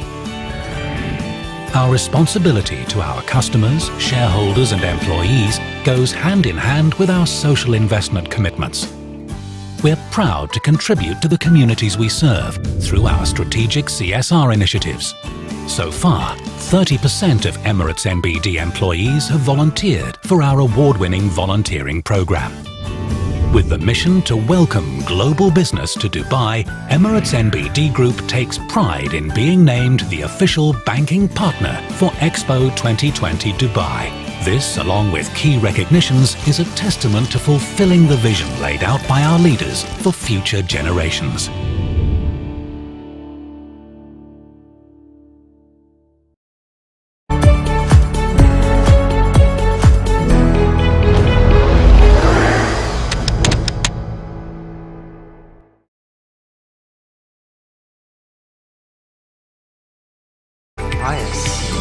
Great to see that video there from one of our lead sponsor, Emirates NBD. And this forum would not be possible without the support of our sponsors. All of them have been so helpful in getting this forum underway and to the extent and success that it already is.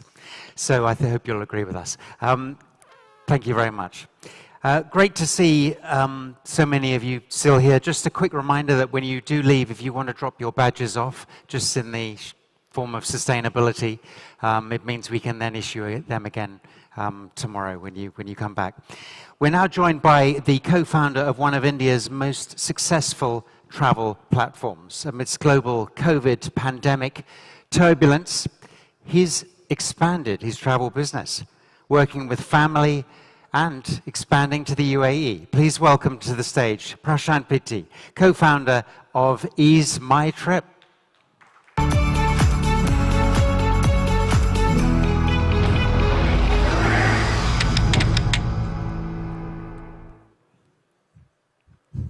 Hi, Prashant. Hi, Greg. How are you? Thank you. Yeah, COVID protocol. Great to see you. Now, first of all, how did it come about, Ease My Trip? Can you tell us? Yeah, well, a little bit about the company. How did we start? It was year 2008. We actually started a very small travel agency to help people who are living nearby us. And, there were a lot of airlines which were coming during that time. So we started with the travel agency, and then soon we realized that there is a lot of things which, using technology, we can solve the problem of a travel agent. So the initial Ease My Trip basically began with helping travel agent. And this is how we found our why. Because for almost about a year, we were a travel agent ourselves. And this is how we got a very good product market fit. And after a couple of years, we pivoted to basically serving regular consumers. And right now, Ease My Trip is India's second largest travel portal. So, Prashant, as you were growing in success from helping friends and family and things, did you then go to venture capital people and borrow lots of money and borrow from, investor angels? So in year 2008, we did approach a couple of VCs, which were based out of India. Somehow, I would say, now I could say in the hindsight, it was a good thing that we could not convince them to invest in Ease My Trip at that time. And after a couple of years, we realized that in the hindsight, that was one of the best things which has happened to the company. So Ease My Trip is actually one of the very rare consumer tech company which became a unicorn and got listed without ever raising any money from any VC, any PE or any bank. We grew primarily via the love of all the consumers. We provided them the great service at the great price, and the company has always been profitable. Incredible story. So that is quite unique, right? I mean, it's not often you hear that. Yeah, I would think so. That at least in India, I know only of one more company which is a consumer tech company, and which has become decently big without ever raising any VC money. One is Ease My Trip, and the other one is Zerodha, which many of you probably are aware of. So this has been the journey of Ease My Trip, and I think now after we recently got listed about 6 months ago. We got listed, and now after burning the midnight oil for 13 years, keeping our head down, I could say that there is some level of success which our company has attained. Now, what's unique as well is you work with 2 of your brothers. That's correct. What's that like, working as a close-knit family team? Okay, I hope they don't hear my answer. Well, no, jokes apart, we have around 13, 14 divisions in our organization. And we have a very clear mandate of who is owner of which division. And, together we can consult, we can talk with each other. However, the onus of taking decision of that particular department goes to that particular head. And we keep changing those departments just to avoid the monotony between ourselves. So, honestly speaking, there is a lot of trust which is inbuilt, which comes as being, siblings. And with that trust, we allow people to take decisions on their own for the department they're looking at. And it is probably one of the reasons why what we have attained, unique part, even for Zerodha, they're run by brothers. So I don't know what's about it, but it's working very well for us. So I think Rikant and Nishant will both be happy with that response to that, I hope so. That question. So you mentioned your journey and burning the midnight oil and things like that. I mean, there must have been some challenges along the way. Of course. I could think for the first 3 or 4 years, there have been situations where we did not know whether we would survive the next day or not. There have been multiple situations. One situation I like to share, and it's not that we come from a very wealthy family. We come from a very humble background. whatever money, which little money, about 5 lakh rupees is what we put in the business to start the company. In the beginning, I think near 2009 itself, one of the travel agents used fake credit card to make transactions worth 26 lakh rupees. Now that was a huge money, and we lost all of it because it was, it was a fake credit card. And at that time, we did think about that, hey, was it a right decision or a wrong decision to start an organization? But you could say the sanity or insanity prevailed, and we continue to push forward, leaving aside the challenges and reach where we have reached. So what are some of the, the factors that have developed your company into a unicorn company, a company of over $1 billion? So we actually took 13 years to become unicorn. Our journey to growth was somewhat more sustainable, and compared to the other unicorns which we see are coming in 6 months, 2 years, 5 years time frame, right? But I think we got the unicorn tag by the market, not by the VCs. I think had we raised money, we got a lot of VC opportunity in year 2013, 14, 15, where by that time we didn't need that money. We were growing at 50 to 60% year on year, and that too profitably. So we didn't feel the need of sharing the equity for the cash. I mean, to be honest, at some level there was a lot of temptation to have that eye-grabbing headline that EaseMyTrip raised $100 million, EaseMyTrip raised $200 million. There was a lot of temptation. But then, the answer which we were looking for is that, what am I going to do with this money? I would probably put it in the FD, because the business is growing without utilizing much money. And I think that was not the answer which VCs were looking. They were looking for us to burn more to grow faster. But we knew what we were doing is somewhat right, which is to grow more sustainably. The way we see this business is that whether you buy air ticket from us or from somebody else, or hotel or bus or travel, whatever, it's more of a commodity. Your cushions of air seat, your bed of a hotel does not really change whether you buy from one place or the other.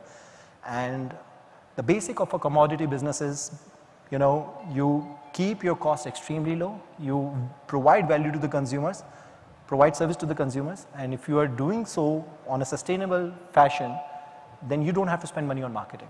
The internet will tell you a story. So we are not a very marketing driven company. We grew primarily via word of mouth. That is how we have reached over here. And how do you, do you sit together with your brothers and you brainstorm diversification within your portal and your whole business? So again, certain departments are somebody else's calls, right? So for example, right now I am heading M&A as a department. So where at EaseMyTrip we have already acquired 2 organizations, and there are many more which are upcoming. So if something as an innovation which has to come in the flight section, then we all can talk, but the final call is of Rikan's, since he's looking at the flight as a product. Similarly, related to finance, the final call is of Nishant's. So this is how we have created a system within ourselves, and there is a deep amount of respect to who takes what call based on the department they have. So brainstorming, of course, happens together. However, decisions are solely taken by the owner of that particular department. So Prashant, let me ask you, about, in a sense, one of the main topics that people who've just dominated business for the last 2 years, which is the pandemic. Mm-hmm. It must have hit the travel industry extremely hard. I mean, it came to a sort of a grinding halt. Tourism, commercial flights, it's been, how did it affect you, and how could you be adding more subsidiaries during that time? So, of course, I could easily say this, that for all the industries, pandemic probably hit the tourism industry as the hardest. And, for FY20, our total turnover was about $600 million. For FY21, which was pandemic year, our total turnover, remained around at $300 million. So the business halved because of the pandemic, and rightly so. However, one thing which EaseMyTrip was able to do extremely differently was our profitability did not diminish. We were EBITDA positive. We generated 88 crores worth of PBT in the organization, even in the pandemic year. And there are multiple things which our company did during the pandemic times, which helped us fare pretty well and be resilient even in the pandemic year, while one of our competitors during the pandemic time even actually went through a distress sale. So there are some things which we did which made us remain profitable even in the pandemic times. Do you have any plans to expand to the UAE? Oh yes, we actually very recently we actually created 6 subsidiaries. One of them is in UAE. So very soon we are going to be launching easemytrip.ae, which is basically providing the same service as what we are providing to Indian consumers, to the people who are living in UAE and even Saudi Arabia for that matter. So we're extremely excited about it. See, we already have a technology in place. We already have great operational structure in place. Now, there are some incumbent players who are already serving this market. Now, our plan is to challenge the same way as what we have challenged in India by keeping our operational costs extremely efficient, by being an efficient company. I believe if we are one of the most efficient organizations in India, we probably will fare much more efficient for the companies which are based in developed nations like London, like US or Dubai or Singapore for that matter. So we want to utilize the same cycle of what learning which we have had and grow in this part of the world. But would you use the same business model? Because obviously the Indian market is different to the UAE market. All the markets are different around the world, obviously. And how do you hone it down so that you get the results you want? So of course there will be some changes in the entire business model, but however the base remains the same, which is consumers when they are searching for holiday, flight, bus, hotel in any part of the world, they know that the service is going to be more or less the same. They are looking for a better price, whichever part of the world we talk about. So at EaseMyTrip, our strength has been to run our operation at extremely low cost, and that is the value in Dubai as well. I've been told that the current incumbent players charge convenience fees as an additional amount when people over here are booking their flights. So at EaseMyTrip, what we have done is we have not charged convenience fees in India to the consumers, and we grew as no convenience fees guys in India. Now I'm looking forward to go through the same growth cycle over here and the other parts of the world. So what in particular has attracted you to the UAE market? So, of course, almost 30% of the entire travel for the UAE is actually related to India. So, there's a huge amount of customer base which is common. And with that commonality, the brand could be very easily, in fact, for all the 6 subsidiaries which we are starting, the first one which internally we have understood and decided is that we will start the Dubai UAE subsidiary as the first one. So, it's the commonality of the user base which is definitely going to help and kickstart the business in very rapid pace. I get the feeling we might have some questions from the floor, from our wonderful audience. Does anyone have a question they'd like to ask Prashant? Could we get a microphone over to our guest there? Microphone's coming now. And if you would just like to say your name and... My name is Deepak and I am the Managing Director of Power Dynamic. Actually, I would like to know that in last you said that EaseMyTrip is growing from 500,000 Indian rupees to now unicorn. So we have also observed and heard that a lot of traveling companies are bankrupt also. So what is your exactly USP? How you make it successful in your EaseMyTrip? Because recently we also found that so many good companies also is run away or bankrupt. So just I would like to a hard story from you. Yeah, I mean, we have about 5 or 6 competitors in India with whom we are competing our business. So at the face of it, it looks like a crowded market, and in fact, when EaseMyTrip was born, MakeMyTrip, ClearTrip, Yatra, IDBO, they all were existing and they all had hundreds and millions of dollars in funding. So in fact, one of the reasons why we could not raise money when we started was that, hey, why would people use you when already there are so many? And to be honest, I do not think that they were wrong in their analysis. The VCs who chose not to invest in EaseMyTrip in the year 2008, they were right in their analysis. We exist primarily because of our hustle. We exist because we chose to do something which I think most of the internet companies probably do not approach business that way. We grew very slowly and steadily in the first 6 to 7 years. Right now we are growing at 50% year on year. Our GMV, our PAT, PBT is growing more than 50% year on year. But for the first 6 to 7 years, the growth was very slow. In fact, you could call it as excruciating slow. Now, we were able to go through that patch because we did not have somebody pressurizing us to make the growth, which could have come at the cost of being a loss-making company in the future. We were patient in our approach, we were disciplined.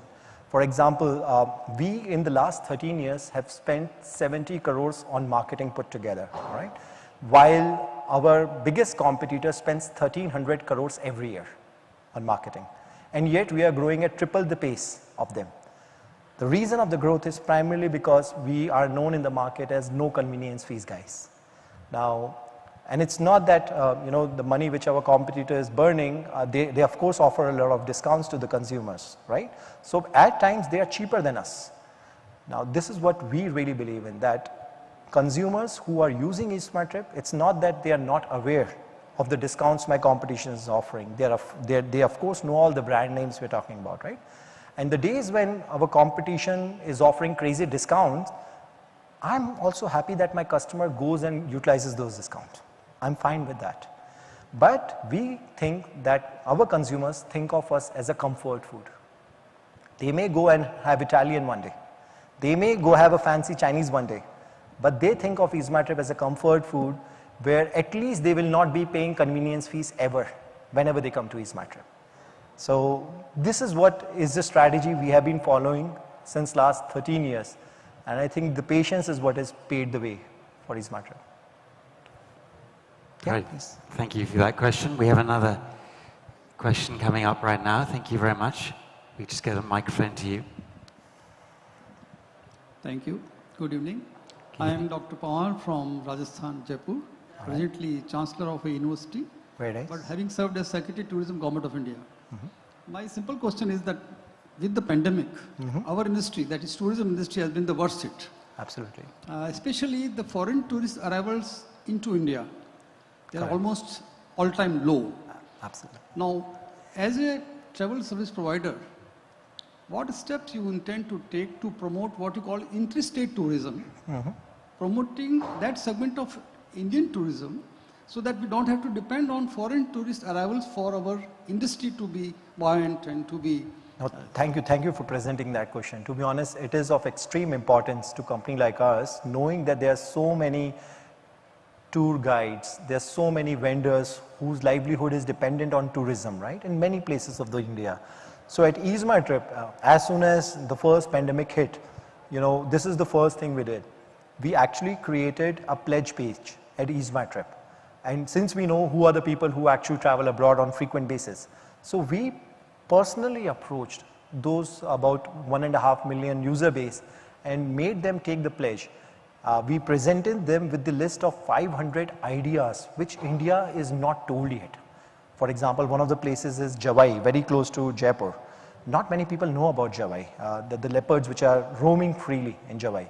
So we presented them with the 500 different ideas and we made them take the pledge that as soon as lockdown opens up, they would basically travel within those 500 places first, 2 of them first, and then travel abroad. And we were successful in making 58,000 people take that pledge.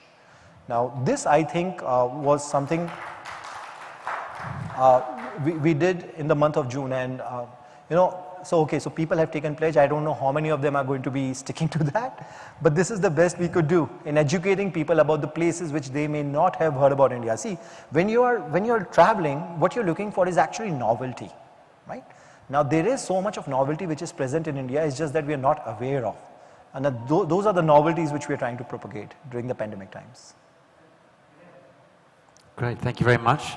We have one more question, I think, before we end this session. Please. We can get the microphone over to our next guest who wants to ask a question. So shall I go ahead? Yeah, please. Yeah. Hi, my name is Utkarsh. I'm the founder of an edtech company called Network Capital. I was wondering what your first 100 days were like when you started, and this doesn't seem like an industry which is a blue ocean. There's heavy competition, the margins are low. How did you go about structuring the business? And I get the low convenience fee, it's an awesome thing, but I'm sure you had to innovate in terms of processes, getting the product right. Absolutely. I'd love to get a glimpse of that. So that's actually a great question. This was one thing which we did very differently, which really helped us survive the first 2 to 3 years. See, first 2-3 years are extremely excruciating. Had we been fighting with the Make My Trip, Clear Trip, Yatra, when we were born, I'm very sure I would not have the honor to sit in front of you. We were serving travel agents for the first 3 years, which was actually a blue ocean market. There were not that many people who were serving travel agent, and how we were able to serve them very well.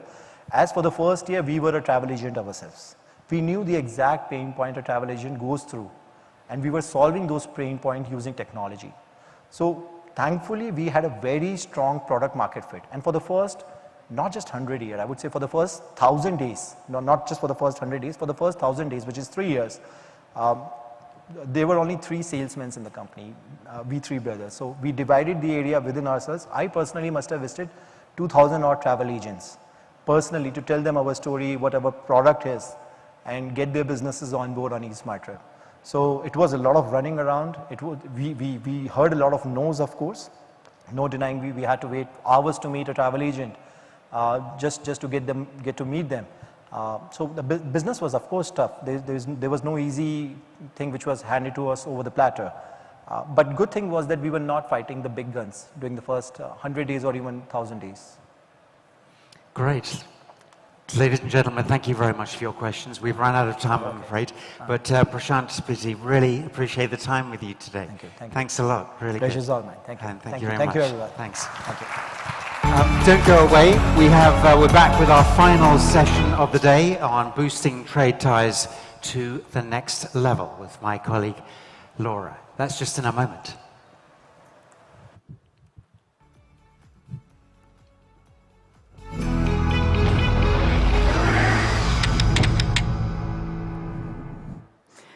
Well, Your Excellencies, distinguished guests, ladies and gentlemen, we move on now to our next session on boosting trade ties to the next level. Now, trade ties between the UAE and India are in a strong position with a potential now to go to the next level. With plans in place to more than double non-oil trade to at least $100 billion over the next 5 years, we are now going to ask leading ministers from both governments how to realize these ambitions. Our final conversation of the day.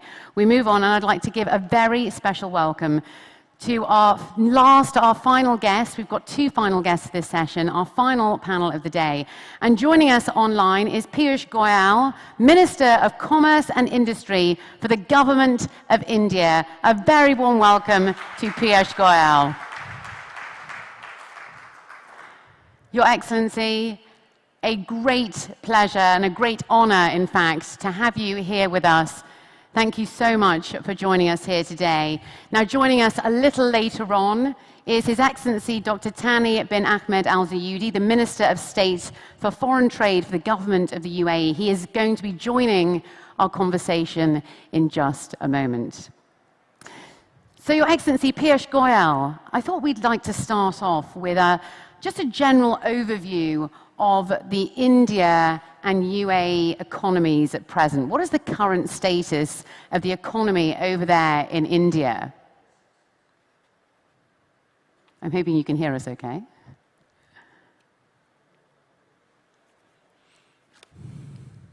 Yeah. Do you hear us Sorry, okay? Can you kindly repeat that question? The line was not very clear. Of course. Yes, Your Excellency. The first question is to sort of give us a general overview of the economy and the current status of the economy over in India at the moment.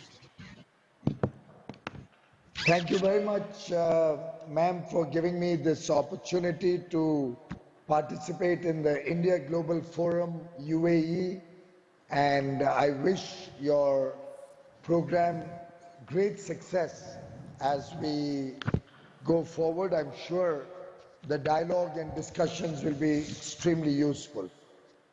India did go through significant challenges during the last 2 years, particularly with the COVID-19 pandemic having its impact on the Indian economy. We had contracted last year due to the very severe lockdown that we had imposed in the country, which period we used to strengthen our medical infrastructure, to understand the virus to make arrangements for medical supplies. But this year, we have been able to largely recover from the impact of COVID last year. We have been able to look at very attractive growth rates. Second quarter, that's July to September, we grew at 8.4%, which is one of the fastest growing growth rates in the world today. Our investments are at an all-time high. We are getting some of the highest foreign direct investment or foreign portfolio investments in recent months. Indian businesses are showing both top-line growth and profitability growth. In the last few months, our exports have been at an all-time high, both in merchandise and in services. In fact, the world's attention today has moved towards India, who they see as a reliable and a trusted partner in their supply chains, in their service sector. And the kind of decisive leadership that India has given, both to addressing the COVID pandemic. Today we have administered 1.33 billion vaccine doses in the country. Almost 85% of our adults are single dose vaccinated. More than 50% have received double dose. By January, we would have about 80% plus who would have received both doses of the vaccine of our adult population. Next year, we plan to make 5 billion doses of vaccines, and we hope to contribute to saving the world, saving humanity, and providing affordable and equitable access to vaccines to all countries in the world, particularly the less developed countries or the developing nations. So all in all, we have very ambitious targets ahead of us. We have a desire to bring prosperity to 1.3 billion Indians and their families. We want to make sure that India contributes to international trade in a rules-based, multilateral, transparent way of doing business. We are expanding our free trade agreements and comprehensive economic partnerships with many countries. Collectively, the partnership model is our model going forward, and even with the UAE, where you are carrying out the India Global Forum, India is progressing very rapidly towards expanding our trade and partnership. Thank you. Thank you so much. Such an optimistic, promising outlook there. Very, very good to hear indeed. Tell us a little bit more about UAE-India trade ties. Why have they been so strong for so long? And what do you see for the future as well? What do you see for the future? Well, UAE has a very special place for India. It is home to nearly 3.5 million persons of Indian origin who live there, who contribute very significantly to the economy. We also have a great deal of trade between the UAE and India. It's one of our largest trading partners. Therefore, it was very natural that the UAE and India look at bringing together businesses and investors of both countries and expanding our partnership. And therefore, Dr. Thani Al-Zayudi, the UAE Minister of State for Foreign Trade, and I launched the UAE-India CEPA negotiations, a comprehensive economic partnership agreement, negotiations on 22nd of September. We are delighted with the progress we have made so far.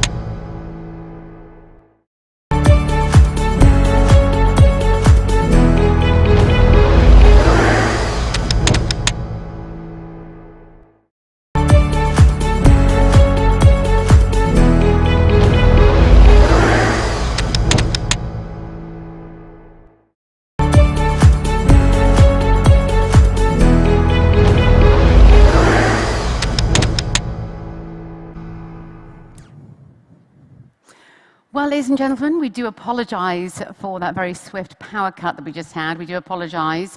I've been told that we still have the Minister online. Your Excellency, Piyush Goyal, I very much apologize for that slight pause there. We unfortunately had a bit of a power cut this end, would you believe? Very sadly. So I do apologize. But where were we? So if we just like to sort of pick up from where we started, you were actually talking about this new comprehensive economic partnership agreement with the UAE, because I know that a UAE delegation recently went to India. Tell us a little bit more about the rounds of negotiations that you're going through at the moment. Thank you, madam, and don't worry, I appreciate snags do happen off and on, no need to worry. Well, Dr. Thani Al-Zayudi, the UAE minister, and I have been having very, very extensive discussions, both personally and through calls. Our negotiators have had 3 rounds of physical negotiations, 2 intersessional virtual rounds of discussions. And the agreement that we are working out will really be a mutually beneficial win-win solution for both countries, provide market access to each other. Some of the elements of the agreement are a first of its kind, particularly for both countries. And hopefully by the end of this month or middle of next month, we hope to conclude them so that this would probably be one of the fastest trade agreements between 2 countries ever made. And believe me, Dr. Thani is an absolutely outstanding colleague, friend, and minister. Working with him has been truly a delight, and under his leadership, I have no doubt that this agreement will be a defining feature of India-UAE partnership and relations going forward. Prime Minister Narendra Modi and His Highness the Crown Prince are both committed to strengthening this relationship. And I see Dr. Thani has just joined also.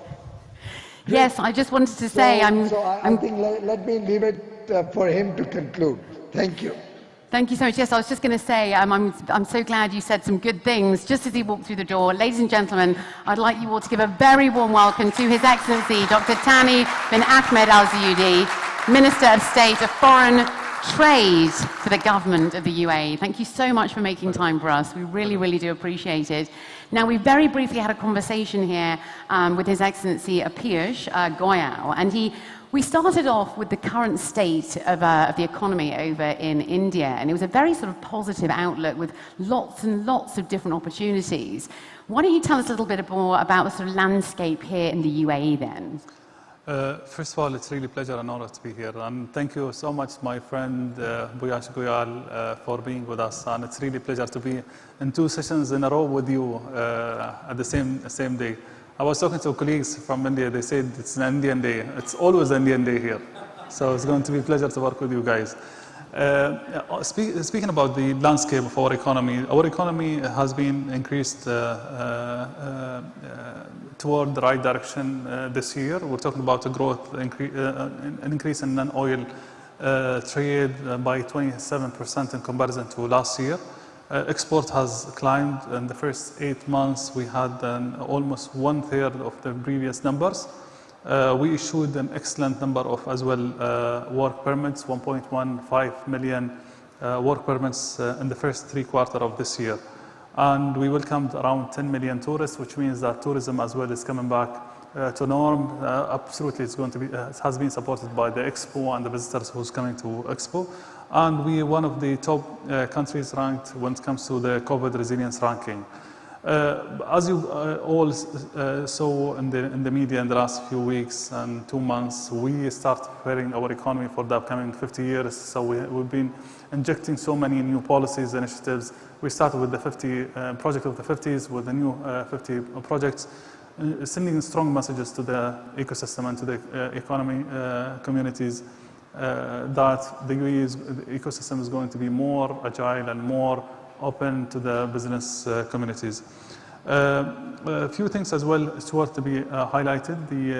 We revised and reformed many legislations and law. We're talking about one of the largest reform our legislation system. 40 laws has been amended and enhanced to ensure the competitiveness of the nation.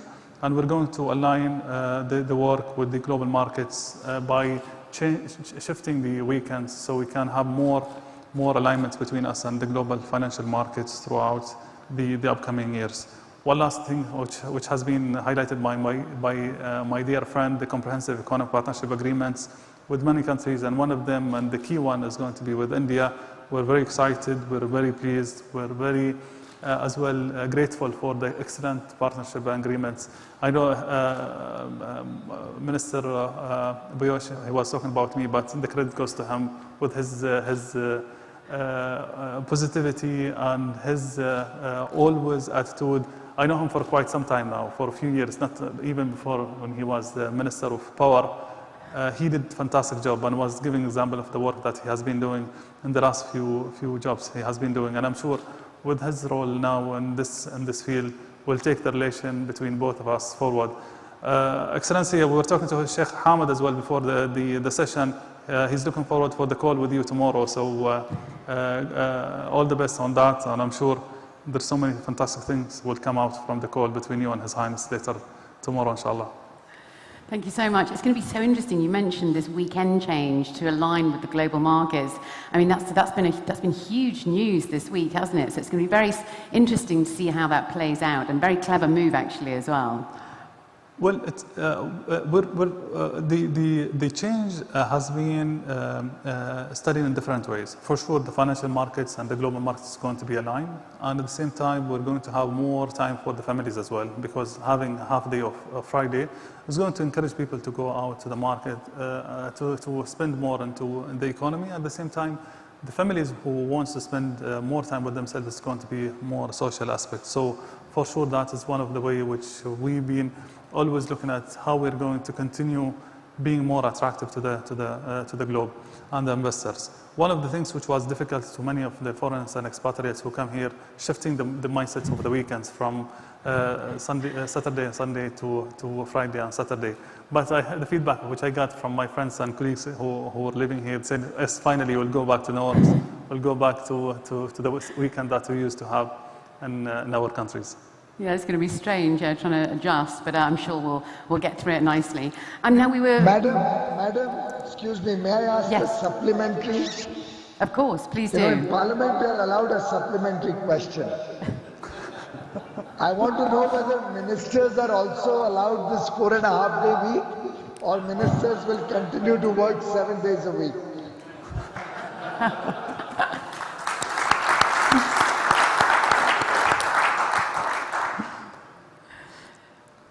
Brilliant.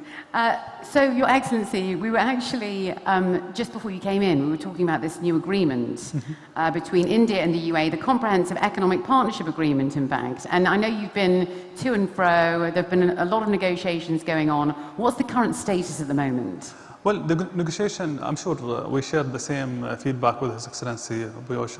The negotiations are at a very advanced stage, and the last round was just last week, and the team is doing both teams are doing the intersessional this week with the aim that we conclude it before the 16th, 17th, so we can do the signing during the Prime Minister Modi's visits to the UAE early next month. Excellent progress so far. We've been looking and analyzing the progress in various chapters. We're talking about almost 95% has been closed. It's just a matter of closing the annexes, which is going to be supporting the negotiation.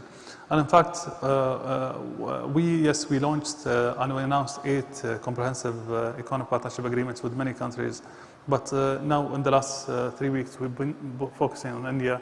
So we want to concretely finish this, and then we start focusing on the other ones. Yes, we've been progressing with the others, but our main priority was lately in the last few weeks is to conclude the Indian agreement so we can start the 2022 with the big announcement, big agreements with the Indian counterparts. We both, from both sides, we're looking at the agreements to boost the relation, to boost the current non-oil trade volume between us, which is around 40 billion if we're talking about the 2019 numbers. And we're aiming to take this to $100 billion in the upcoming 5 years. So a lot of positivity and a lot of optimistic that we bring from this agreements, and we hope that it is going to boost the investment from both sides. So looking forward for this, and we're looking for a new era, working with my colleagues and friends and business communities from the Indian side as well. Some fantastic opportunities to look forward to there. Back over to you, Minister Piyush. Tell us a little bit more on your side about the agreement and how it's sort of moving along, and some of the key aspects that you can tell us at this stage, of course. Madam, first of all, I must share with you the very special significance of this year when we are doing this agreement. India is celebrating 75 years of independence, and the United Arab Emirates are celebrating year of 50 to observe the declaration of UAE's union in 1971. So really it's a very momentous occasion where both countries are coming closer together and showing to the world what this partnership can do and the tremendous opportunities it will open up. In fact, as I said earlier, we have a convergence on many issues, whether it is food, health, maritime security, counter-terrorism, and trade is amongst the highest between UAE and India, even when I look at the Indian trade across the world. For that matter, we have recently formed the U2I2 group, a new quad between India and Israel and the United States of America and UAE, which will also strengthen our geopolitical situation. In terms of the plans around trade, we believe that the commitment to expand both on the non-oil trade and services sector on both sides is truly deep. Oil, of course, we are growing very rapidly. The new agreement will actually have a lot of new additions in the trade basket in services like adventure tourism, hospitality, medical work between the two countries, study and travel between the two countries. We are expanding trade. We're looking to expand trade in commodities, in the food basket, in agricultural produce. We believe that there will be a lot of scope for investments in clean energy for sustainable growth, real estate and construction, ports and logistics infrastructure. We are also looking at some very significant announcements which we are working towards in the next few days, and all of it will truly define a new level of engagement between UAE and India. Will also help both countries generate a lot of business opportunities, create employment for people of both countries, and Dr. Thani and I don't want to keep small ambitions. Incremental growth is not what we are pitching for. We want our double-digit trade to get into triple digits at the earliest. Thank you so much. Why do you think, Your Excellency, there's always been such strong trade ties between the UAE and India, or just ties in general as well? And what does this agreement mean for the UAE in particular as well? Well, the UAE and India enjoy very strong partnership ties, and India is one of the oldest UAE allies and one of the most important. India is the second largest trade partner with the UAE. Historically, India was our main trade partner in the history, and maybe His Excellency Dr. Ahmed can explain this in more details, because even before the unions, our people used to disappear and go to India for the trade. So our relation between both of us is more toward the economic, social, cultural links, this ties between both nations. So we want to build on the trust and the collaborations and the shared interests which we have built in the last decades and boost the relation to the next level. What does it mean for us? India is, again, is the second largest trade partner with the UAE and one of the largest export markets, accounting for 9% of our total non-oil foreign trade and 13% of non-oil exports. And again, we saw we saw huge growth on the trade between us in the first half of this year, reached $21 billion. And which represents almost 70% of last year. There's a huge growth, so we're coming back to the norm after the pandemic. We share so many similar economic priorities when it comes to business growth, partnership, and promote entrepreneurships, attractions of foreign direct investments, use the trade to strengthen stabilities, and using that to ensure that the economy is adding value to the growth and to the peace and coexistence within the regions. So it's not only for our citizens and residents, but also for the whole region. So we're looking forward to these engagements and bring more added value to the regions, to our aligned, and to the horizons as we're covering from both parts, from the UAE and from the Indian part as well. Well, back over to you, Minister Piyush. Let's talk a little bit about sort of the growth of non-oil industries to both economies as well. How imperative are these for you? Well, there are certain sectors where UAE also becomes the gateway to other parts of the world, like all of the African continent, other parts of the Middle East. So in that sense, this partnership will help expand trade in more than one ways. Also, it will have a multiplier impact on the economy because it's opening up opportunities for our skilled or unskilled workers, professionals across new sectors which could include big data, robotics, artificial intelligence. So in our engagement, we are envisaging new areas of both goods and services, technology sectors like fintech, edtech, agri-tech. So there are several new areas that we believe we can work together on. The UAE has a large pool of capital, which we hope to attract to India, which will spur infrastructure creation in India, also bring investments into our manufacturing sector. So all in all, this will open new gateways and new opportunities, both geographically and in new age technologies. Thank you. Thank you so much. Your Excellency, what are your thoughts? How imperative is the growth of non-oil trade between the two countries on your part? Well, I will give some insights on the numbers. I'm sure my colleague, His Excellency Piyush, has some numbers as well. But we run some of the models as well to see the impact of the CEPA on the economies of both countries. The best case scenario is going to be the one which is by eliminating all tariffs and eliminating all non-trade barriers, is going to have the most added value. I really don't think that is going to happen because of the various factors played in the agreement itself. But let me speak about the sectors which we're tackling throughout the CEPA. For sure, the CEPA is going to cover the goods, the services, investments, cooperation, digital trade, SMEs. So we're talking about almost opening and synergizing both economies with each other. And this is going to expand business opportunities in key sectors, talking about agri-tech, artificial intelligence, advanced technology, and for sure many other sectors which we're interested in and both parties are interested in. One of the extreme scenarios, the extreme means that it's too good to be believed in.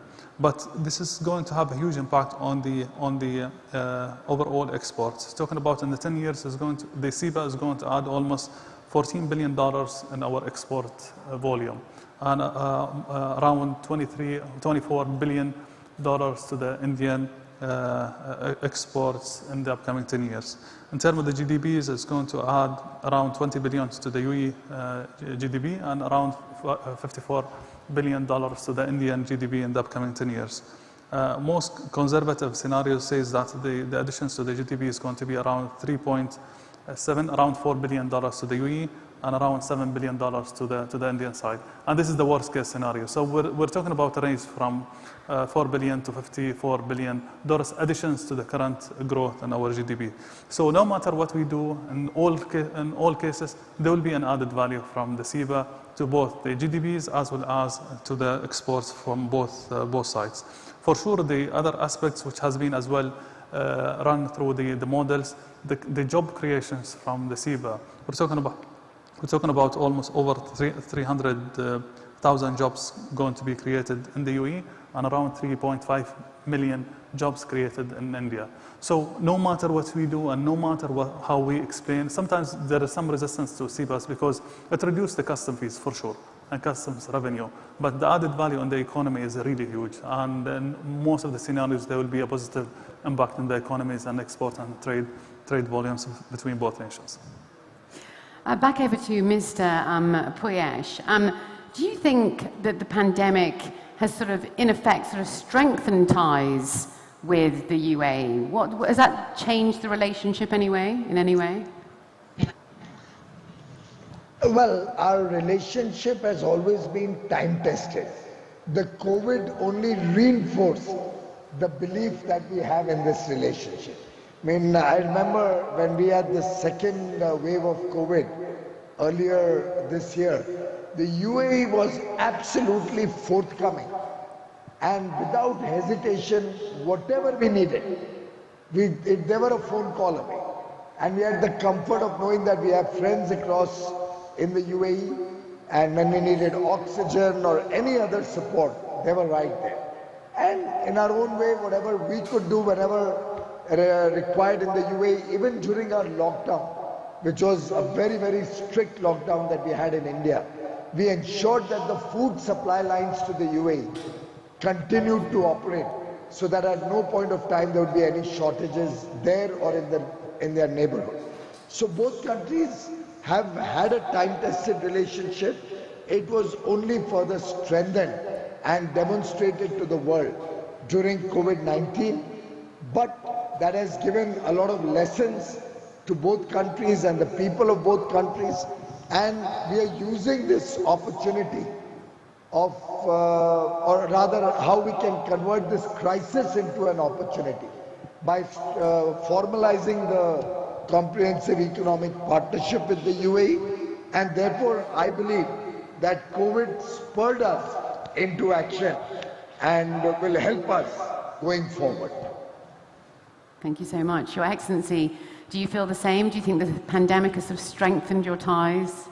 Well, the real friends shows their friendship during the tough times. And we saw that from the Indian colleagues, and they saw it from us, as simple as that. It was a year where we tested the real strategic relation with countries around the world, and it showed who really friends who's going to be there with you for quite a very long time, and who is going to be there only for the sake of their own interest. And India and the relation between both UAE and India showed that we've been friends for history, and we'll be friends forever. Very, very nice to hear.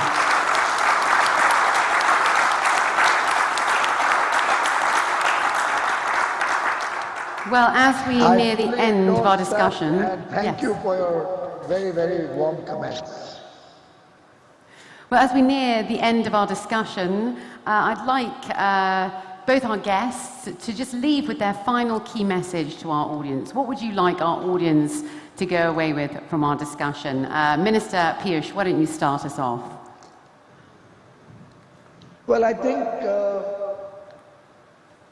Dr. Thani and I, our leaders, our governments, can create the framework. We can provide a platform. But end of the day, it is our businesses who will have to come up and take the best advantage of this opportunity that is being crafted between the two governments. I'm very confident that businesses from both sides, many of whom are participating in this India Global Forum in the UAE, will take this opportunity.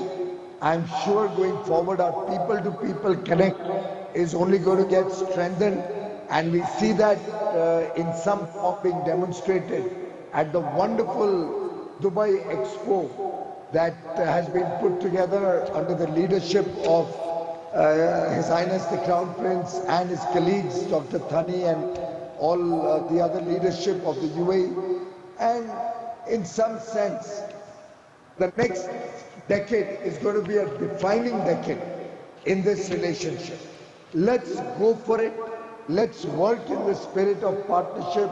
Let industry, academia, government all work in the spirit of partnership to strengthen this bond of friendship and make it truly a strategic, defining partnership that if I may use an advertisement that's very famous in India, that should become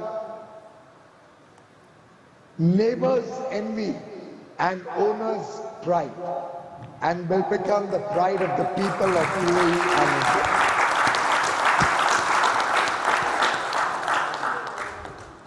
Very well said indeed. Thank you so much. Your Excellency, your final key message. Well, I concur what His Excellency just said, and I want to add to it.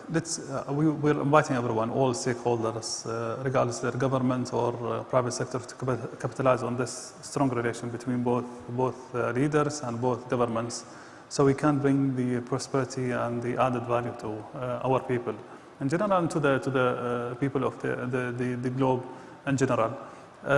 It's going to be tough for both of us as ministers to come up with something new after signing the CEPA. So we have to start thinking about what's going to be next, because we have done so many things in this relation, and we have to keep challenging ourselves to bring the best to this relation. So we invite everyone to work with us and bring the best to the relation, and we're looking forward to successfully implement those agreements and explore more and more of the excellent initiatives between us.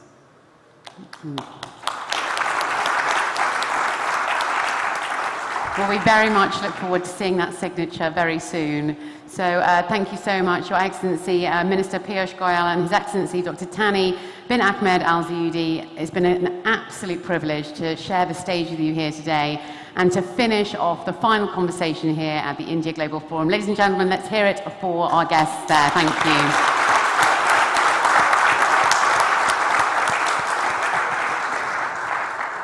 Thank you. Bye-bye. Thank you so much. Thank you. Wonderful to meet you. Thank you. Pleasure. Thank you.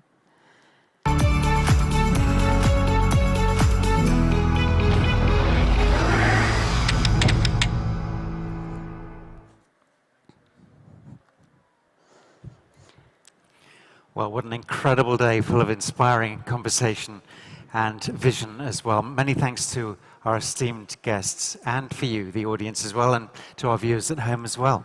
What an incredible day we've had. Yes, we've heard from some of the most inspiring people. It really has been an incredible day of very inspiring conversations. And yes, thank you so much to our online audience as well for being with us here today. We're going to see you back here bright and early at 10 a.m. tomorrow. Isn't that right? That's right. And for our guests here, it's time now for some networking and drinks at the amazing Taj Dubai. Please do enjoy, and we shall see you tomorrow. Thank you so much. See you tomorrow.